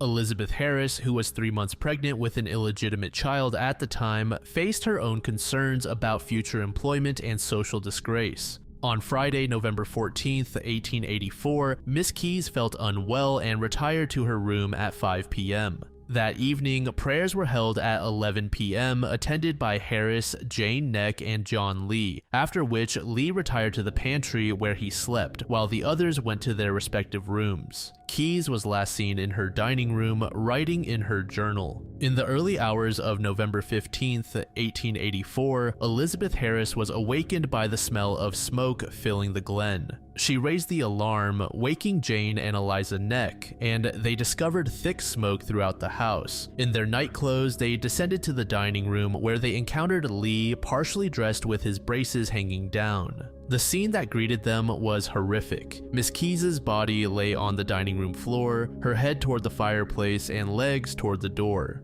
Her clothes were smoldering and a strong smell of paraffin permeated the air. Harris noticed that Lee's arm was bleeding and he claimed he had cut himself breaking a window to let smoke escape. Investigation revealed that multiple fires had been deliberately set throughout the house in 5 separate locations: the dining room, the honeysuckle room, the hallway, the stairs, and Miss Keyes' bedroom. Despite the arsonist's efforts, the house's stone walls prevented the fires from spreading completely. A large, congealed pool of blood was discovered in the hallway, alongside a blood-soaked chair cover and a hair comb. This evidence suggested that Keyes had been attacked in the hallway before her body was moved to the dining room. Dr. Thomas Stevenson of the Royal College of Physicians later testified that Miss Keyes had suffered severe head injuries inflicted with great force, possibly with a hammer or similar blunt object. Her throat wound was so deep it severed major arteries and even notched the vertebrae and was inflicted post-mortem. The brutality of the attack shocked even experienced investigators, with her skull having been smashed and her throat slashed from ear to ear. Police Sergeant Abraham Knott arrived at the Glen on the morning of November 15th and quickly identified John Lee as the prime suspect. The investigation revealed that nearly a gallon of paraffin had been used to start the fires, indicating a calculated attempt to destroy evidence. Bloodstained towels were found behind the pantry door and in the scullery, while a knife with traces of blood and earth, believed to be the murder weapon, was discovered in the pantry. Several pieces of evidence linked Lee to the crime. His socks were found soaked in paraffin and contained strands of Miss Keyes' hair. His trousers and shirt bore bloodstains, with the shirt reeking of burnt oil. The oil can used to ignite the fires was stored in a cupboard near Lee's bed, making it difficult for anyone else to access without disturbing him. Lee's claim of breaking the dining room window to let out smoke was contradicted by the position of the glass, suggesting it had been broken from the outside. Investigators determined that Miss Keyes had likely gone to sleep around midnight, prepared cocoa, and changed into her nightclothes before being disturbed and coming downstairs. A slipper and partially burnt stocking belonging to her were found hidden under the carpet in the hall, suggesting the body had been dragged to the dining room by a single person. The blood evidence, particularly a large stain on the inside leg of Lee's trousers, aligned with this theory of him dragging the victim by her arms. Lee's accounts of his actions on the night of the murder proved inconsistent across 3 separate interviews. Initially, he claimed to have slept through the entire incident, but when confronted with evidence that he was already partially dressed when the alarm was raised, he changed his story to say he had awakened in response to Elizabeth's cries. He later offered different accounts to Reverend Hine and eventually told the supper party story decades later. The inquest, led by coroner Sidney Hacker with a jury of 15, began at the Glen before moving to St. Mary Church Town Hall. Critics argued that the coroner overstepped his authority, treating the inquest as a judicial hearing rather than an investigation into the cause of death. Lee, representing himself during the first 2 days, attempted to cross-examine witnesses but lacked the legal skills to mount an effective defense. The jury returned a verdict of willful murder against Lee. Throughout the trial, Lee displayed what reporters described as a defiant and indifferent attitude, which further alienated public and judicial sympathy. When the jury returned a guilty verdict after only 40 minutes of deliberation, Justice Manistee sentenced Lee to death. In response, Lee said, "Please, my lord, to allow me to say that I am so calm because I trust in my lord and he knows that I am innocent."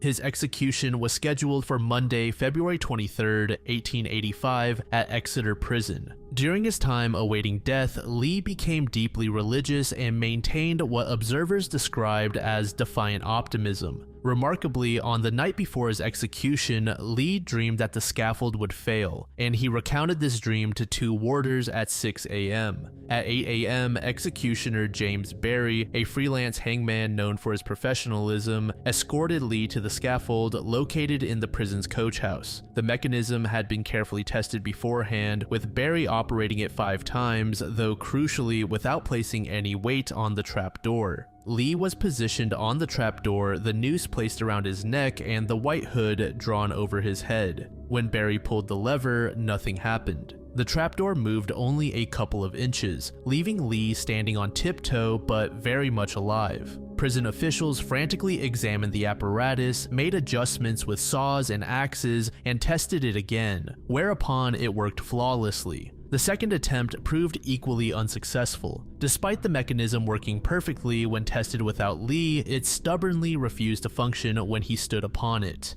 After more modifications and successful tests, a third attempt was made with the same result. Each time Lee was removed from the platform, the trapdoor operated perfectly, yet when he stood upon it, the mechanism failed. After the third failed attempt, the prison medical officer refused to participate further in the proceedings, stating that it would be cruel to continue. Without the medical officer's presence, required by law to certify death, the execution could not proceed legally. Lee was returned to his cell, and news of the botched hanging quickly spread, causing a sensation across Britain and beyond. The nature of Lee's survival prompted immediate intervention from Home Secretary Sir William Harcourt, who commuted Lee's sentence to life imprisonment. Harcourt stated that it would shock the feeling of anyone if a man had twice to pay the pangs of imminent death.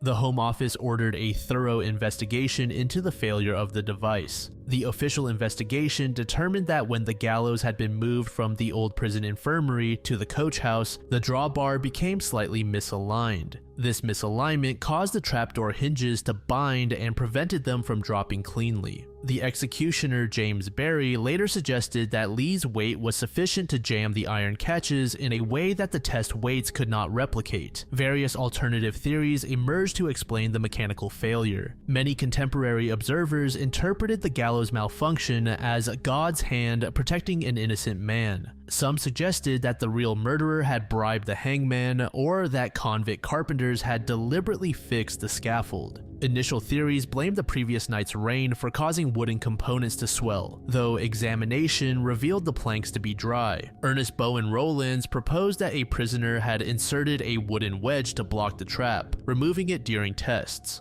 Ultimately, Lee served 22 years in various prisons, including Dartmoor, continuing to maintain his innocence and petition successive Home Secretaries for release. He was finally released on license in December 1907, by which time public interest in his case had somewhat waned. The Home Office sought to suppress further sensationalism, but Lee quickly found ways to capitalize on his infamy. After his release, Lee gave public talks and exhibitions about his life, often framed as a tale of faith, resilience, and justice. Despite the Home Office's efforts to prevent it, he made a living by selling his story to national newspapers. In January 1909, he married Jessie Bullard, a nurse and head attendant in female mental wards at Newton Abbot. They had 2 children, John Aubrey Maurice, born January 10, 1910, and a daughter born August 10, 1911. Lee's family life proved short-lived. Around 1911, he abandoned his pregnant wife and family, leaving them destitute in Lambeth Workhouse while he emigrated to America with another woman named Adelina, whom he falsely claimed as his wife. This act demonstrated that Lee's character had not improved with age or experience, revealing him to be, in the words of one researcher, an all-round liar, manipulator, and a darn right bounder. Lee's exact whereabouts and activities after emigration remained mysterious for decades, with conflicting reports placing him in the United States, Canada, and Australia.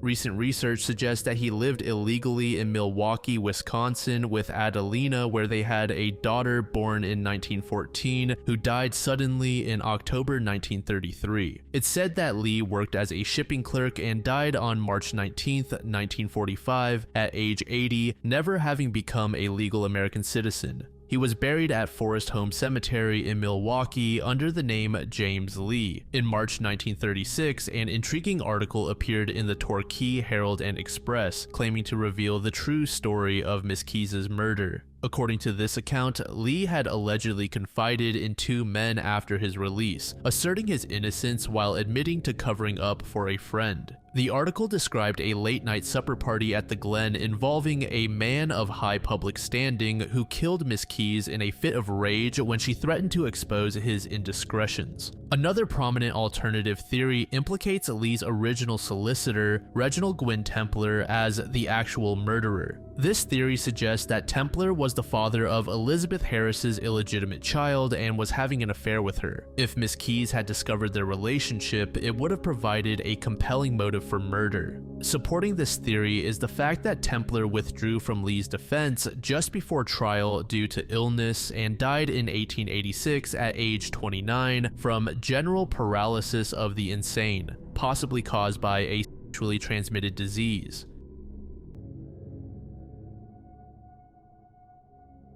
Robert Allen was a 53-year-old white male who stood 5 feet 9 inches tall and weighed approximately 150 pounds. He had brown hair, blue eyes, and was described as mentally unstable. On a monthly basis, he received Social Security benefits as a result of his disability, and he owned a home in Altona, Michigan. Notably, a man named Marvin Gabriel would later take up residence in Allen's home. Allen's vulnerability made him an ideal target for someone like Marvin, who had a history of preying on those least able to defend themselves. May 1st, 1995 marked the last day that Robert Allen was seen. The circumstances surrounding his disappearance aren't completely known, with very few concrete details available about his final hours or activities. Unlike many missing person cases where witnesses can provide accounts of the victim's last known movements, Allen's transient lifestyle and social isolation meant that few people were monitoring his daily activities. The timing of the disappearance is a particular point of interest when examined in the context of Marvin's subsequent actions.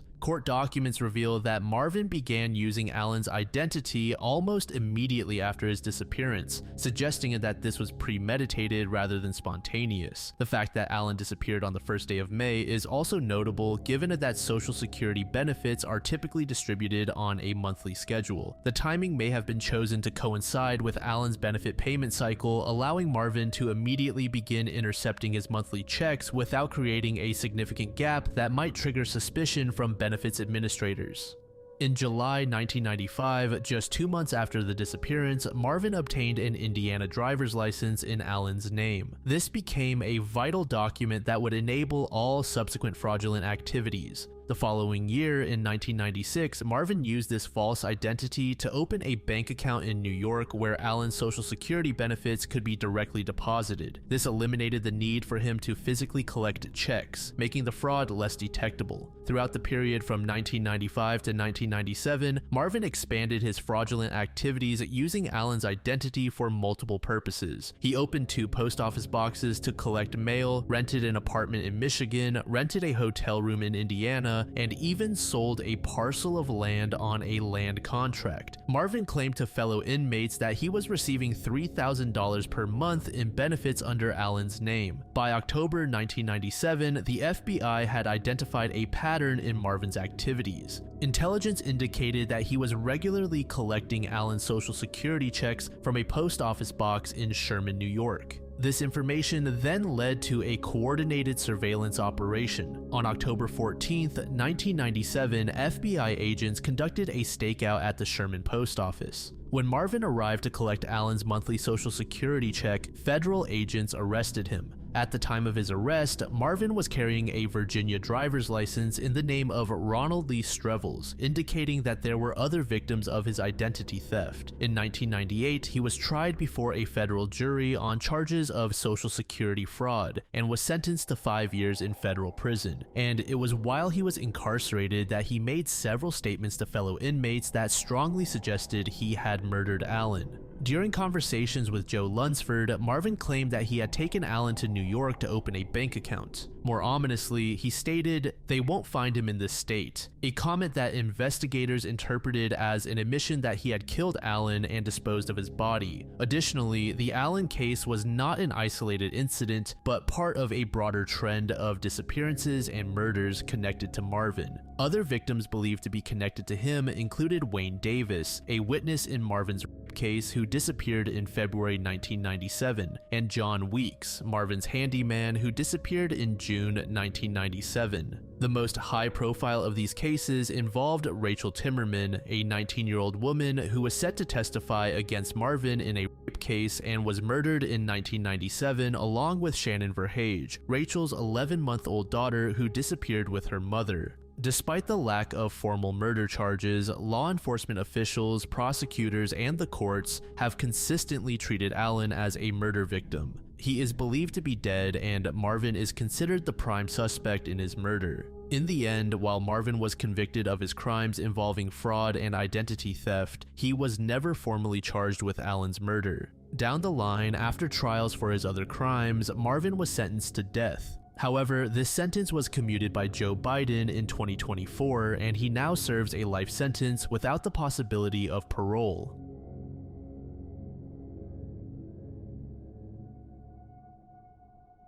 Odin Jacobsen was born in January 2000 and lived in Skaun, Norway. At the time of his disappearance, he was 18 years old, stood 6 feet 1 inch tall, and had a normal to slim physique with shoulder-length blonde hair. Described as having strong family ties and no apparent history of mental health issues, Odin was preparing to travel abroad the week following his disappearance. On Saturday, November 17th, 2018, he attended a party after completing his workout routine. The exact duration of his stay at the party remains unknown. Following the party, he joined 5 friends for a trip to Trondheim city center, where they were captured on security camera footage at approximately 4:50 a.m. on Sunday, November 18th. The group was observed walking past the same camera shortly after, but notably, Odin was no longer with them. His friends told police that they had parted ways with Odin so he could take the bus home. However, this explanation contained an inconsistency. The next available bus service would not run until between 9 a.m. and 12 p.m. on Sunday. What followed was perhaps the most documented yet mysterious aspect of the case. For approximately 70 minutes, Odin was captured on at least 10 different security cameras throughout the city center. The footage revealed a man walking seemingly without purpose, taking a route that appeared aimless and erratic. Police investigators were able to reconstruct his movements through the CCTV network, gathering approximately 2 million video files in the process. The last confirmed sightings of Odin occurred in the harbor area of Trondheim. At 5:35 a.m., security cameras captured him suddenly beginning to run eastward along Fjordgata. At 5:49 a.m., the final clear image showed him walking west outside Fjordgata 46 on Pier 2, having slowed down from his previous running pace. At 6:01 a.m., he was observed passing a white container where his belongings would later be discovered. A crucial detail that emerged was that Odin's phone had run out of battery at 11:30 p.m. on Saturday, November 17th, well before his disappearance. This meant he had no means of communication or navigation during his final hours. 12 days after the disappearance, a passerby made the first significant discovery in the Brabant port area. The items found included his bank card, bus card, passport, and phone. These items were said to be nicely stacked and well hidden next to the wall of a warehouse. Approximately 400 meters from the first discovery site, additional belongings were found in a plastic bag, including workout clothes, a hat, and 1 shoe. 5 months after the disappearance, a hiker discovered partially burned items at a campfire site beside Jonsvatnet Lake, located about 12 miles away from the previous findings. The burned items were confirmed by Odin's parents to belong to their son. This discovery significantly elevated the case's profile and led police to treat it as a potential homicide. Physical searches were conducted of the Nidelva River, Trondheim Harbor, and surrounding areas using divers, drones, and cadaver dogs. Over 130 people were interviewed in connection with the investigation. Another key lead later emerged from security camera footage taken at the container site where Odin's belongings were found. 6 hours after Odin was last seen passing the container, a white station wagon was observed backing up and parking next to it. The driver was seen exiting the vehicle, looking around, and then driving away after approximately 2 minutes. After a Norwegian television program featured the case in March 2020, police received multiple tips identifying the white station wagon driver. The investigation led to a man aged around 40 who had previously been interviewed as part of the investigation. When re-questioned, he made a crucial confession. He admitted to having taken several of Odin's belongings from Pier 2, transporting them to the lake, and burning them. However, he claimed he had no explanation for his actions except that he, quote, panicked when he realized who these items belonged to. Despite extensive investigation, including searches of his home and vehicles, police found no evidence linking him to Odin's disappearance beyond the destruction of evidence. By 2023, police had settled on the theory that Odin most likely fell into the harbor accidentally. This conclusion was based on his last sighting being meters from the water, evidence of alcohol consumption during the night, sub-zero temperatures and darkness, and the lack of any forensic evidence pointing to foul play. Several alternative theories emerged during the investigation.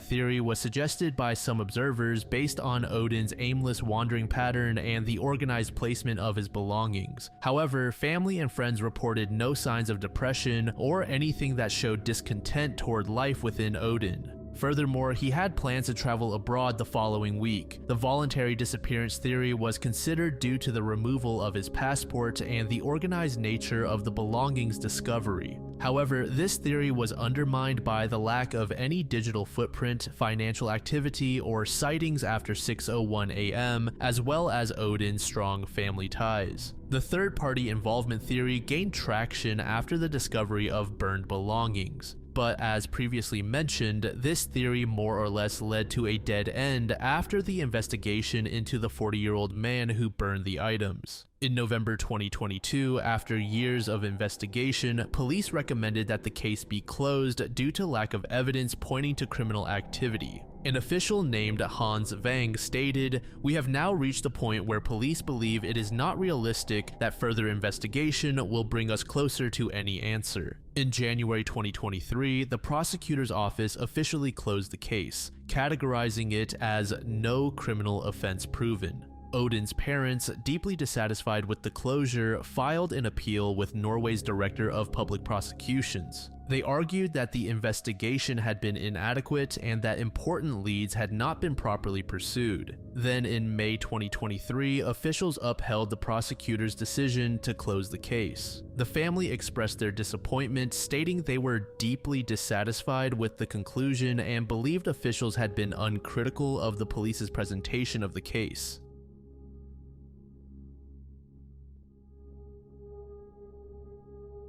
This next entry is one of the more kooky ones, revolving around an alleged interdimensional traveler. The individual's name was Jofar Vorin, but he was also often simply referred to as Joseph. According to multiple sources, Jofar was discovered in late 1850 in a small village in the district of Labas in Germany. One of the most often used pieces of documentation comes from John Timms' 1852 Yearbook of Facts in Science and Art. John documented that Jofar was Caucasian but couldn't come down to specific origins. He could speak German, but it was far from fluent. He was consistently described as being around 25 years of age. He was found almost completely without clothing, disoriented, and unable to explain where he came from or how he had arrived in the village. When questioned by local authorities, Jofar identified himself as coming from a country called Laxaria, situated in the portion of the world called Sacria. He claimed that Laxaria was many hundred miles from Europe and separated by vast oceans from it. This immediately raised suspicions, as no such places existed on any known maps or globes. He demonstrated knowledge of two unknown languages, Laxarian and Abramian. He claimed that Laxarian was the common language of his people, while Abramian was the written language of the clerical order in Laxaria. Despite extensive examination, no linguist could identify these languages or find connections to any known language families. Jofar also professed to follow Christianity, which he called the Ispatian religion. He claimed to have been a clerk or scribe in his homeland. One of the most compelling aspects of Jofar's account was his detailed geographic knowledge. He claimed that the world was divided into 5 great compartments: Sakria, Afalar, Aslar, Auslar, and Uplar.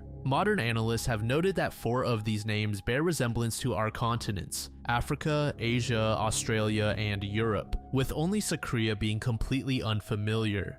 Jofar explained that his purpose in coming to Europe was to seek a long-lost brother. He claimed that he had suffered a shipwreck on the voyage, though he could not specify where or trace his route on a map. Authorities, rather than dismissing him as a madman, took his claim seriously enough to conduct a thorough investigation. The local sages, after much examination of the claims and Jofar himself, believed it. Due to the unusual nature of the case, Jofar was dispatched to Berlin. The intention was to have him examined by more qualified linguists and scholars who might be able to verify or debunk his claims. But then abruptly he disappeared. Multiple sources report that during the trip to Berlin, Jofar erupted into a hysterical fit and threw himself out of the carriage and disappeared into the surrounding woods. Despite long and careful searches, no trace was found. Inspector Liaber, who was charged with accompanying him to Berlin, said that the man could be, quote, a being from another world, and that he had returned from where he came.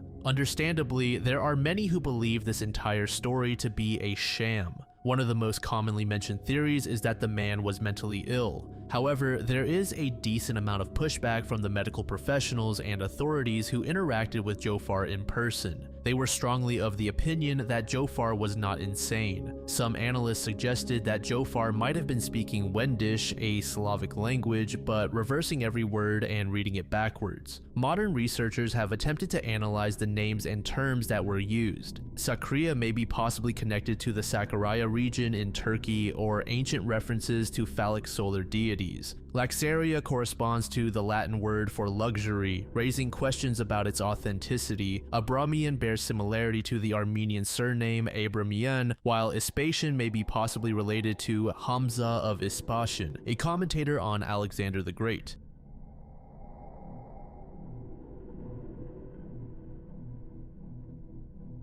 This next entry revolves around a deputy sheriff named Doris Smith, who was miraculously saved by two random bystanders. The story begins with Thomas Wright from Eldon, Missouri, who experienced an oddly prophetic dream. On the night of September 16th, 1995, Wright awakened from a troubling nightmare about his mother, Doris Smith. The dream was so vivid and disturbing that it compelled Wright to sit up in bed and immediately begin praying for his mother's safety. In the nightmare, he witnessed his mother being violently attacked by a prisoner she was transporting in her police vehicle. He saw the prisoner attempting to seize Doris's service weapon, heard the sounds of a violent struggle, and then heard a gunshot ring out. Although Wright couldn't determine who had been shot in the dream, he experienced an overwhelming sense of dread that his mother was in mortal danger. When interviewed by Unsolved Mysteries, Wright explained that the bond between him and his mother was extremely powerful and that they could usually feel each other's pain.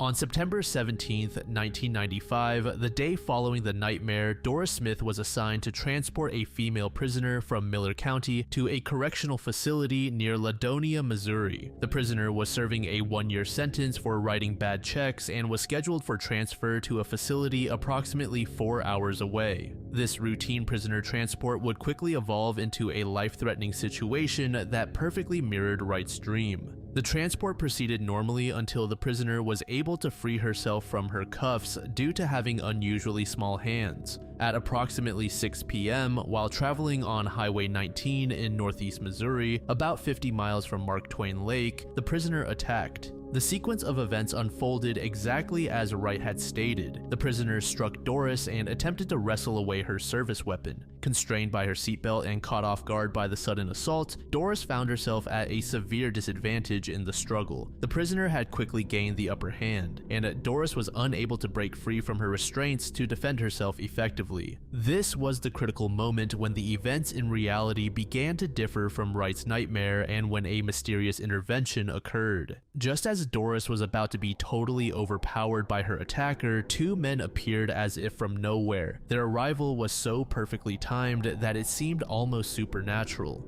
A dark blue Chevrolet CK pickup truck with tinted windows and an extended cab pulled up to the scene. It's said that the truck was towing a blue and white boat as well. The two men quickly exited their vehicle and rushed to Doris's aid without hesitation. They managed to distract the prisoner and force her to release her grip on the deputy's weapon, successfully intervening in what appeared to be a hopeless situation. Their actions likely saved Doris's life as she was clearly losing and facing the possibility of being shot with her own weapon. The men assisted Doris in restraining her attacker and regaining control of the situation. However, before Doris could properly thank her rescuers or even obtain their names, the two men had already returned to their truck and driven away. This sudden departure has been one of the most perplexing elements of the case. The men's reluctance to remain at the scene, accept thanks, or provide identification has fueled speculation about their motives and identity for decades.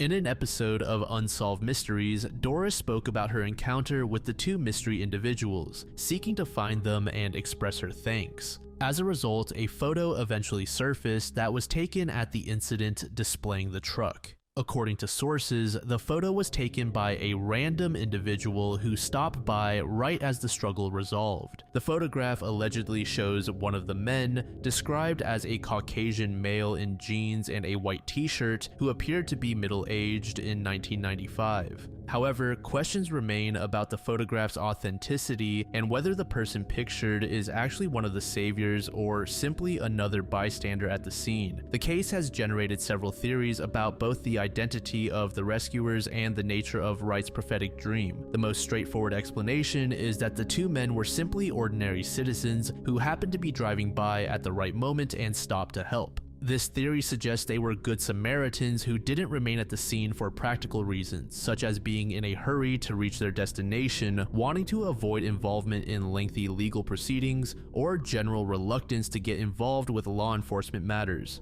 The accuracy of Wright's nightmare has also generated significant debate about the nature of premonitions and prophetic dreams amongst enthusiasts. The premonition theory suggests that Wright's dream represented a genuine supernatural warning from God, made possible by the extraordinary spiritual bond he shared with his mother. Skeptics propose that this was nothing short of a coincidence, suggesting that the dream was simply a product of Wright's subconscious anxieties about his mother's dangerous profession, which coincidentally aligned with real events. Over the years, the case has generated significant online discussion, particularly in the comments section of the Unsolved Mysteries website. Two particularly notable exchanges occurred in 2019 that potentially provide closure to the story. On January 12, 2019, a commenter identified as Jamie posted the following: "This is Jamie, just wanted to say that I'm sorry, I was not on my medicine at that time, God saved both of us."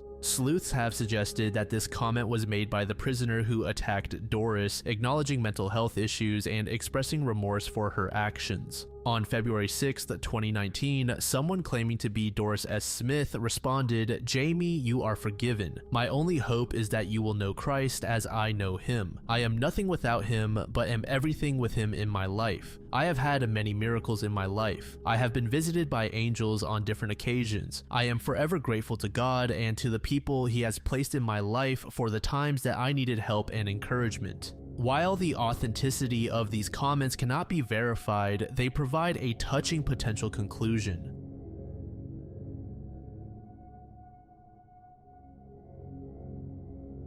Satara Nicole Stratton was born on June 11, 1987 at Travis Air Force Base in California, but grew up in Chattanooga, Tennessee. From an early age, she showed a passion for performing arts, beginning her acting career at the young age of 3 with Disney. Her talent and dedication led her to pursue formal training at the American Musical and Dramatic Academy in New York City in 2004, where she took theater lessons and gained valuable experience in commercials, music videos, and Broadway productions. In 2006, at age 19, Stratton made the decision to move to Hollywood with dreams of establishing herself as an actress and director. She adopted the stage name Satara Silver and began working various jobs between film opportunities. The trajectory of Stratton's life took a devastating turn in 2010 when she was hospitalized for 2 weeks following a robbery outside a bank. This traumatic event was followed by a cascade of unfortunate events, including the loss of her job, missing a semester of school, and missing out on paying her share of rent. Eventually, she was forced to move out of her apartment and began couch surfing at friends' places. During this vulnerable period, Stratton stayed at the residence of Paul Constantinescu, a 46-year-old man she had met on a movie set. Paul, who lived in Hollywood, was a registered offender with a disturbing criminal history. He had 2 previous convictions in California for attempted lewd and lascivious conduct with a child under 14 and attempted forced oral copulation with a minor under 14. The association with Paul proved catastrophic for Stratton's well-being. She soon became addicted to drugs, with family members later alleging that both Paul and another acquaintance pushed substances onto her while she was hospitalized and again when she entered rehabilitation.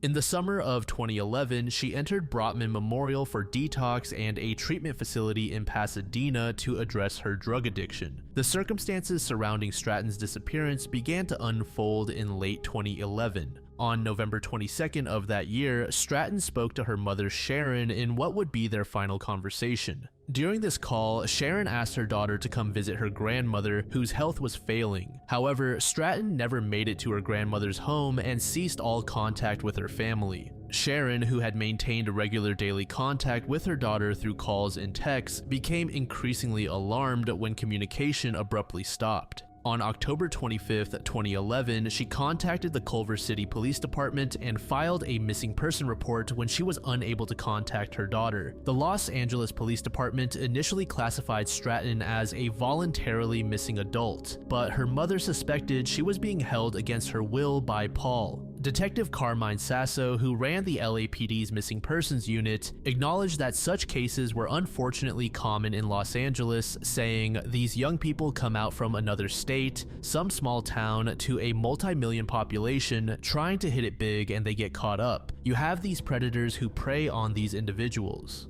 The investigation into Stratton's disappearance revealed a slew of sightings in Hollywood's most vulnerable areas. Police reports indicated that she had been spotted on several occasions around the 6500 block of Santa Monica Boulevard and along the Hollywood Boulevard corridor, areas known for their association with drug activity and trafficking. The LAPD actively sought Paul for questioning, identifying him as the last person known to have seen Stratton alive. However, when investigators visited his registered address, he was nowhere to be found.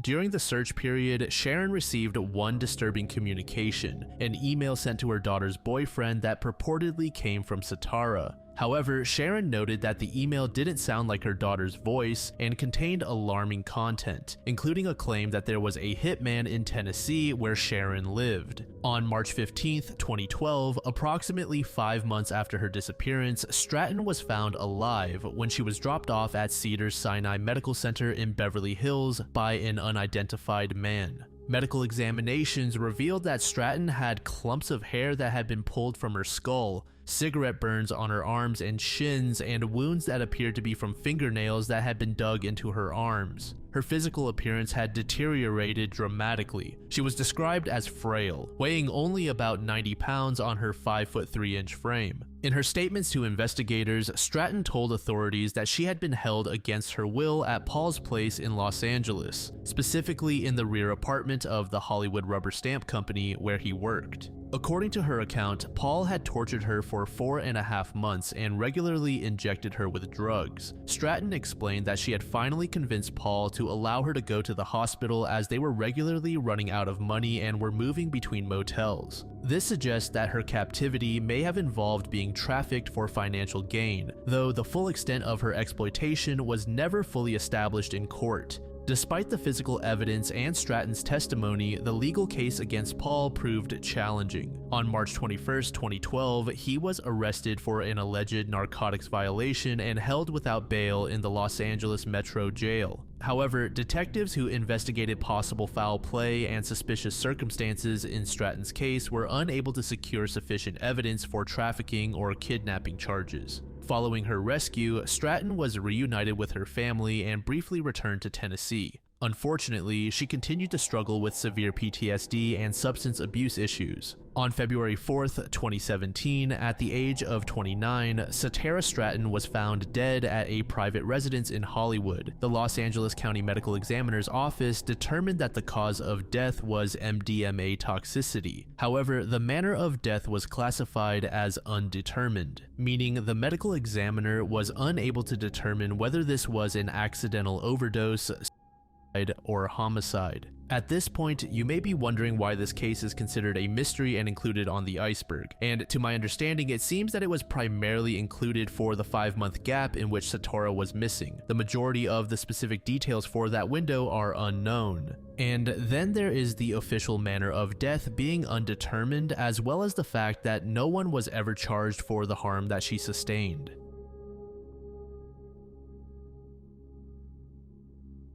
This entry isn't exactly a mystery, but more so a phenomenon, and since it was in the original iceberg chart, we're going to discuss it. The Children of the Moon refers to the unusually high prevalence of albinism among the Guna people who inhabit the San Blas archipelago off Panama's Caribbean coast. Roughly 60,000 Guna live on about 400 coral islands, only 60 of which are inhabited, and their isolation has protected a cultural view in which albinism is woven into local mythology rather than treated as a stigma. Scientific surveys place the rate of albinism among the Guna at 1 case for about every 150 births, a frequency about 133 times the global average, 18 times the rate reported in Mali, and 12 times the rate in the United States.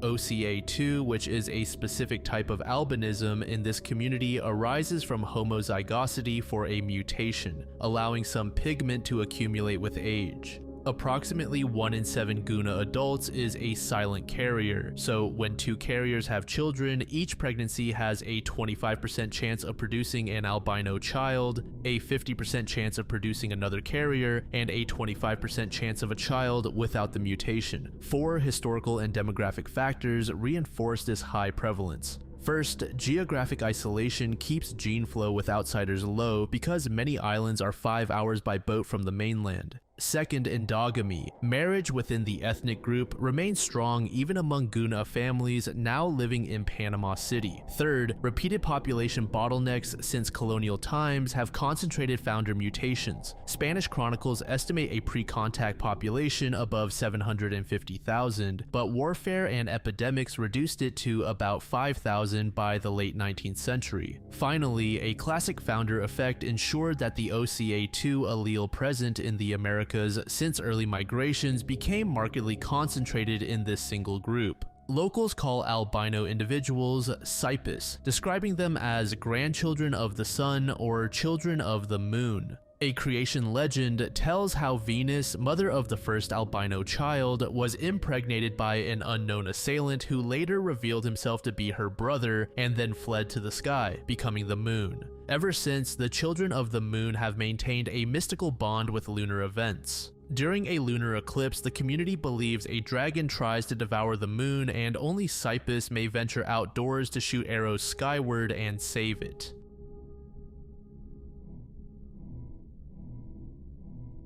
So to be clear, this case has been proven to be a hoax, but for whatever reason, it was still included in the iceberg. And during research, I still found it interesting, so I'll be including it here at the very end. The UMO case is one of the more notable and consequential UFO hoaxes in history that spanned over the course of decades. Beginning in 1965 in Spain and continuing through the 1990s, this elaborate scheme involved thousands of pages of purported alien correspondence, carefully orchestrated UFO sightings, and a level of sophistication that fooled researchers, scientists, and believers for nearly 3 decades. In 1965, Spanish UFO enthusiasts started receiving anonymous letters claiming to originate from an extraterrestrial expeditionary group from the planet Umo located around the star Wolf 424. The initial contact was established through Fernando Manzano, president of the Society of the Friends of Space in Madrid, who received both letters and telephone calls from the alleged aliens. The communications featured detailed descriptions of Umo's civilization, advanced scientific concepts, and philosophical discussions. The letters bore a distinctive symbol resembling the astrological sign for Uranus as well. Over the following decades, more than 6,700 pages of alien documents were distributed to recipients across multiple countries. The first significant UFO sighting occurred on February 6, 1966 in the Madrid suburb of Aluche, where witnesses reported seeing a large, disc-shaped craft bearing the UMO symbol on its underside. Jose Peña, a telecommunications engineer who would later confess to orchestrating the entire hoax, was among the primary witnesses who photographed the object and its landing traces. A second major sighting occurred on June 1, 1967, with multiple witnesses taking photographs of a craft displaying the same distinctive symbol. And a little bit more information on Jose before we continue. He was far more than a simple technician. He was a lifelong dissident of the Franco regime, a college-level science instructor, and an active researcher in psychology, esotericism, spiritualism, cultural anthropology, philosophy, and religion.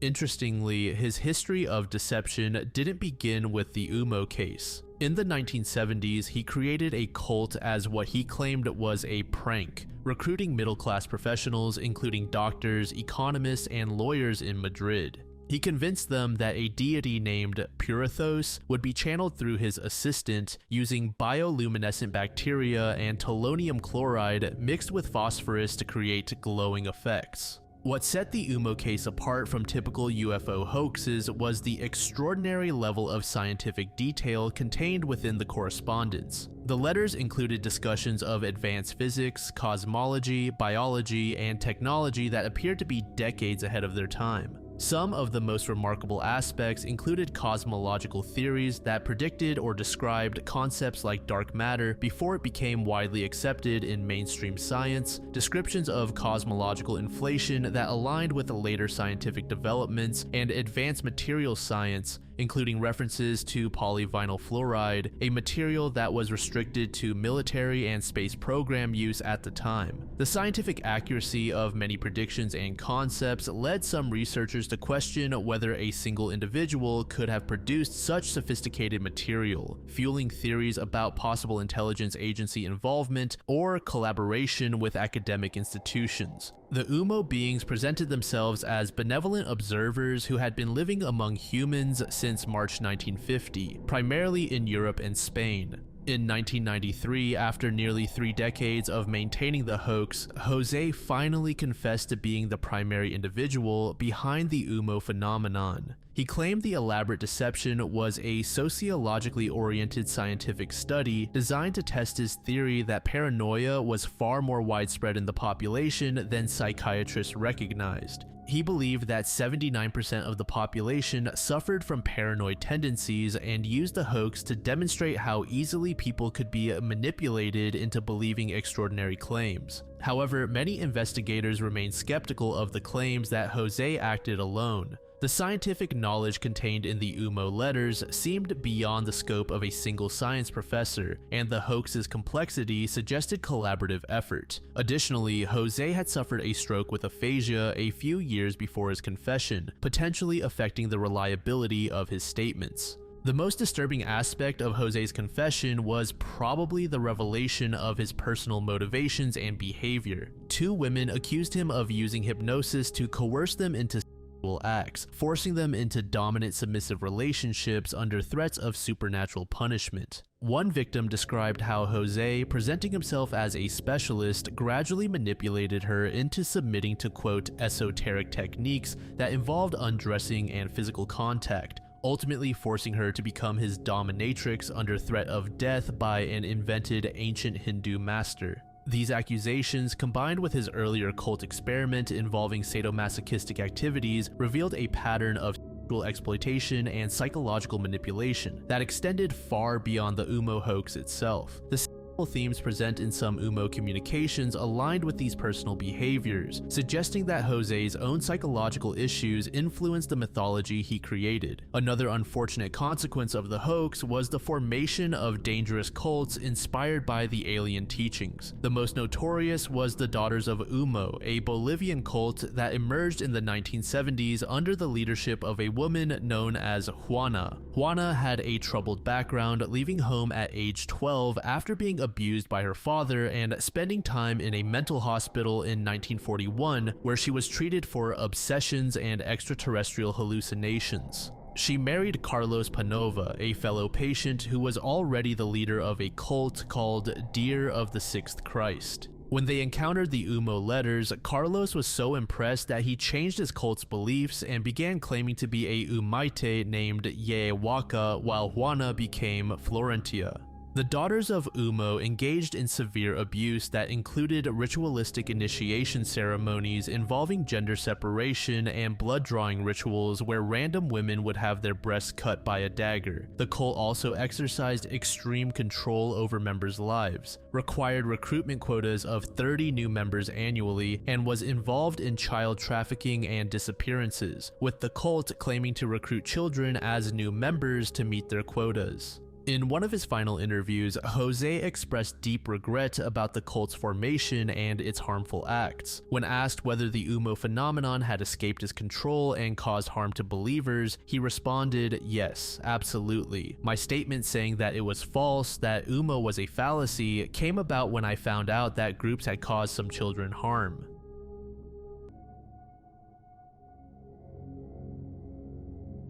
On April 1977, what began as a routine family walk on Dartmoor would become the start of a disturbing mystery. Alan Hicks was out with his family strolling through Hollowcombe Bottom, a remote valley situated just outside Postbridge, when they encountered what appeared to be a herd of Dartmoor ponies resting under the sun. However, as they approached for a closer look, they realized that all 15 ponies were dead. According to multiple descriptions, some accounts specify that the discovery was made below White Tor in a small remote valley, with 4 ponies initially found, followed by the discovery of 11 more animals only 100 yards away. The incident was immediately reported to authorities, but despite detailed investigations, no convincing explanation for the deaths was ever provided. The animals showed clear evidence of violent trauma, with broken necks and spines suggesting they had died from some form of forceful impact. The injuries appeared consistent with having been thrown into the air and then crashed back down onto the rocky terrain below. Perhaps even more mysteriously, witnesses reported that the carcasses were decomposing at an extraordinarily fast rate, much faster than would be expected under normal circumstances. This rapid decomposition became a key element in subsequent theories about the cause of death, particularly among those who suspected supernatural or extraterrestrial involvement. One of the most discussed explanations centered on redworm parasites. The theory suggested that the ponies had died from heavy infestations of these parasites, which have a life cycle that sees them encyst in the gut wall during winter and emerge en masse in spring. This sudden emergence can cause severe problems and even death in horses. Small redworms are one of the most common parasite threats to horse health, with figures suggesting that 95% of parasite burdens found in horses are small redworm.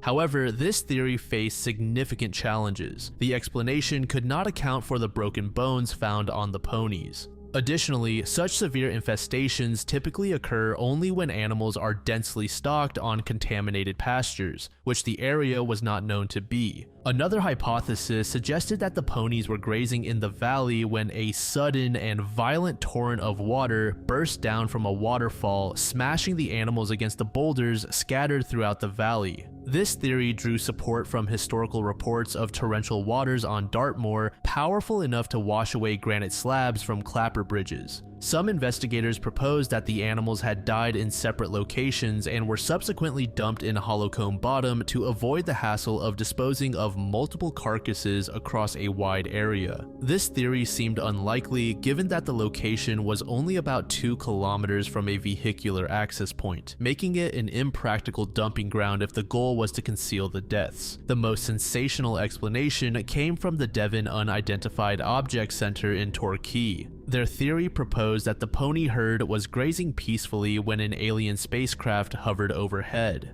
According to this hypothesis, the vortex created by the craft's propulsion system generated a powerful downdraft that lifted the ponies into the air before they fell back down, smashing themselves on the rocks and boulders below. This theory gained footing among UFO enthusiasts who pointed to the extraordinarily rapid decomposition of the carcasses as evidence of extraterrestrial involvement. The mystery gained renewed attention in 2000 when Mike Freeberry became interested in the case due to press coverage. Mike's investigation would eventually lead to the publication of a comprehensive book on the subject, and connections to other unexplained animal deaths worldwide. He discovered that horrific unexplained animal deaths and mutilations had been occurring all over the world for many years. As he became more fascinated by the phenomenon and began investigating incidents for himself, he somewhat reluctantly came to a controversial conclusion. The mutilations appeared to be a sampling program by extraterrestrial intelligence, and evidence was being systematically covered up and denied by government departments worldwide. The investigation took on new dimensions when, in January 2005, 7 sheep were found horribly mutilated near Pew Tor. Later that year, in October 2005, a similar incident occurred involving another 4 sheep. Various explanations were offered for these deaths, with occult activity being the favored theory.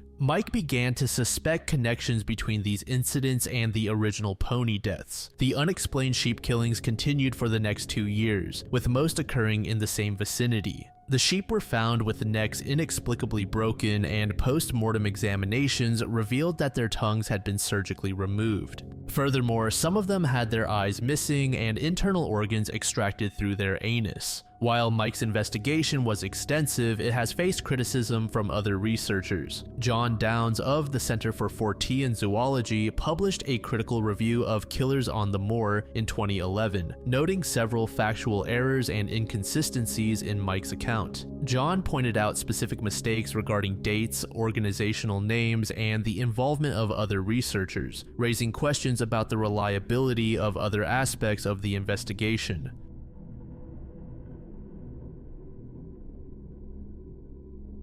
Terrence Williams and Felipe Santos, two men residing in Collier County, Florida, disappeared under strikingly similar and troubling circumstances during the early 2000s. Both were last seen in the custody of the same law enforcement officer, Deputy Stephen Calkins of the Collier County Sheriff's Office. Despite numerous investigations and national attention, their fates remain unknown.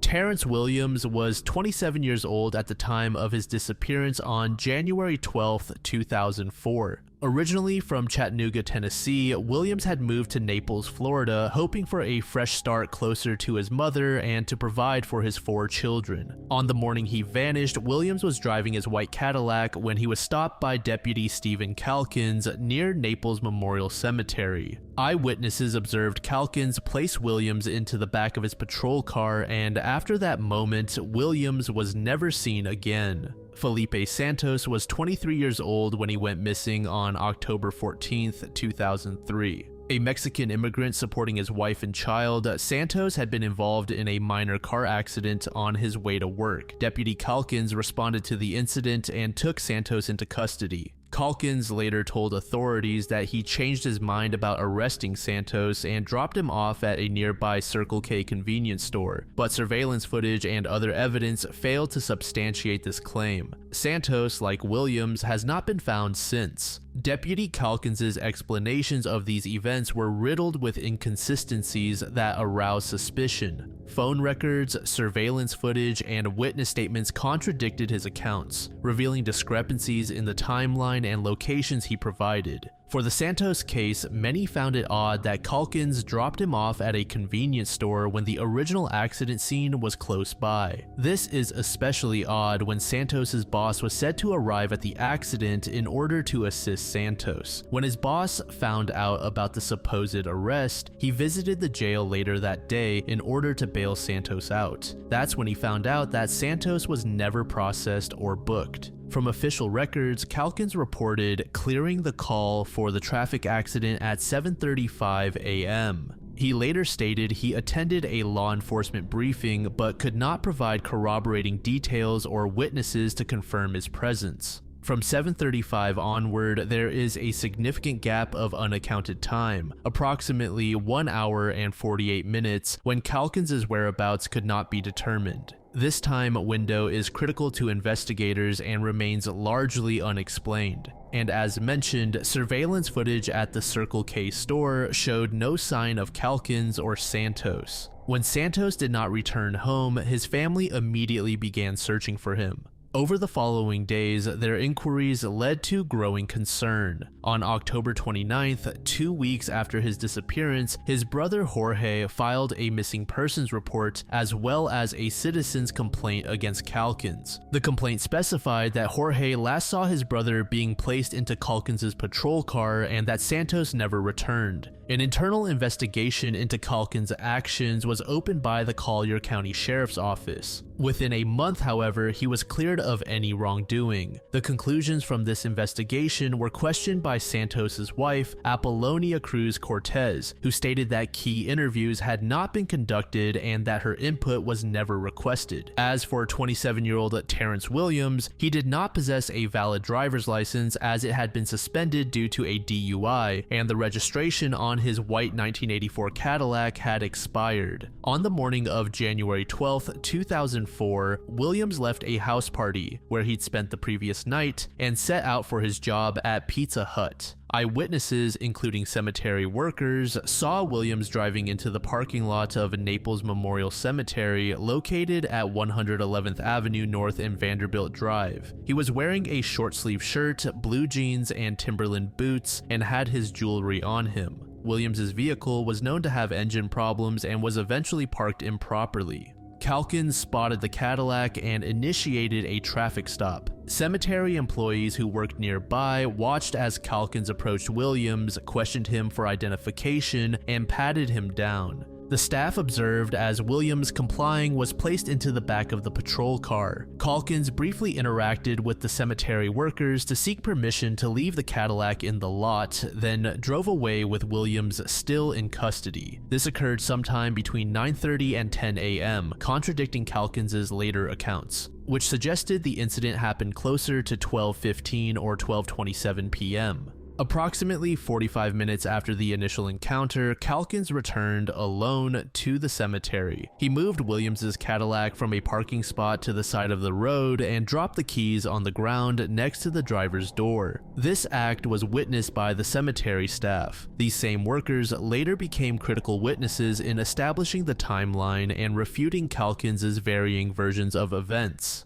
Calkins did not file a standard incident report, nor did he book Williams for any offense. When contacted by investigators and the Williams family, Calkins first denied any involvement with towed vehicles or arrests that day, but then changed his recollection, submitting a written account days later. In his eventual report, Calkins stated he did not arrest Williams, but gave him a ride to a Circle K convenience store located at Wiggins Pass Road and US 41. Calkins said Williams told him he worked at the Circle K, so the deputy dropped him off at that store so that he could, quote, retrieve some paperwork and call for a ride. After doing so, Calkins claims he called the Circle K to verify Williams's employment, and upon learning that Williams was not an employee, went back to the Cadillac to arrange for its tow. The tow report for the Cadillac was signed by Calkins, but he failed at first to mention having any interaction with Williams or having had any vehicles towed on that day until pressed for more information.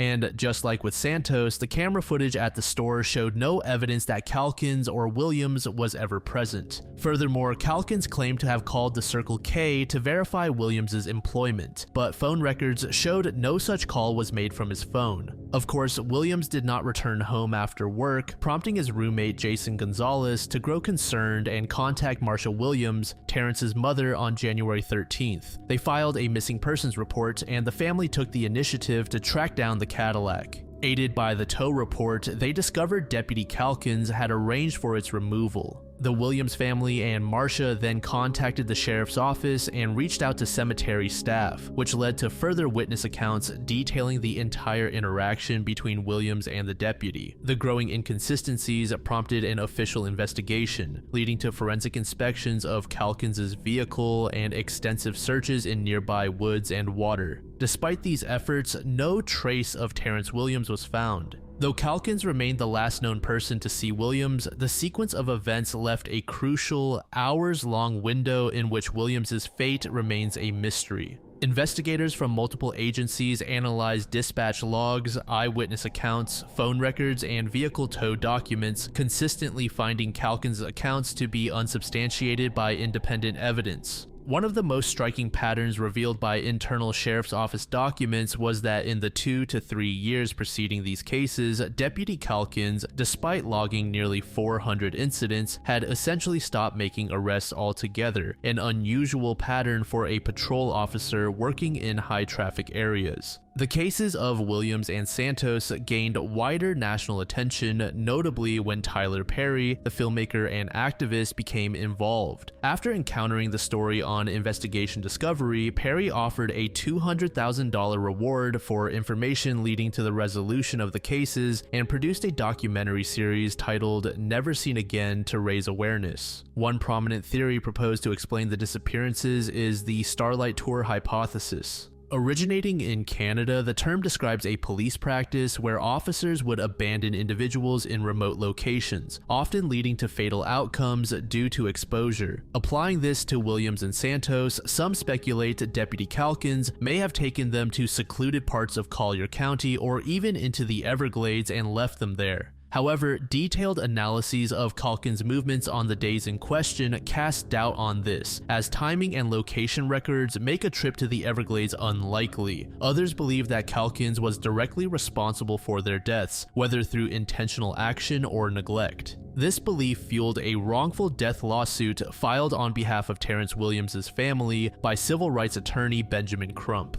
The suit alleged Calkins caused Williams' death, but the case was ultimately dismissed with a non-binding judgment in favor of Calkins. No criminal proceedings have been initiated, which remains a point of frustration and sorrow for the families. Alternative theories, mainly circulating in online forums and public discussions, ponder various conspiracy scenarios or systemic cover-ups, yet none are substantiated by credible evidence.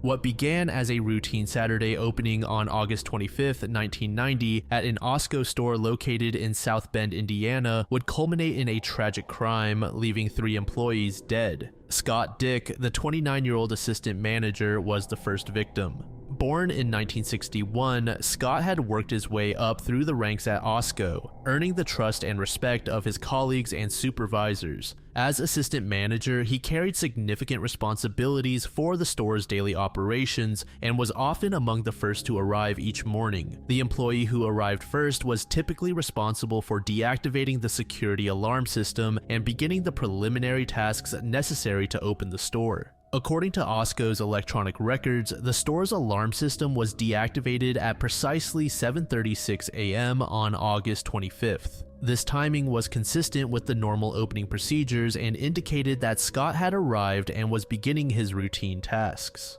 Around the same time that the store's opening procedures were beginning, Amy Avery, an Osco employee, made her first visit to the store. Avery had stopped by the store at approximately 7:30 a.m. to purchase oil for her car, but found that the store had not yet opened for business. This timing was consistent with the store's normal operating schedule, as employees typically arrive to begin opening procedures around this time, but the store would not open to customers until later. This information helped investigators establish a timeline for the morning's events and provided context for understanding the sequence of activities that followed. In one of the last confirmed sightings of Scott alive, he was observed by an individual referred to as Dudek, who owned a nearby dry cleaning establishment, just before 8 a.m. According to Dudek's account, Scott had attempted to take a dress to the cleaners for his wife, but was unable to complete the transaction because the dry cleaning business had not yet opened. This sighting was particularly significant because it demonstrated that Scott was alive and well just minutes before the murders took place. The fact that he was attempting to run a personal errand for his wife showed that he was following his normal routine and had no awareness of any impending danger. As the morning progressed, several witnesses provided crucial information about activities in and around the store. Mary Karjewski, who was waiting in her vehicle at a nearby grocery store, observed Connie Zalewski and Tracy Holvoet, 2 Osco employees, entering the store just before 8 a.m. with a man whom they appeared to know. This observation was significant because it suggested that the victims may have been familiar with their attacker and that the crime did not involve a random stranger.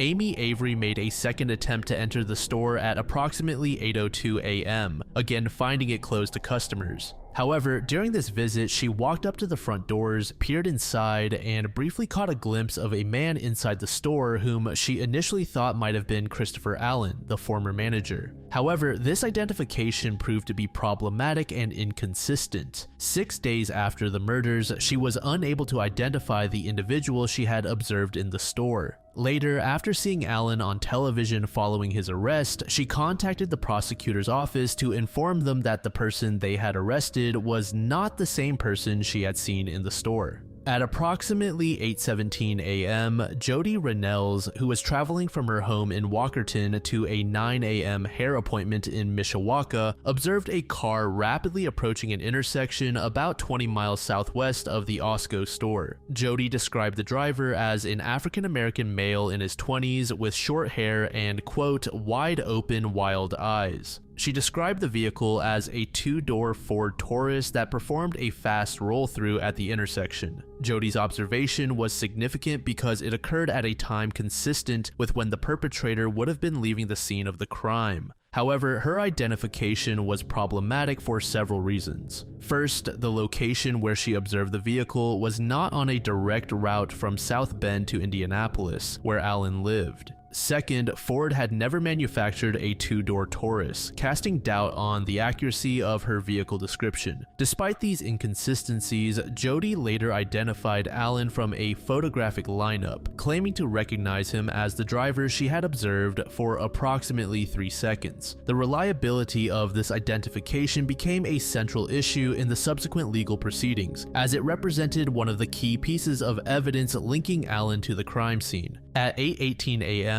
Bernadette Claffey, another Osco employee, arrived at the store. She observed that Scott's car was parked close to the store rather than in its usual location. While this detail may have seemed meaningless, it was enough to set off Bernadette as she suspected that something was amiss. As she approached the store, she joined with Cheryl Jackson, who had arrived just after 8 a.m. and found the front doors still locked. Together, they walked around to the back of the store, where they discovered that the rear service doors were open and the alarm was sounding. This discovery marked the beginning of the realization that something terrible had occurred. An examination of the doors revealed that the vertical rods which operated the top and bottom latches were bent and disconnected. This physical evidence suggested that the perpetrator had used these doors as an exit route. After discovering the open rear doors and sounding alarm, Cheryl and Bernadette returned to the nearby grocery store and contacted Philip Kanoy, a South Bend police officer who was working security at the grocery store. Officer Kanoy immediately called for backup, and Officer Joseph Markovic arrived to assist.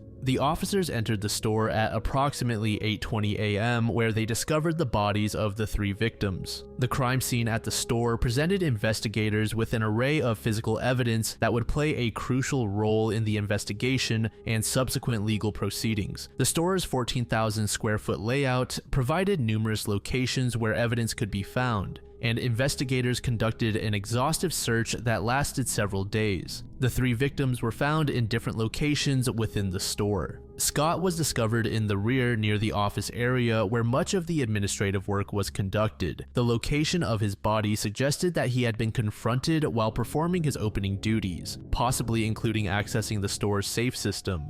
Tracy Holvoet was found in the pharmacy area, the location where she would normally have been working. Connie Zalewski was discovered in another area of the store that was not disclosed. All 3 victims had been shot in the head. One of the most intriguing pieces of evidence found at the crime scene was a bloody note discovered next to Scott's body. The note contained the cryptic message, "White man armored car uniform and badge." The note appeared to be an attempt by the perpetrator to misdirect the investigation. The reference suggested that the perpetrator wanted investigators to focus their attention on armored car personnel who might have had access to the store or knowledge of its operations. Additionally, police collected 198 footprints from various locations throughout the store, though none of these matched Christopher Allen's shoes when he later became a suspect. This absence of matching footprints became a significant point in Allen's defense during his subsequent trials. Of the 237 fingerprints collected from various surfaces in the store, investigators deemed 74 fingerprints and 33 palm prints to be of value for identification purposes. Most significantly, investigators found 2 fingerprints and 1 partial palm print belonging to Christopher Allen on the crash bar of the rear door. However, the discovery of these prints also raised questions about when they had been left, as an FBI analyst testified that he could not determine whether the prints had been there for, quote, 5 months, 5 minutes, or 5 years.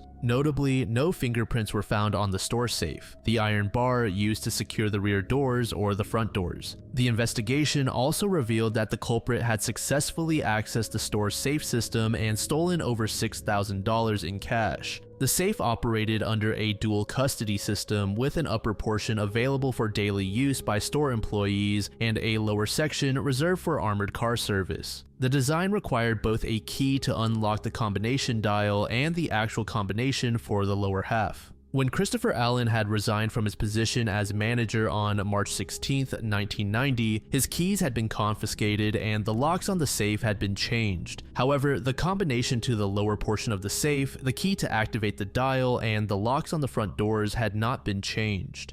The forensic investigation revealed that 5 .44 caliber cast-lead bullets were recovered. However, investigators were unable to determine whether all the bullets had been fired from the same weapon. As we've hinted at throughout the entry, former manager Christopher Allen was a key suspect early on. The first significant crack in his standing at Osco emerged through allegations of financial misconduct that would ultimately lead to his resignation. Allen was accused of embezzling approximately $5,400 through various means, including stealing cash, making long-distance telephone calls on the company phone, and overbilling for rental equipment. Importantly, Allen eventually made full restitution to the store, paying back the entire amount that had been embezzled. The embezzlement investigation also revealed Allen's sophisticated understanding of the store's financial systems. It was quickly revealed that Allen had maintained some connection to the store even after his termination. Detective Michael Swanson and other law enforcement officers pursued Allen as a suspect. Detective Swanson would visit Allen's residence and place of employment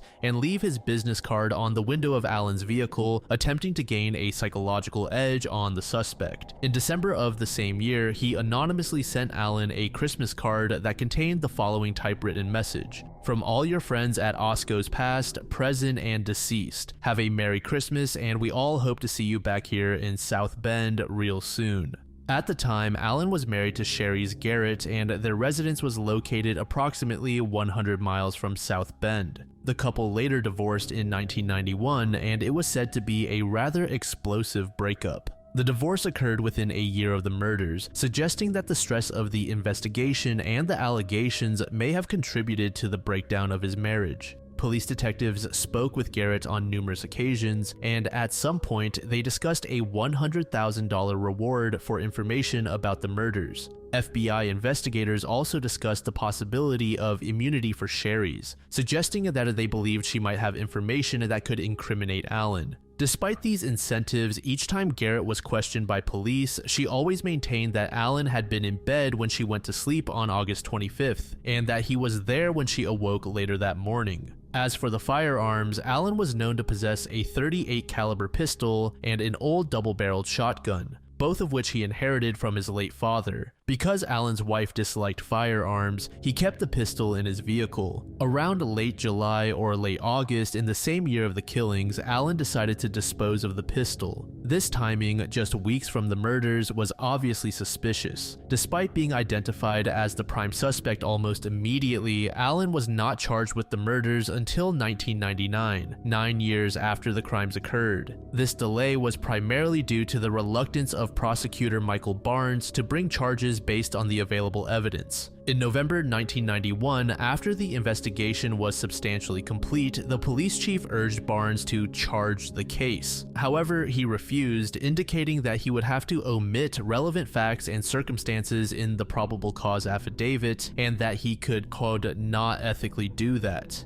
It was also mentioned here that none of the 198 footprints matched any of Allen's shoes. Not only that, but Allen's fingerprints were not found on the crucial surfaces from the crime scene. While 2 of his fingerprints were found on the rear doors, it is important to remember that officials stated that it was impossible to declare with certainty if those prints were recent. As for the note, it was said that, quote, it is less than probable that Allen had written the note, but it's important to mention that some words were deemed to have potentially been written by Allen. The delay in charges became a political issue when Christopher Toth ran for St. Joseph County prosecutor in 1998, promising to prosecute the Osco murders. Christopher's campaign essentially made the prosecution of Allen a political platform, suggesting that the previous prosecutor had been derelict in his duties. Christopher was elected and took office on January 1st, 1999, and within months, charges were brought against Allen.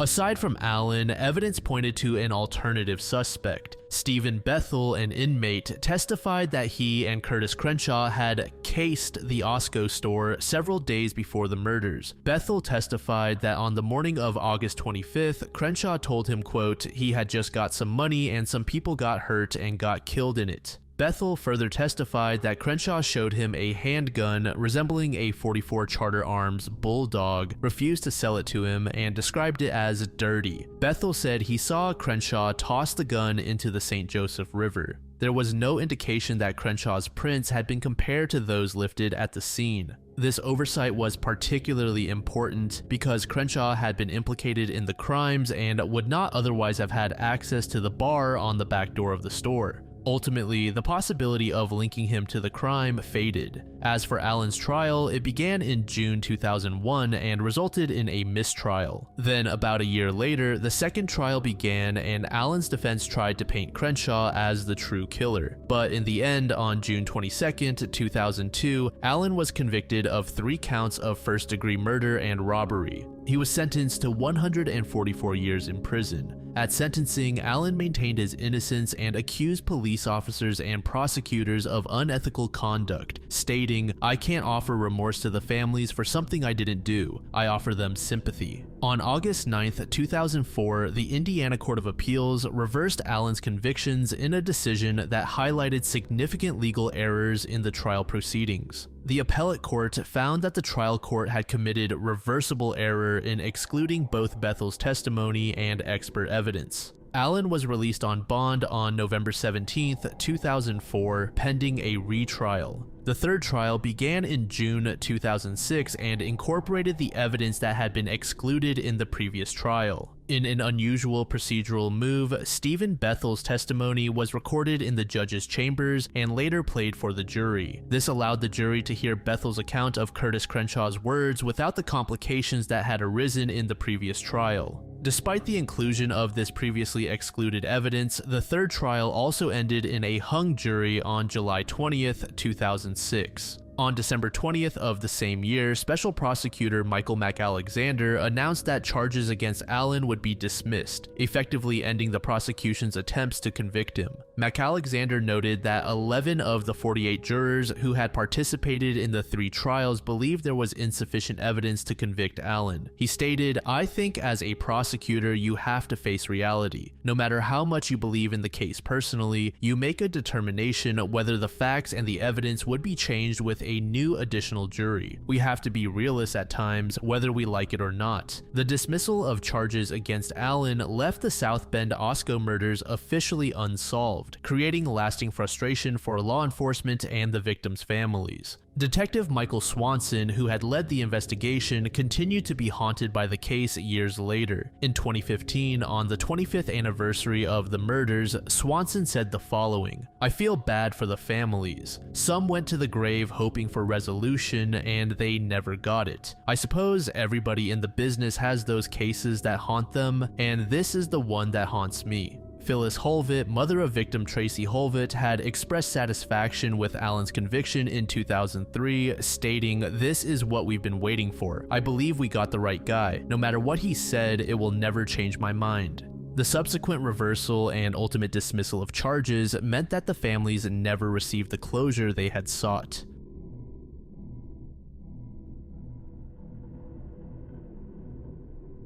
The mystery of Tut's Honeychurch began around 2008 with an individual who has been sending thousands of bizarre, rambling emails to university staff, government employees, and random individuals across the globe. What began as seemingly random spam has evolved into a rather complex mystery. Honeychurch is a real person based in Hawaii. Multiple sources confirm her employment with TSA and the Department of Homeland Security at Honolulu International Airport. Her full name appears to be Tut's Honeychurch Rosa, but she occasionally goes by other aliases as well. It's not like Honeychurch is just some random obscure online figure. She actually has legitimate political credentials. In 2016, she ran as a Democratic candidate for the United States Senate from Hawaii. Her campaign committee was officially registered with the Federal Election Commission. During the Democratic primary held on August 13, 2016, she appeared on the ballot alongside incumbent Senator Brian Schatz and other candidates. Despite her candidacy, Honeychurch received only 1,800 votes, less than 1% in the primary election. As for the scope of Honeychurch's email campaign, it's nothing short of staggering in both its size and persistence. According to her own statements, she has been emailing entire staff directories of universities worldwide since 2008. She claims to have contacted amongst 1,000 plus professors at each university and approximately 300 different and repeating universities per month for 8 years.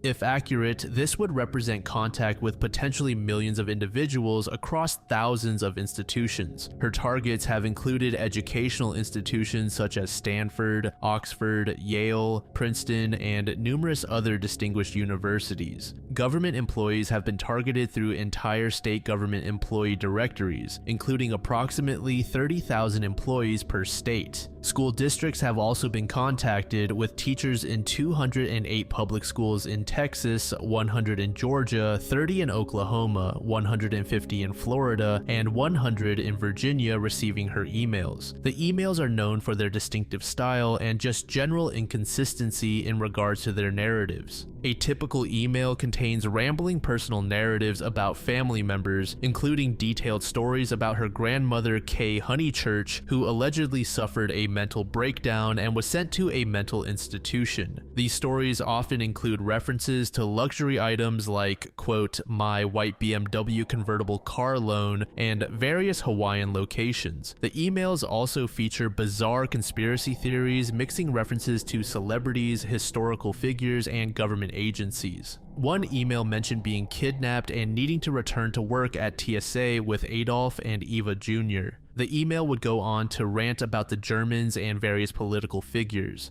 Other emails mention things such as just joined 2 days before the World Trade attack, and various timeline inconsistencies make it difficult to establish any coherent narrative. Security researchers have analyzed Honeychurch's emails from a technical perspective. The emails often include attachments that have been flagged by malware analysis systems. However, these analyses suggest the attachments are not malicious software, but rather documents containing more of her rambling narratives, personal information, and occasionally what appears to be government identification or work materials. One of the most intriguing aspects of this case is the shared surname with victims of the notorious Bear Brook murders. In 2019, authorities identified 3 of 4 murder victims found in barrels in New Hampshire as Marlise Elizabeth Honeychurch and her 2 daughters, Marie Elizabeth Vaughn and Sarah Lynn McWaters. The Bear Brook murders were committed by serial killer Terry Rasmussen, who was in a relationship with Marlise Honeychurch when she and her children disappeared in 1978. Terry used multiple aliases, including Bob Evans, during his criminal career and was connected to several other murders across different states. It should be stated that the timeline makes any direct connection between Tuts and the Bear Brook victims unlikely. The murders occurred when victims disappeared in 1978 and were murdered between 1978 and 1981, while the emails began around 2008, nearly 30 years later. However, the coincidence of the shared surname has fueled speculation and added an eerie tinge to the mystery. Some investigators and internet sleuths have wondered whether there might be a familial connection or if the name similarity is purely coincidental. The phenomenon has expanded beyond email to include social media platforms. She maintains an Instagram account with about 22,000 followers. The account includes reels and posts that continue the pattern of unusual content that has characterized her email campaigns. The mystery has also found its way onto TikTok, where content about strange emails from Tuts has gained significant attention. Videos analyzing her emails and discussing the phenomenon have accumulated millions of views, with some users creating content exclusively about the mystery. Many who have encountered the emails believe they represent the thoughts of someone experiencing mental health challenges. The disjointed nature of the content, repetitive themes, and apparent disconnection from reality have led some to suggest conditions such as schizophrenia or other psychotic disorders. Evidence supporting this theory includes a stream of consciousness writing style that appears to reflect disordered thinking, repetitive themes about family members, persecution, and grandiose claims, temporal confusion with inconsistent timelines and dates, and paranoid elements including claims of kidnapping and conspiracy theories. Some observers have suggested that the Honeychurch phenomenon might be an elaborate performance art project or social experiment. However, it seems that most tend to lean toward the idea that the individual behind the emails is just dealing with mental health challenges. The emails continue to this day. George Mason University's most recent phishing alert mentioning her emails is dated July 2025, indicating that her email campaigns remain active. The consistency of these alerts over multiple years suggests an ongoing pattern rather than sporadic activity.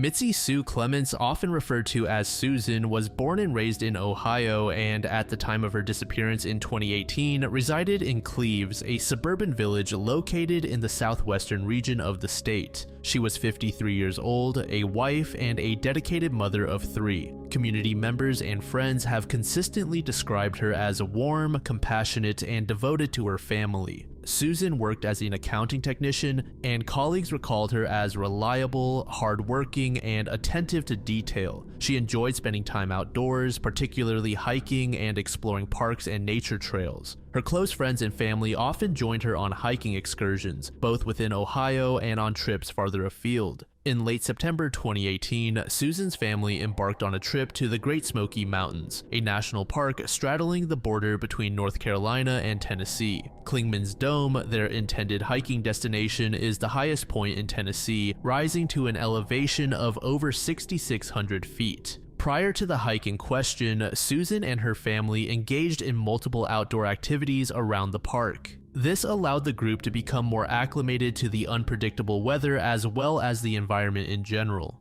On September 25th, Susan and her 20-year-old daughter set out together on the Forney Ridge Trail. Their goal was to reach Andrews Bald, a grassy location about 2 miles from the trailhead. The trail's round-trip distance is typically manageable for reasonably fit hikers, so the family was confident that they could complete the trek with no issue. However, weather conditions on that Tuesday were far from ideal.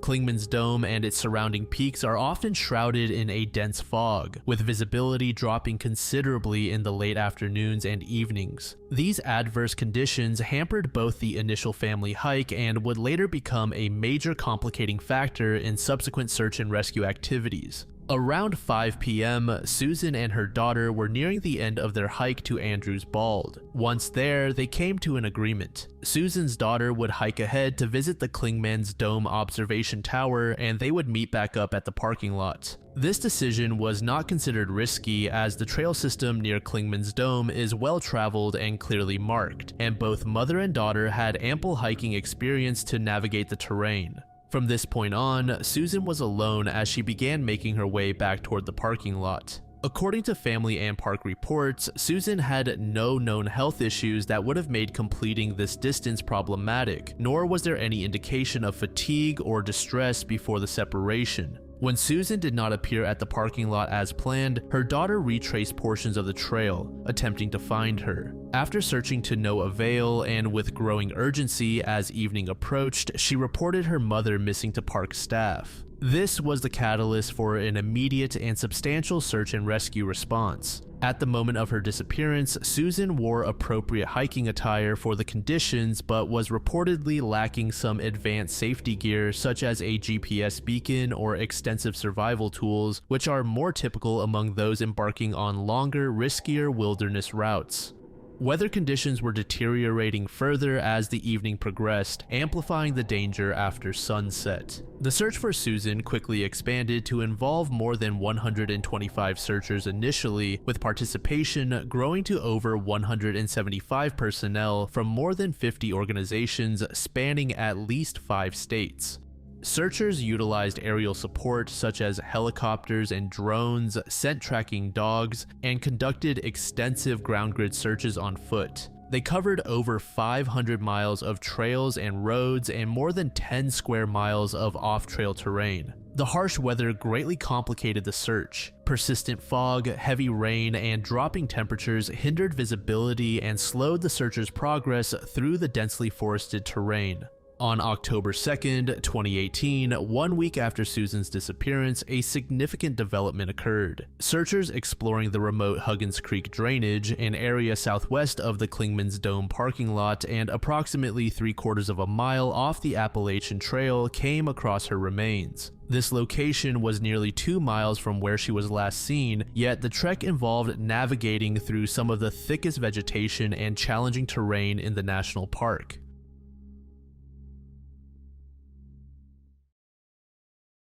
The Pag Triangle is a natural land formation that has captured international attention since its discovery on May 9, 1999. The formation was discovered by Zdenko Grubovac, a Croatian surveyor from Zadar who was conducting land measurements for a proposed quarry near the village of Kaska on Pag Island. The specific location is described as being on a hill called Bald Head, and it has been designated as a natural landmark by the town of Novalja. The triangle measures 32 meters on 2 sides and 22 meters on the 3rd side, covering an area of approximately 500 square meters. The rocks within the triangle exhibit a noticeably lighter color compared to the surrounding landscape. The stones inside the triangle are described as round and cylindrical in shape, suggesting they have been worked into shape by some natural process. At each corner of the triangle, there are 30-centimeter deep holes, which add to the formation's mysterious appearance. These holes remain unexplained and contribute to the various theories about the triangle's origin. One of the most intriguing aspects of the Pag Triangle is the red phosphorescence emitted by the rocks when exposed to ultraviolet light. This phosphorescence is considered evidence that the rocks were exposed to extreme temperatures in the past, similar to conditions found in volcanic activity. However, no volcanic activity has ever been recorded on the island of Pag, making this phenomenon particularly puzzling to scientists. Based on the degree of radiation and other properties, geologists have estimated that the triangle was formed approximately 12,000 years ago. Despite extensive interest from various scientific communities, no definitive explanation has been found for the Pag Triangle's formation.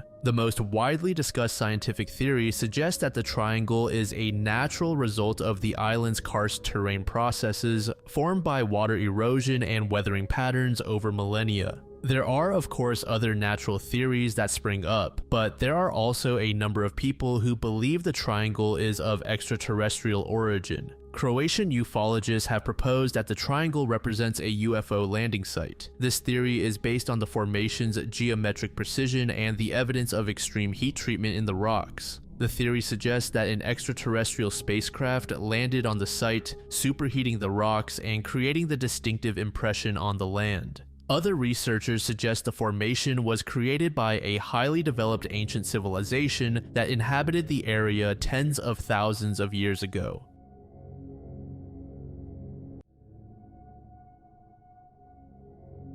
Anne Knobblet was born in 1940, the daughter of prosperous helmet manufacturer Thomas Knobblet. She had been studying for 4 years at a Swiss finishing school before returning to England in mid-1957. At the time of her disappearance, she was studying domestic science at Watford Technical College and hoped to train as a children's nurse. Her father described her as shy, studious, and with, quote, no men friends. On December 30th, 1957, at approximately 2:30 p.m., she ate lunch at home before departing for her regular dance class at Lord's Hall in Harpenden, which ran from about 4:10 to 5:30 p.m. Around 5:45, she boarded the 391 Green Line bus toward Wheathampstead for her journey home. The last reliable sighting occurred at approximately 6 p.m. when she got off at Cherry Tree's pub at the bottom of a Marshall's Heath lane, witnessed by farm employee Shirley Edwards, who was riding her scooter. When Anne failed to arrive home by 9 p.m., her worried parents alerted police. The walk from the bus stop to her front door was only 500 yards along an unlit lane, making the abduction window extremely tight. The search for Anne became one of the most extensive in British criminal history. At its peak, more than 1,300 volunteers, soldiers, and police combed woodland, hedgerows, pits, and rivers across the countryside. The operation deployed 400 officers and 300 villagers in the early sweeps alone.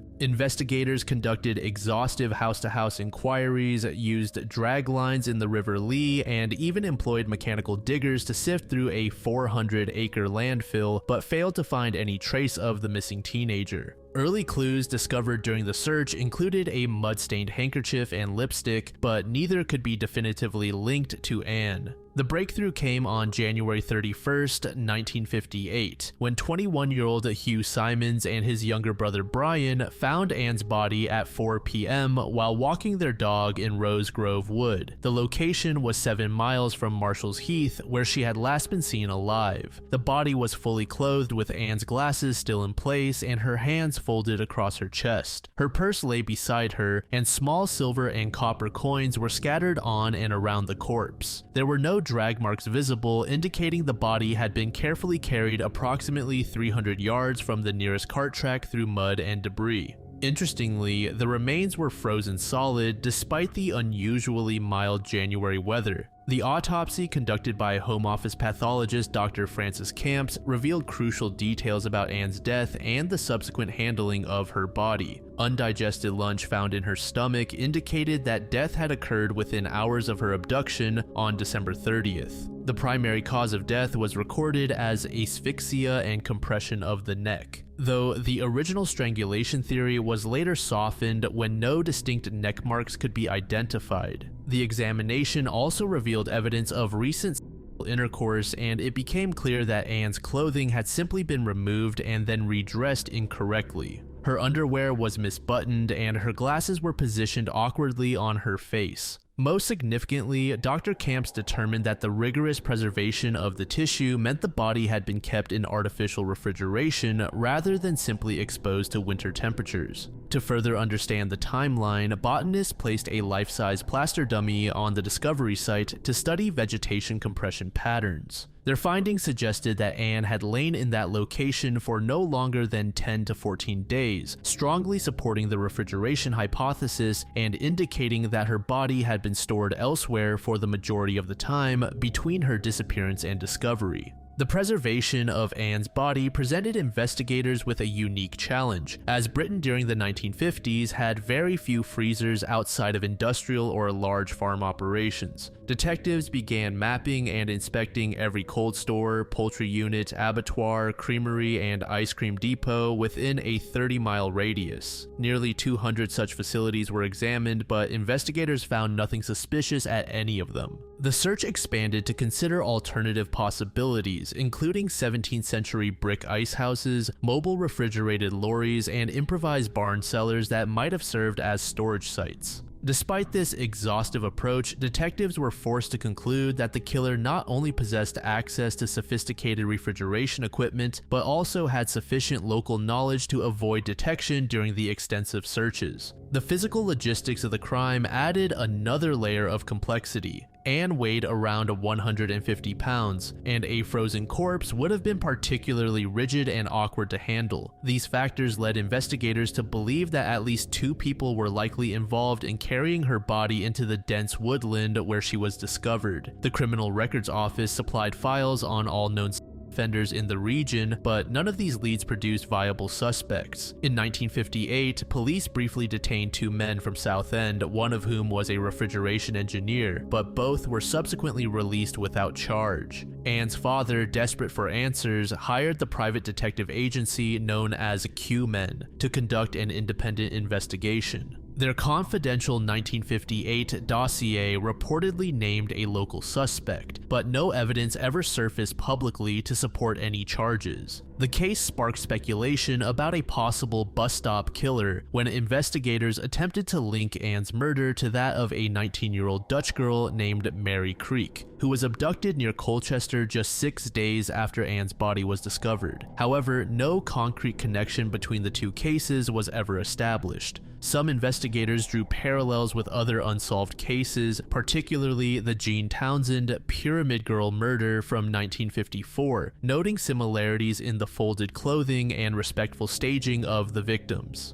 Crime author Kevin Turton proposed an alternative scenario. He suggested that Anne might have accepted a short, familiar walk to a nearby house where she died either accidentally or was murdered, with the body later transported in a van or lorry to the Woodland location. The case has been subject to multiple reviews over the decades as investigative techniques and technology have evolved. In 1960, police conducted another round of house-to-house interviews, though this effort was complicated by anonymous hoax calls that ultimately led to a 6-month jail term for a time waster who had diverted valuable police resources. During the 1990s, the file was reassessed using early DNA methods, but investigators discovered that no suitable biological evidence had been preserved from the original crime scene. In February 2017, the case underwent a comprehensive review by the Bedfordshire, Cambridgeshire, and Hertfordshire Major Crime Unit, but this modern analysis found no viable forensic leads, and the case officially remains open.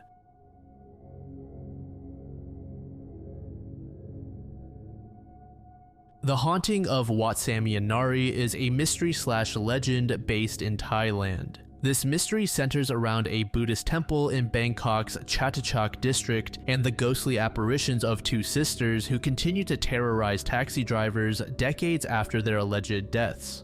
Watt Sammy and Nari has a rich history dating back to 1857 when it was first established under the name Wat Kai Rai. The temple's transformation into its current identity began in 1877, when it underwent significant restoration funded by Sammy and Kam, a female clerk in the royal treasury during the reign of King Chulalongkorn. The temple's name change to Sammy and Nari in 1979 served as a tribute to its benefactor, with the Thai term Sammy and Nari translating to female clerk.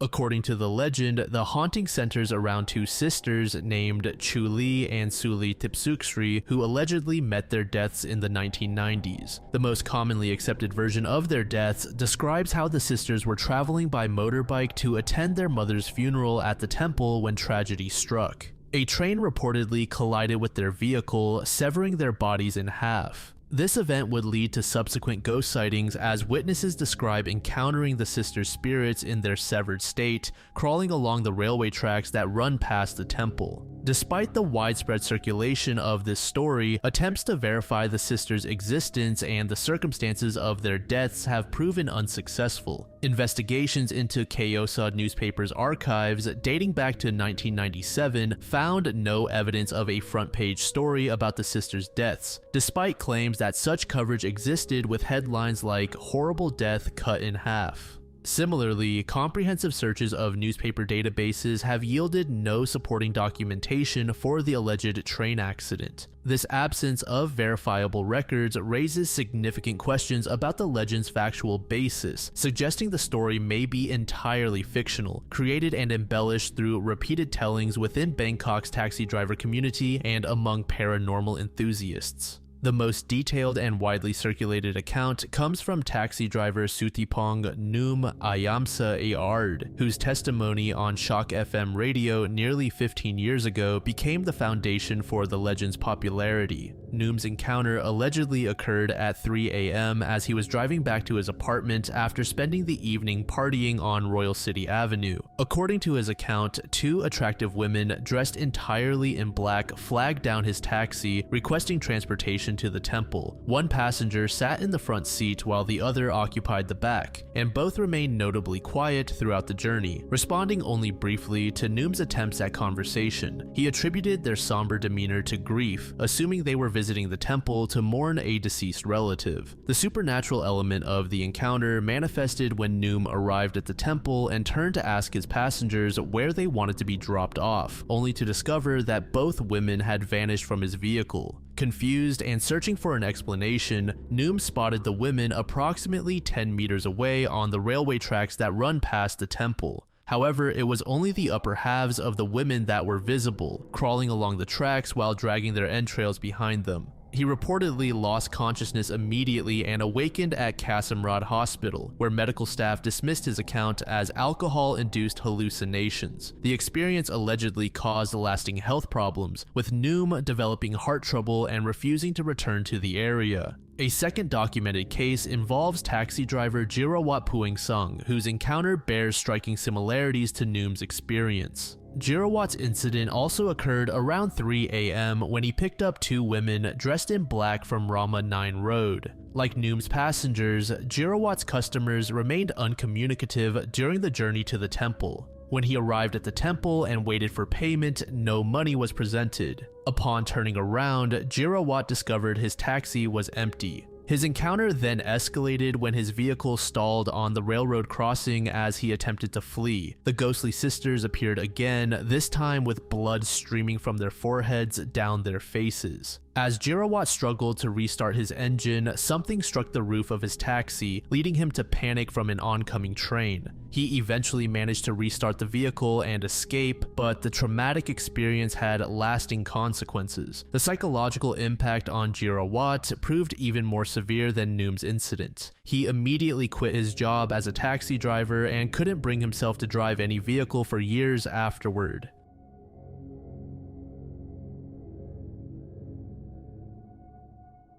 Born on July 25, 1917 in Toledo, Ohio to a wealthy family, Atalia Lindsley's early life was marked by privilege and unique circumstances. She spent her younger years on the Isle of Pines, where her family had significant holdings. When anti-American sentiment began rising in Cuba, the family relocated to Jacksonville when Lindsley was 9 years old. Her striking beauty and natural charisma led her to pursue a career in entertainment. By 1937, she had moved to New York City, where she worked as a model and Broadway chorus line dancer. She adopted the stage name Poncelle during this period, establishing a position for herself in the world of entertainment. Her success in modeling and dancing eventually led to her role as a hostess on Bud Collier's popular television game show Winner Take All. Perhaps most notably, Lindsley dated Joseph P. Kennedy Jr., the elder brother of future President John F. Kennedy. There were persistent rumors of an engagement between them, though this connection was tragically cut short when Kennedy died while on active duty during World War II.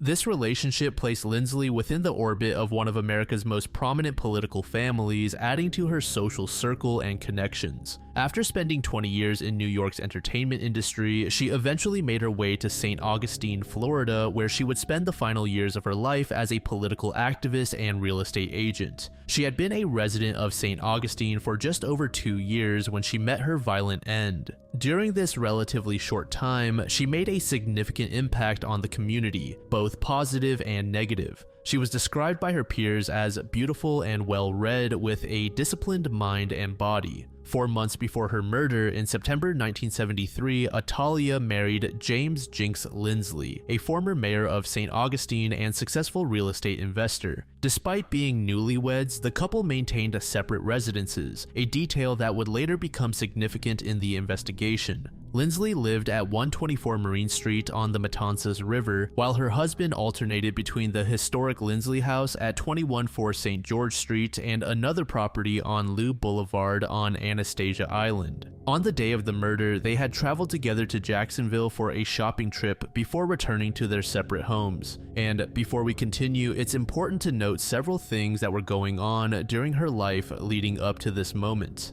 Lindsley regularly attended county commission meetings where she voiced her opinions forcefully and without reservation. Her approach was described as passionate but confrontational. One observer noted that, quote, Lindsley marched to the beat of a different drum. A human character mixed in such fashion made passionate friends and passionate enemies. Another significant conflict in her final months centered on her relationship with her neighbor, Alan Stanford Jr., who lived at 126 Marine Street. Stanford served as the county engineer and manager, making him both a neighbor and a target of Lindsley's political criticism. The initial source of tension was Lindsley's 6 rescue dogs, which she kept at her Marine Street residence. These animals were described as yapping dogs that barked and whined constantly, creating a continuing nuisance in the neighborhood. The situation became so problematic that several neighbors signed a court complaint about too many dogs in too small a place. The constant barking was particularly disruptive because Lindsley, described as a model, dancer, socialite, and political activist,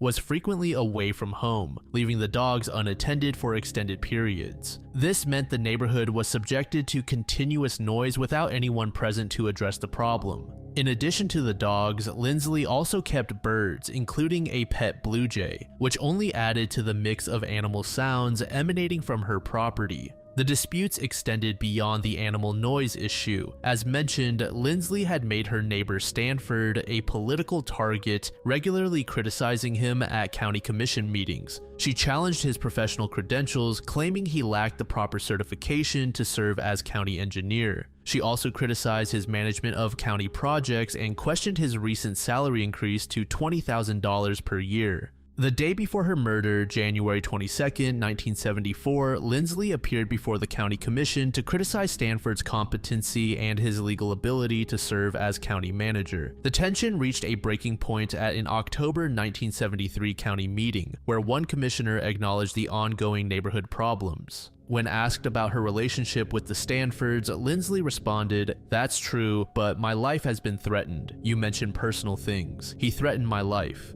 Stanford, described as having a quiet demeanor, generally declined to respond to Lindsley's public attacks. Between 5:30 p.m. and 6 p.m. on January 23rd, Lindsley was attacked on the front steps of her home by a white middle-aged male wearing a white dress shirt and dark dress pants. The assault was carried out with a machete, resulting in devastating injuries. At approximately 6:10 p.m., Locke McCormick, an 18-year-old neighbor who lived next door, heard what he described as loud snapping sounds like hands clapping while watching television. When he looked out his window toward the Lindsley home, he observed a white man in a white dress shirt and dark pants with his back to the McCormick home, his shoulder moving up and down as though swinging an object. He rushed outside to investigate and made the horrific discovery of Lindsley's body on her front steps. In his initial shock, he allegedly shouted to his mother that, quote, "Mr. Stanford is hitting Mrs. Ponsell."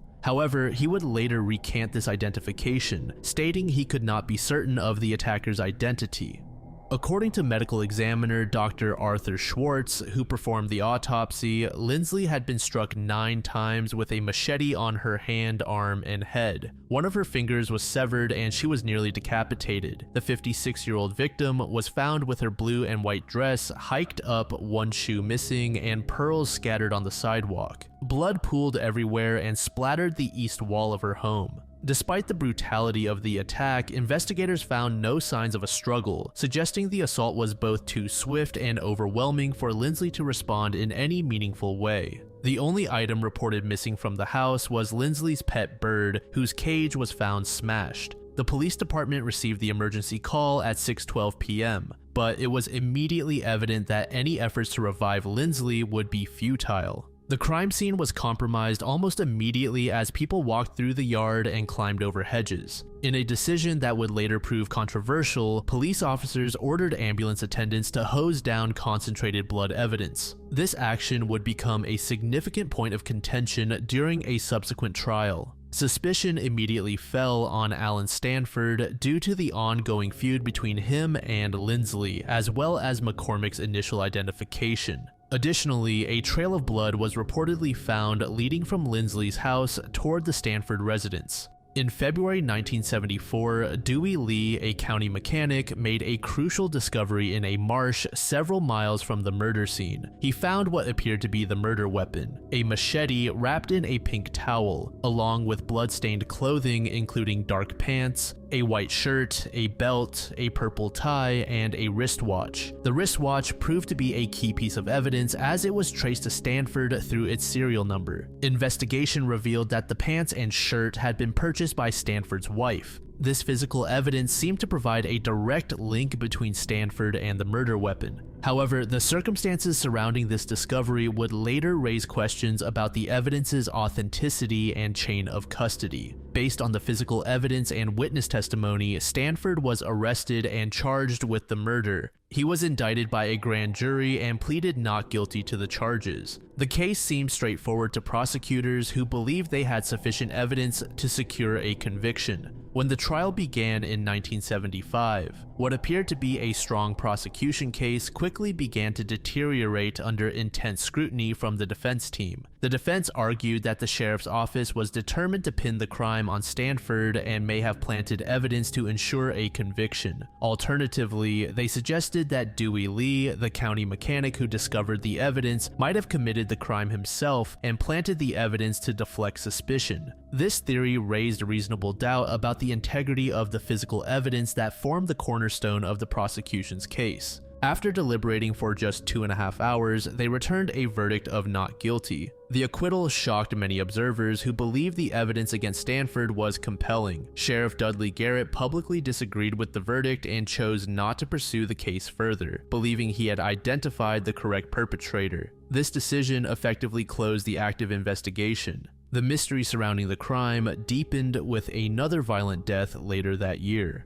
On November 3, 1974, Frances Bemis, a friend and neighbor of Lindsley, went out for her usual evening walk and never returned home. Her body was discovered the next day in a vacant lot near the corner of Bridge and Marine Streets, her skull crushed by blunt force trauma.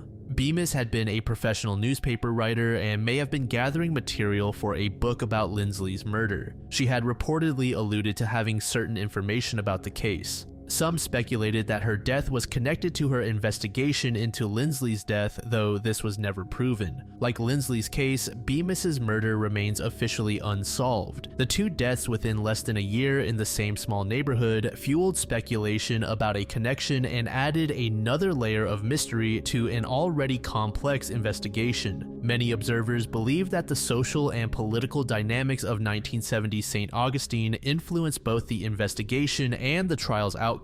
Lindsley was characterized as an outsider from the North who tried to change established ways of doing things. Her confrontational style and criticism of local officials may have made her unpopular with the power structure. One historian noted that Lindsley was very outspoken, smart, and driven in a time when locally only white men should have been, making her both an inconvenient woman and ultimately a victim whose killer was never held accountable. This perspective suggests that the acquittal may have reflected community bias rather than the strength of the evidence.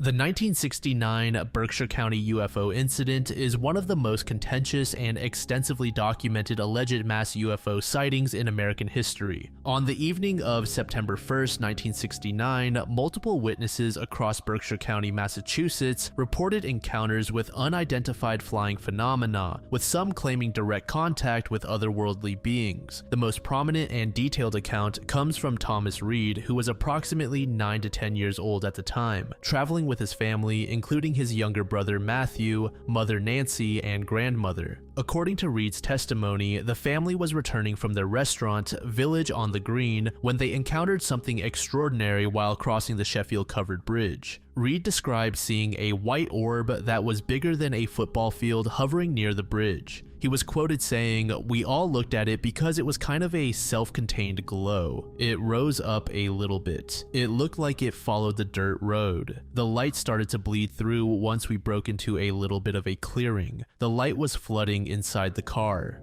The family's vehicle allegedly stalled as they were engulfed in an amber glow. Reed claims they were then transported to what appeared to be a massive hangar-like structure. He said, "We encountered something. It was definitely not of this world. We had a black and white television at time, and the imagery that we saw on this thing was unbelievable. There were lights that looked like fluorescent tubing inside this hangar. Within this facility, Reed reports seeing creatures that resembled large insects or giant ants, with a head that looked almost like a football shape. He describes being separated from his family members and taken to an examination room before mysteriously finding himself back in the family car, where his mother and grandmother had inexplicably switched seats. His grandmother, who never drove, was now sitting in the driver's seat." Another account came from Tom Warner, who was also 10 years old at the time. Warner claims he was at his neighbor's house when he suddenly heard a male voice commanding him, "You have to go home." Following this telepathic message, he ran outside, where he noticed all ambient sounds had mysteriously vanished. Warner describes being caught in a beam of light while running toward his house. "I'm running, but I'm not moving. And at that moment, my arms jerk back and I'm looking up and there's a UFO right over my head, and I'm seeing colors that I've never seen before." He claims to have been transported aboard a circular silvery bronze spacecraft measuring approximately 40 feet long and 20 feet tall, where he encountered other terrified children and communicated telepathically with alien beings. Interestingly, Warner's alleged abduction was reportedly witnessed by his babysitter Debbie Shaw and his brother, who were approximately 20 feet away, and claimed to watch him disappear and reappear within the light beam over a period of 7 to 9 minutes. A third account came from Melanie Kirchdorfer, who was 14 at the time. She reported being at Lake Mansfield in Great Barrington with her family during Labor Day weekend festivities when a UFO appeared in a flash of light. She claims to have lost consciousness and levitated into the spacecraft, where she was kept in an examination room and saw other children, including what she later identified as Thomas Reed. Her account is particularly notable because she claims to have awakened alone on the lakeshore late that night or early the next morning, requiring her to walk home by herself. However, her family members who were allegedly present during the initial incident have provided no corroborating testimony, despite being potential key witnesses to the event. Beyond the 3 primary child witnesses, several other individuals reported unusual sightings that evening. Jane Green, a 42-year-old respected community member, witnessed a large, silent object hovering at eye level while driving with a friend, describing it as the most profound experience of her life. Kevin Titus reported discovering a mysteriously mutilated cow, ripped apart but completely bloodless, before being bathed in bright lights and observing a tortoiseshell-shaped craft hovering silently. His parents also witnessed the lights and UFO over their farm, subsequently contacting WSBS radio, police, and military authorities. The military reportedly confirmed that while no aircraft were in the vicinity, their radars detected unusual activity in the area that weekend. A crucial element of the story involves WSBS radio station in Great Barrington. Multiple sources confirmed that the station received numerous calls that evening from residents reporting strange sightings. Station manager David Icey stated, "We had listeners call the radio station that evening. At the time, they didn't know it was a UFO, they just, called the station to say something bizarre has happened." DJ Tom J allegedly fielded dozens of calls about UFO activity throughout the evening, with some reports suggesting that approximately 40 people contacted the station. However, no recordings of these broadcasts were preserved, as was standard practice for local radio stations at the time. This absence of audio documentation has become a significant point of contention for both supporters and skeptics of the case. In a surprising move within UFO research, the Great Barrington Historical Society voted 6-3 in 2015 to recognize Thomas Reed's account as historically significant and true, marking what appears to be the first time a mainstream historical society in the United States officially acknowledged a UFO encounter as historical fact. However, this recognition was not without significant controversy. The 3 dissenting board members strongly opposed the recognition, arguing there was insufficient evidence to support the claims. Critics have noted that the majority vote may have been influenced by potential tourism benefits rather than rigorous historical analysis. Robert Kroll, the Society's executive director, later expressed regret about the decision's framing. "I think the Historical Society regrets that our words or our decision has been taken out of context. These are reliable people. These are not self-promoters." Robert suggested that while the events may have been significant to the community, the organization made an error in focusing attention on one individual rather than examining the broader pattern of reported experiences. A 5,000-pound granite monument was erected near the Sheffield Covered Bridge in 2015, featuring a plaque that read, "Welcome to the site of the first UFO incident, officially inducted into the US as historically true." The monument was donated by the History Channel's Ancient Aliens series and included additional features such as solar lighting and benches. The monument bore a citation from Massachusetts Governor Charlie Baker recognizing the off-world incident. However, a spokesperson for Baker later told the Boston Globe that this signature had been issued in error after persistent requests from Reed's representatives. The monument's placement became increasingly controversial, with disputes arising over its location on town property and concerns about the town's reputation. In June 2019, approximately 4 years after its installation, the town of Sheffield removed the monument following legal challenges regarding its unauthorized placement on public land. Town Administrator Rhonda LaBombard explained, "It's kind of on town property and no one decided it could go there. The town has bylaws, and if we let one place put something up, then why can't someone else?" Reed's nonprofit organization, UFO Monument Park Inc., vowed to fight the removal, but the structure was ultimately hauled away at considerable expense to the town. A significant aspect often overlooked in popular accounts is Thomas Reed's claim of multiple previous UFO encounters. According to detailed investigations, Reed reported that he and his brother Matthew experienced alien contact beginning in 1966, 3 years before the widely publicized 1969 incident. In 1966, when Thomas was 6 years old and Matthew was 4, the brothers reported seeing lights and mysterious figures in their bedroom before being led into the woods and transported aboard a turtle shell-shaped spacecraft, remarkably similar to the craft described in the 1969 encounter. In 1967, the boys claimed another experience where they saw lights, heard doors slamming throughout their house, and awoke near their driveway after another alleged trip inside the same UFO. This pattern of repeated encounters within the Reed family extends even further into their generational history. UFO researcher Kathleen Marden documented in her 2013 book that the Reed family had a multi-generational belief in alien contact, with family members discussing extraterrestrial visitation as an accepted part of their family narrative.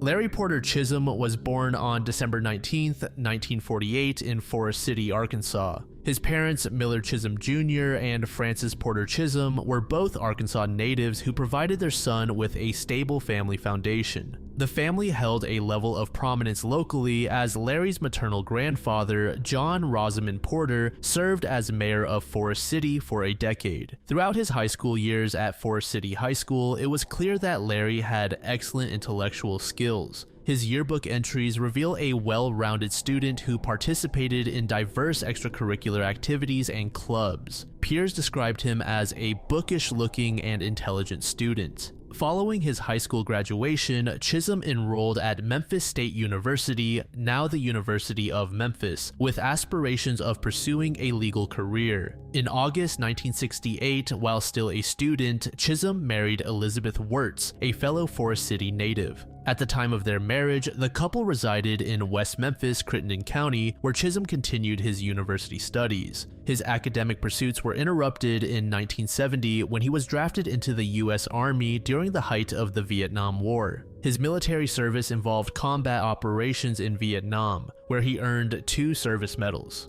After completing his military service in 1972, Chisum returned to the United States and resumed his studies at Memphis State University. However, this transition period marked a crucial turning point in his life trajectory. The combination of his Vietnam experiences, the social upheaval of the early 1970s, and his exposure to the drug culture surrounding university campuses began to influence his decision-making processes drastically. The most striking aspect of Chisum's criminal career was the sophisticated dual life he maintained while pursuing his law degree. Investigators later discovered that while presenting himself as a model student preparing for a legal career, he was simultaneously operating an extensive substance smuggling operation. His illegal business focused primarily on heroin trafficking, utilizing a network that extended across the US-Mexico border. Chisum employed teenage students as runners, a tactic that proved particularly effective in the era when frequent border crossings by young people attracted minimal law enforcement attention.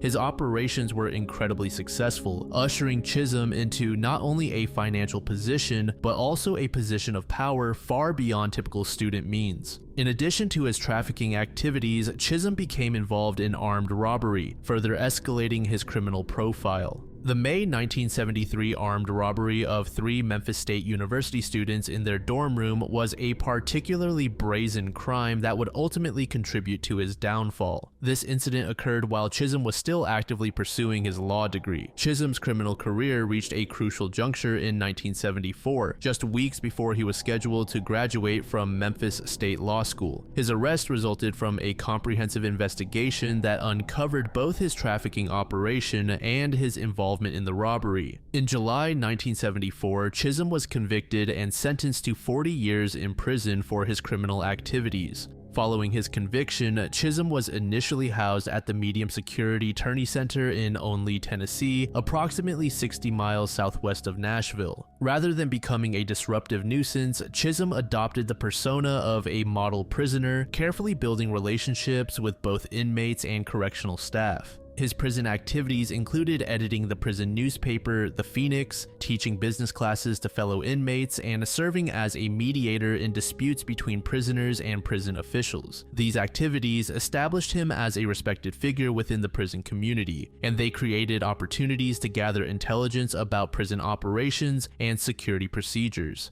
During his incarceration, Chisum maintained contact with outside associates who would play crucial roles in his escape plans. William Hinson, his former college friend and roommate, was one such accomplice. On September 13, 1978, he executed what would become one of the most audacious prison escapes in American history. The escape began during a supervised recreational outing to the Bowl Arena in Dixon, Tennessee, where 34 inmates were allowed to bowl as a reward for good behavior. William Hinson had previously visited the bowling alley and planted 2 sawed-off shotguns in the men's restroom. When Chisum and several fellow inmates excused themselves to use the restroom, Correctional Officer Howard Talley became suspicious of their behavior and followed them. Upon entering the restroom, Talley encountered Chisum aiming a shotgun at him. The subsequent gunfight lasted approximately 30 seconds but resulted in serious injuries. Following the bowling alley shootout, Chisum and 3 accomplices, Ronald Lyons, George Bonds, and Floyd Brewer, took a female bowling alley employee hostage and stole vehicles to reach the nearby Dixon Municipal Airport. At the airport, the escapees released their female hostage and seized pilot Mel Rameen and his young son Robert, forcing them to prepare a 4-seat Cessna 182 for immediate departure. Chisum demanded that the plane fly at low altitude to avoid radar detection.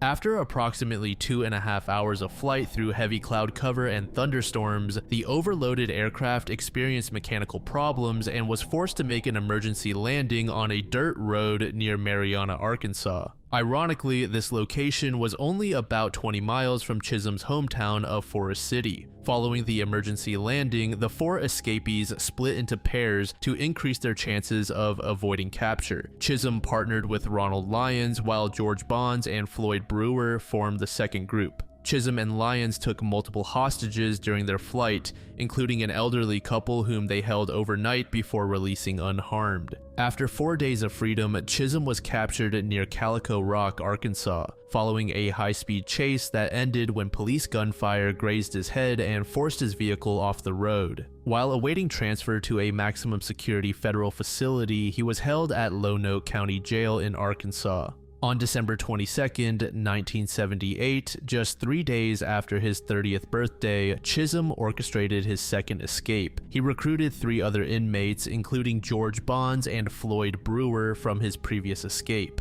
The group used a procured wrench to pry open an air conditioning vent, crawled through the ductwork to reach a room containing weapons and keys, and then overpowered a guard to steal his vehicle and equipment. Within hours of the escape, Chisum and his accomplices had disappeared, beginning what would become the longest active fugitive case in U.S. Marshal Service history. On January 26, 1979, about 1 month after his escape, a well-dressed man claiming to be a U.S. Treasury official entered the First National Bank of Cincinnati and walked away with approximately $250,000 in cash and bonds. This robbery was highly suspected to be the work of Chisum after his escape. Several bank employees identified him from photo lineups, leading to his indictment in 1985, just 1 day before the statute of limitations expired. However, the inability to bring him to trial left the question of his involvement officially unresolved. Throughout the 1980s, he moved through multiple states while maintaining various false identities.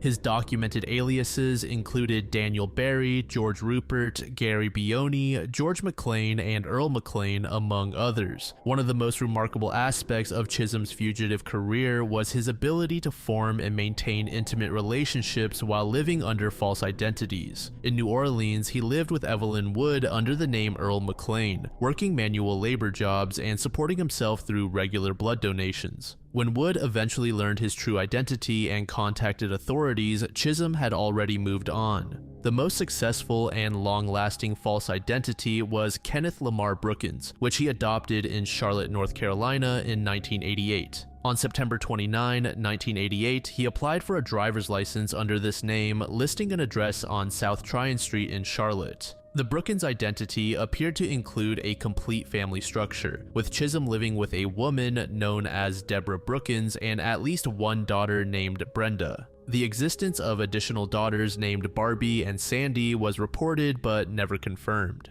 On January 3, 1990, the case was featured on the popular television program Unsolved Mysteries. This national exposure was a critical turning point in his fugitive career, as it made his face and story familiar to millions of Americans. The irony of the situation was that Chisum himself watched the broadcast, immediately recognizing the threat it posed to his carefully constructed life in Charlotte. Immediately after seeing this episode, Chisum contacted a co-worker to explain his true identity and his need to leave immediately, claiming he would return in about 3 months to collect his final paycheck. However, he never returned, abandoning his life as Kenneth Brookins and disappearing with his apparent family that same night. The last confirmed sighting of Larry Chisum occurred in Atlanta, Georgia in December 1990, when he sold his pickup truck to another roofer. This transaction, discovered nearly 2 years later when the buyer finally registered the vehicle, marked the end of Chisum's trail. As of 2025, Larry Chisum would be 76 years old, significantly altering his physical appearance from the last confirmed photographs taken in 1990. Forensic artists have created age progression images showing how he might appear today. Speculation about Chisum's current circumstances ranges from continued fugitive lifestyle in the United States to possible relocation to foreign countries with limited extradition agreements. His documented preference for the southeastern United States suggests he might remain in familiar regions, but 4 decades of freedom could have allowed him to establish international connections. The murder of Tamara Lee Tigard takes place in Oklahoma and spans over 4 decades before her identification. On the morning of April 18, 1980, 2 fishermen making their way to their favorite fishing spot along the North Canadian River east of Jones, Oklahoma, approximately 20 miles east of Oklahoma City, made a grueling discovery. The nude body of a young woman lay on the riverbank, completely covered in a white powdery substance that investigators would later identify as quicklime. The victim appeared to be a white female, estimated between 18 and 25 years of age, standing approximately 5 feet 7 inches tall and weighing between 115 to 120 pounds. She had light brown to blonde, shoulder-length hair and a fair complexion with freckles on her face and upper torso. The most distinctive feature was a tattoo on her left breast depicting a red heart outlined in blue with a scroll-like line going through it. The forensic examination revealed several crucial details about the manner of death. The victim had been shot 3 times in the chest with a .45 caliber handgun. One particularly significant piece of evidence was a dime that had been struck by one of the bullets and driven into the victim's body, along with fabric from clothing. This evidence clearly indicated that the victim had been dressed at the time of the shooting, despite being found nude. There was also no evidence supporting sexual assault. The killer's attempt to destroy evidence through the use of lime actually worked against their intentions. The perpetrator had covered the body with quicklime, apparently believing it would accelerate decomposition and eliminate forensic evidence. However, the wrong type of lime was used, and when combined with moisture from the river environment, it actually helped preserve the body in a near mummified state. This preservation proved crucial for maintaining viable DNA samples and other forensic evidence that would eventually lead to the victim's identification. Evidence indicated that the shooter was facing the victim and was likely walking or running toward her when the shots were fired. The victim's arms were found stretched above her head, suggesting she had been dragged to her final location on the riverbank. This evidence pointed to the murder occurring at a different location, with the body subsequently transported and dumped by the river. Investigators developed several theories about the circumstances surrounding the murder. One possibility that gained traction was the potential connection to local biker gangs. The .45 caliber firearm used in the murder was particularly popular among biker gangs during that time period, and there was speculation that the victim may have been at a biker bar in Jones, Oklahoma before her murder. However, this theory, like many others pursued during the initial investigation, ultimately failed to produce concrete leads or suspects. As months turned to years without identification, the victim became known throughout Oklahoma and beyond as the Lime Lady. The case file grew over the decades as investigators followed up on missing person reports, compared dental records, and pursued various tips and leads from the public. However, the limitations of forensic technology and the passage of time made traditional identification methods increasingly unlikely to succeed. In September 2018, Captain Bob Green made a decision that would ultimately crack the case. Recognizing the potential of emerging DNA genealogy techniques, he contacted the DNA Doe Project, a nonprofit organization that uses volunteer genealogists and advanced DNA analysis to identify unknown victims. The DNA extraction process took about 9 months to complete. However, once this was over, volunteers quickly identified the woman. In December 2019, they were able to obtain dental records from the United States Army, where the victim had served as a specialist. The dental record comparison provided definitive confirmation of the identification as Tamara Lee Tigard.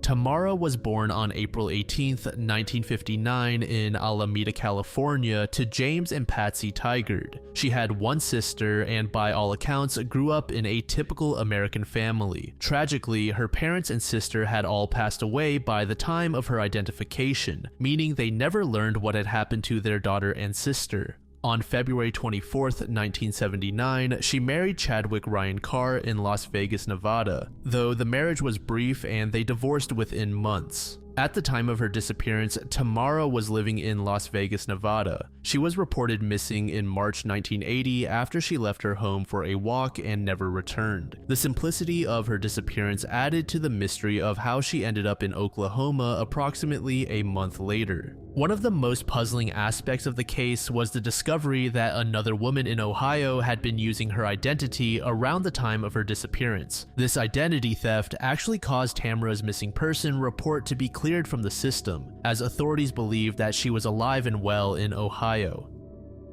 Captain Green has stated that while investigators have a photograph of the Ohio woman, they have never been able to identify her. The relationship between this identity theft and Tamara's murder remains unclear, though investigators have not ruled out a connection. In 2019, it was also found that she has several cousins who lived in Oregon. While Tamara's identification brought closure to one aspect of the case, her murder remains unsolved. The Oklahoma County Sheriff's Office continues to investigate the case, hoping that the identification might generate new leads or encourage witnesses to come forward. No suspects have been arrested and the investigation remains active.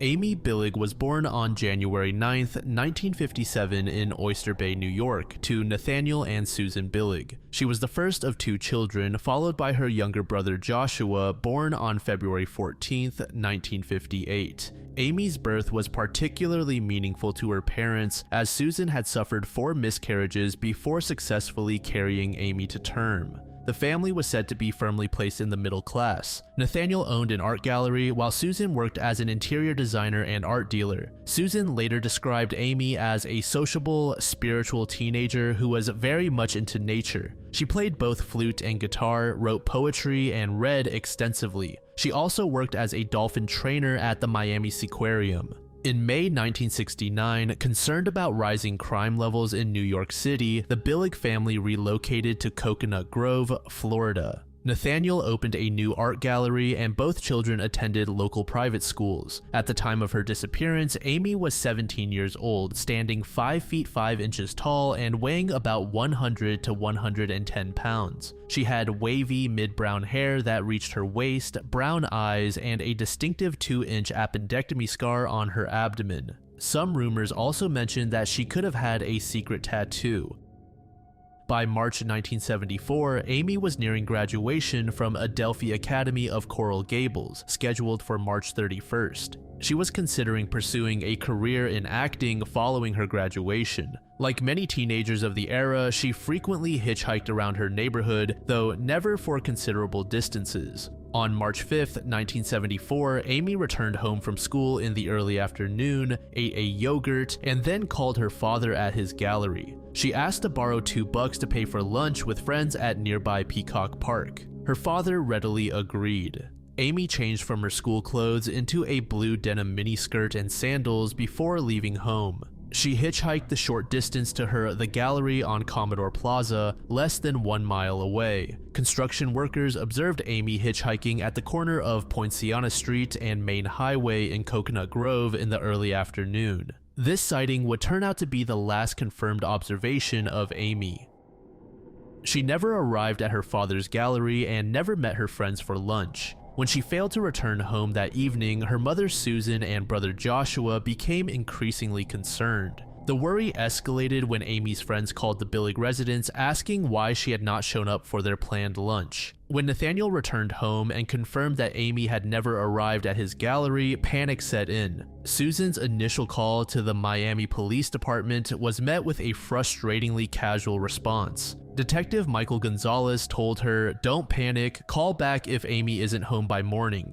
By 6 a.m. on March 6th, Susan made her second call to the police. This time, an official investigation was launched, marking the beginning of what would become one of Florida's longest-running missing person cases. The only piece of physical evidence in Amy's case was discovered 13 days after her disappearance. On March 18th, a hitchhiking college student found Amy's Instamatic camera in grass beside the Wildwood exit on Florida's Turnpike, approximately 250 miles northwest of Miami. The camera's location was of particular interest because it would have been on the route that motorcycle gangs typically took when traveling north from South Florida.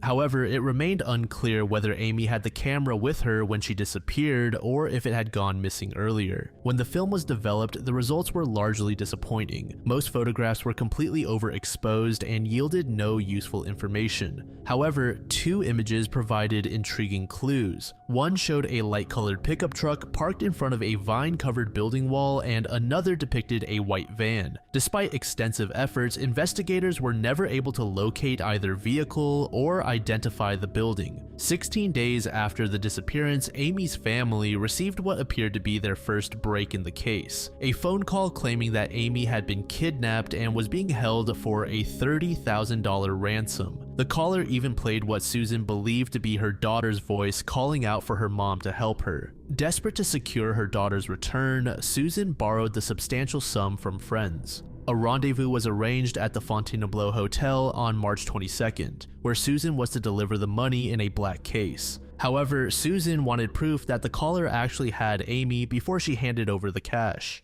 Turned out the perpetrators were 16-year-old twin brothers Charles and Lawrence Glasser, who had no connection to Amy's disappearance whatsoever. Both were arrested and charged with extortion, to which they pleaded guilty. The incident left Susan emotionally devastated.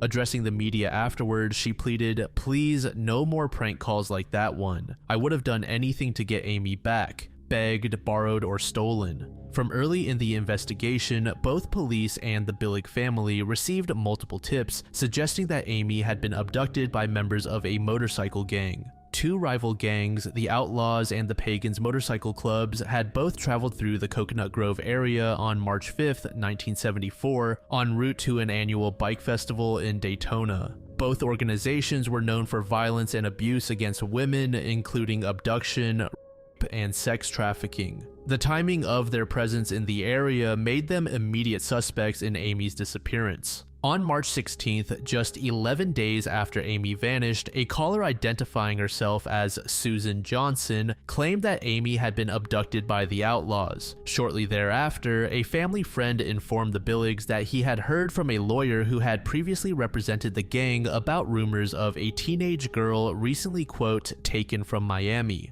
Susan, desperate for any lead, arranged through this lawyer for two Outlaws members to visit the Billig household. One assured her that if Amy was, quote, in the Outlaw Nation, will return her. However, days later, the same individuals called Susan, advising her to simply, quote, forget the whole thing. One of the most significant developments came in January 1976 when a gang member named David personally contacted Susan, claiming to have recognized Amy from newspaper photographs as a girl he had previously owned. This individual provided crucial credibility to his claims by describing Amy's distinctive appendectomy scar, which was information that had never been disclosed to the media at the time. David agreed to meet with the family at their home, where he described Amy as having been extremely timid, submissive, and quiet like a mute while in his company. He claimed he could contact the individual who currently had Amy and agreed to help reunite mother and daughter. Several weeks later, David contacted the Billigs to inform them that Amy was in Tulsa, Oklahoma.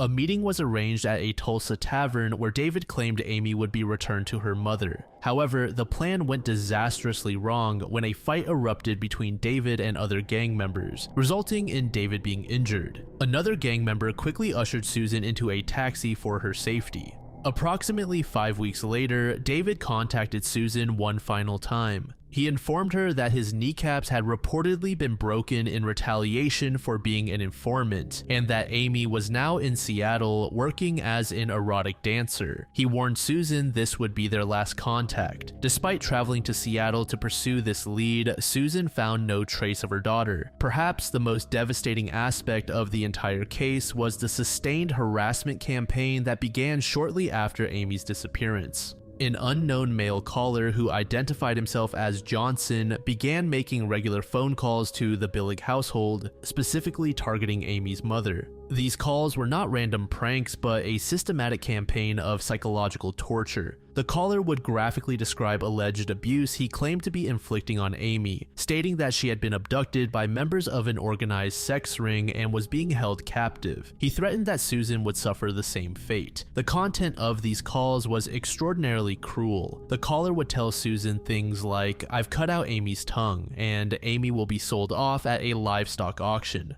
In one particularly sadistic call, Susan was told that her daughter had only 2 weeks left to live. The psychological impact on Susan was severe, causing sleep deprivation, nausea, and seizures. When she was diagnosed with lung cancer in 1992, she even shared this information with the caller, hoping it might reach his conscience and he would either cease the harassment or, if he were indeed Amy's abductor, release her daughter. Instead, the caller just used this information in his threats and taunts. The harassment continued for an astounding 21 years, from 1974 to 1995. On 2 occasions, the caller even agreed to meet with Susan at proposed rendezvous points, though he failed to appear both times. Despite the toll, Susan endured these calls because she held onto the hope they might eventually lead to information about Amy's whereabouts. The breakthrough in identifying the harassing caller came in October 1995, when FBI agents successfully traced a call made from a cell phone. The caller was identified as Henry Johnson Blair, a 48-year-old married father of 2 daughters who had worked for the United States Customs Service for 24 years with a distinguished record. Blair's identification shocked those who knew him. Colleagues described him as a model citizen whose only vice was late afternoon candy bars. He was known as Hank to his friends and was described as, quote, one of the most down-to-earth, commonsensical, likable people you would ever meet. Blair had even achieved professional recognition, helping to recover a 1636 painting by Peter Paul Rubens that had been stolen from a Spanish museum, earning him Spain's highest civilian honor. He was arrested and formally charged with 3 counts of aggravated stalking and released on a $75,000 bond to await trial. At trial, he pleaded not guilty but was convicted on March 6, 1996 of 2 counts of stalking and sentenced to 2 years in prison. During the trial, Blair admitted to obtaining pleasure from making the calls, but claimed he had not intended to cause distress. He insisted he was an alcoholic with obsessive-compulsive disorder and thus not responsible for his actions. He maintained that he had never met Amy and knew nothing about her actual disappearance. Susan expressed bewilderment at Blair's motivation, stating, "I just don't understand why he pinpointed me and Amy. There has to be a reason." She later settled a $5 million lawsuit against Blair, noting that he had never apologized for his harassment. Blair's identification added a new dimension to the case due to several intriguing coincidences. 6 weeks before her disappearance, Amy had written in her journal about a man she called Hank, who had asked her to accompany him to South America, though she had told him he is crazy. Blair's nickname was indeed Hank.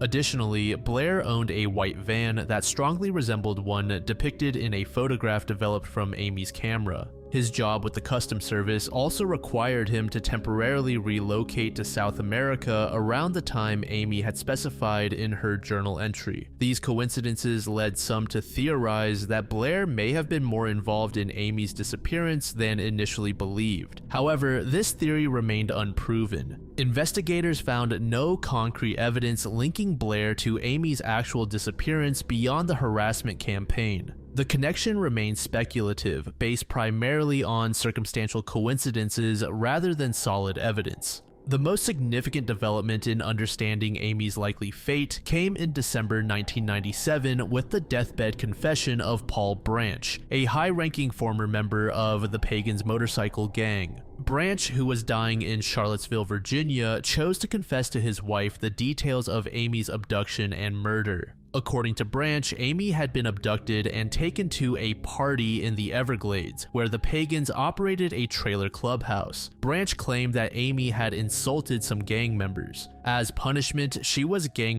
by approximately 24 gang members. The confession detailed how Amy fought back during the assault, leading her attackers to repeatedly inject her with substances to subdue her. Eventually, she was given so much that she overdosed and died within hours of being taken to the trailer clubhouse. Her body was then hastily disposed of in the swamp. Lead detective Jack Calvar found Branch's confession credible, stating that numerous details matched known facts of the case, some of which had never been publicly disclosed. However, he added a sobering caveat: "We will never find a body."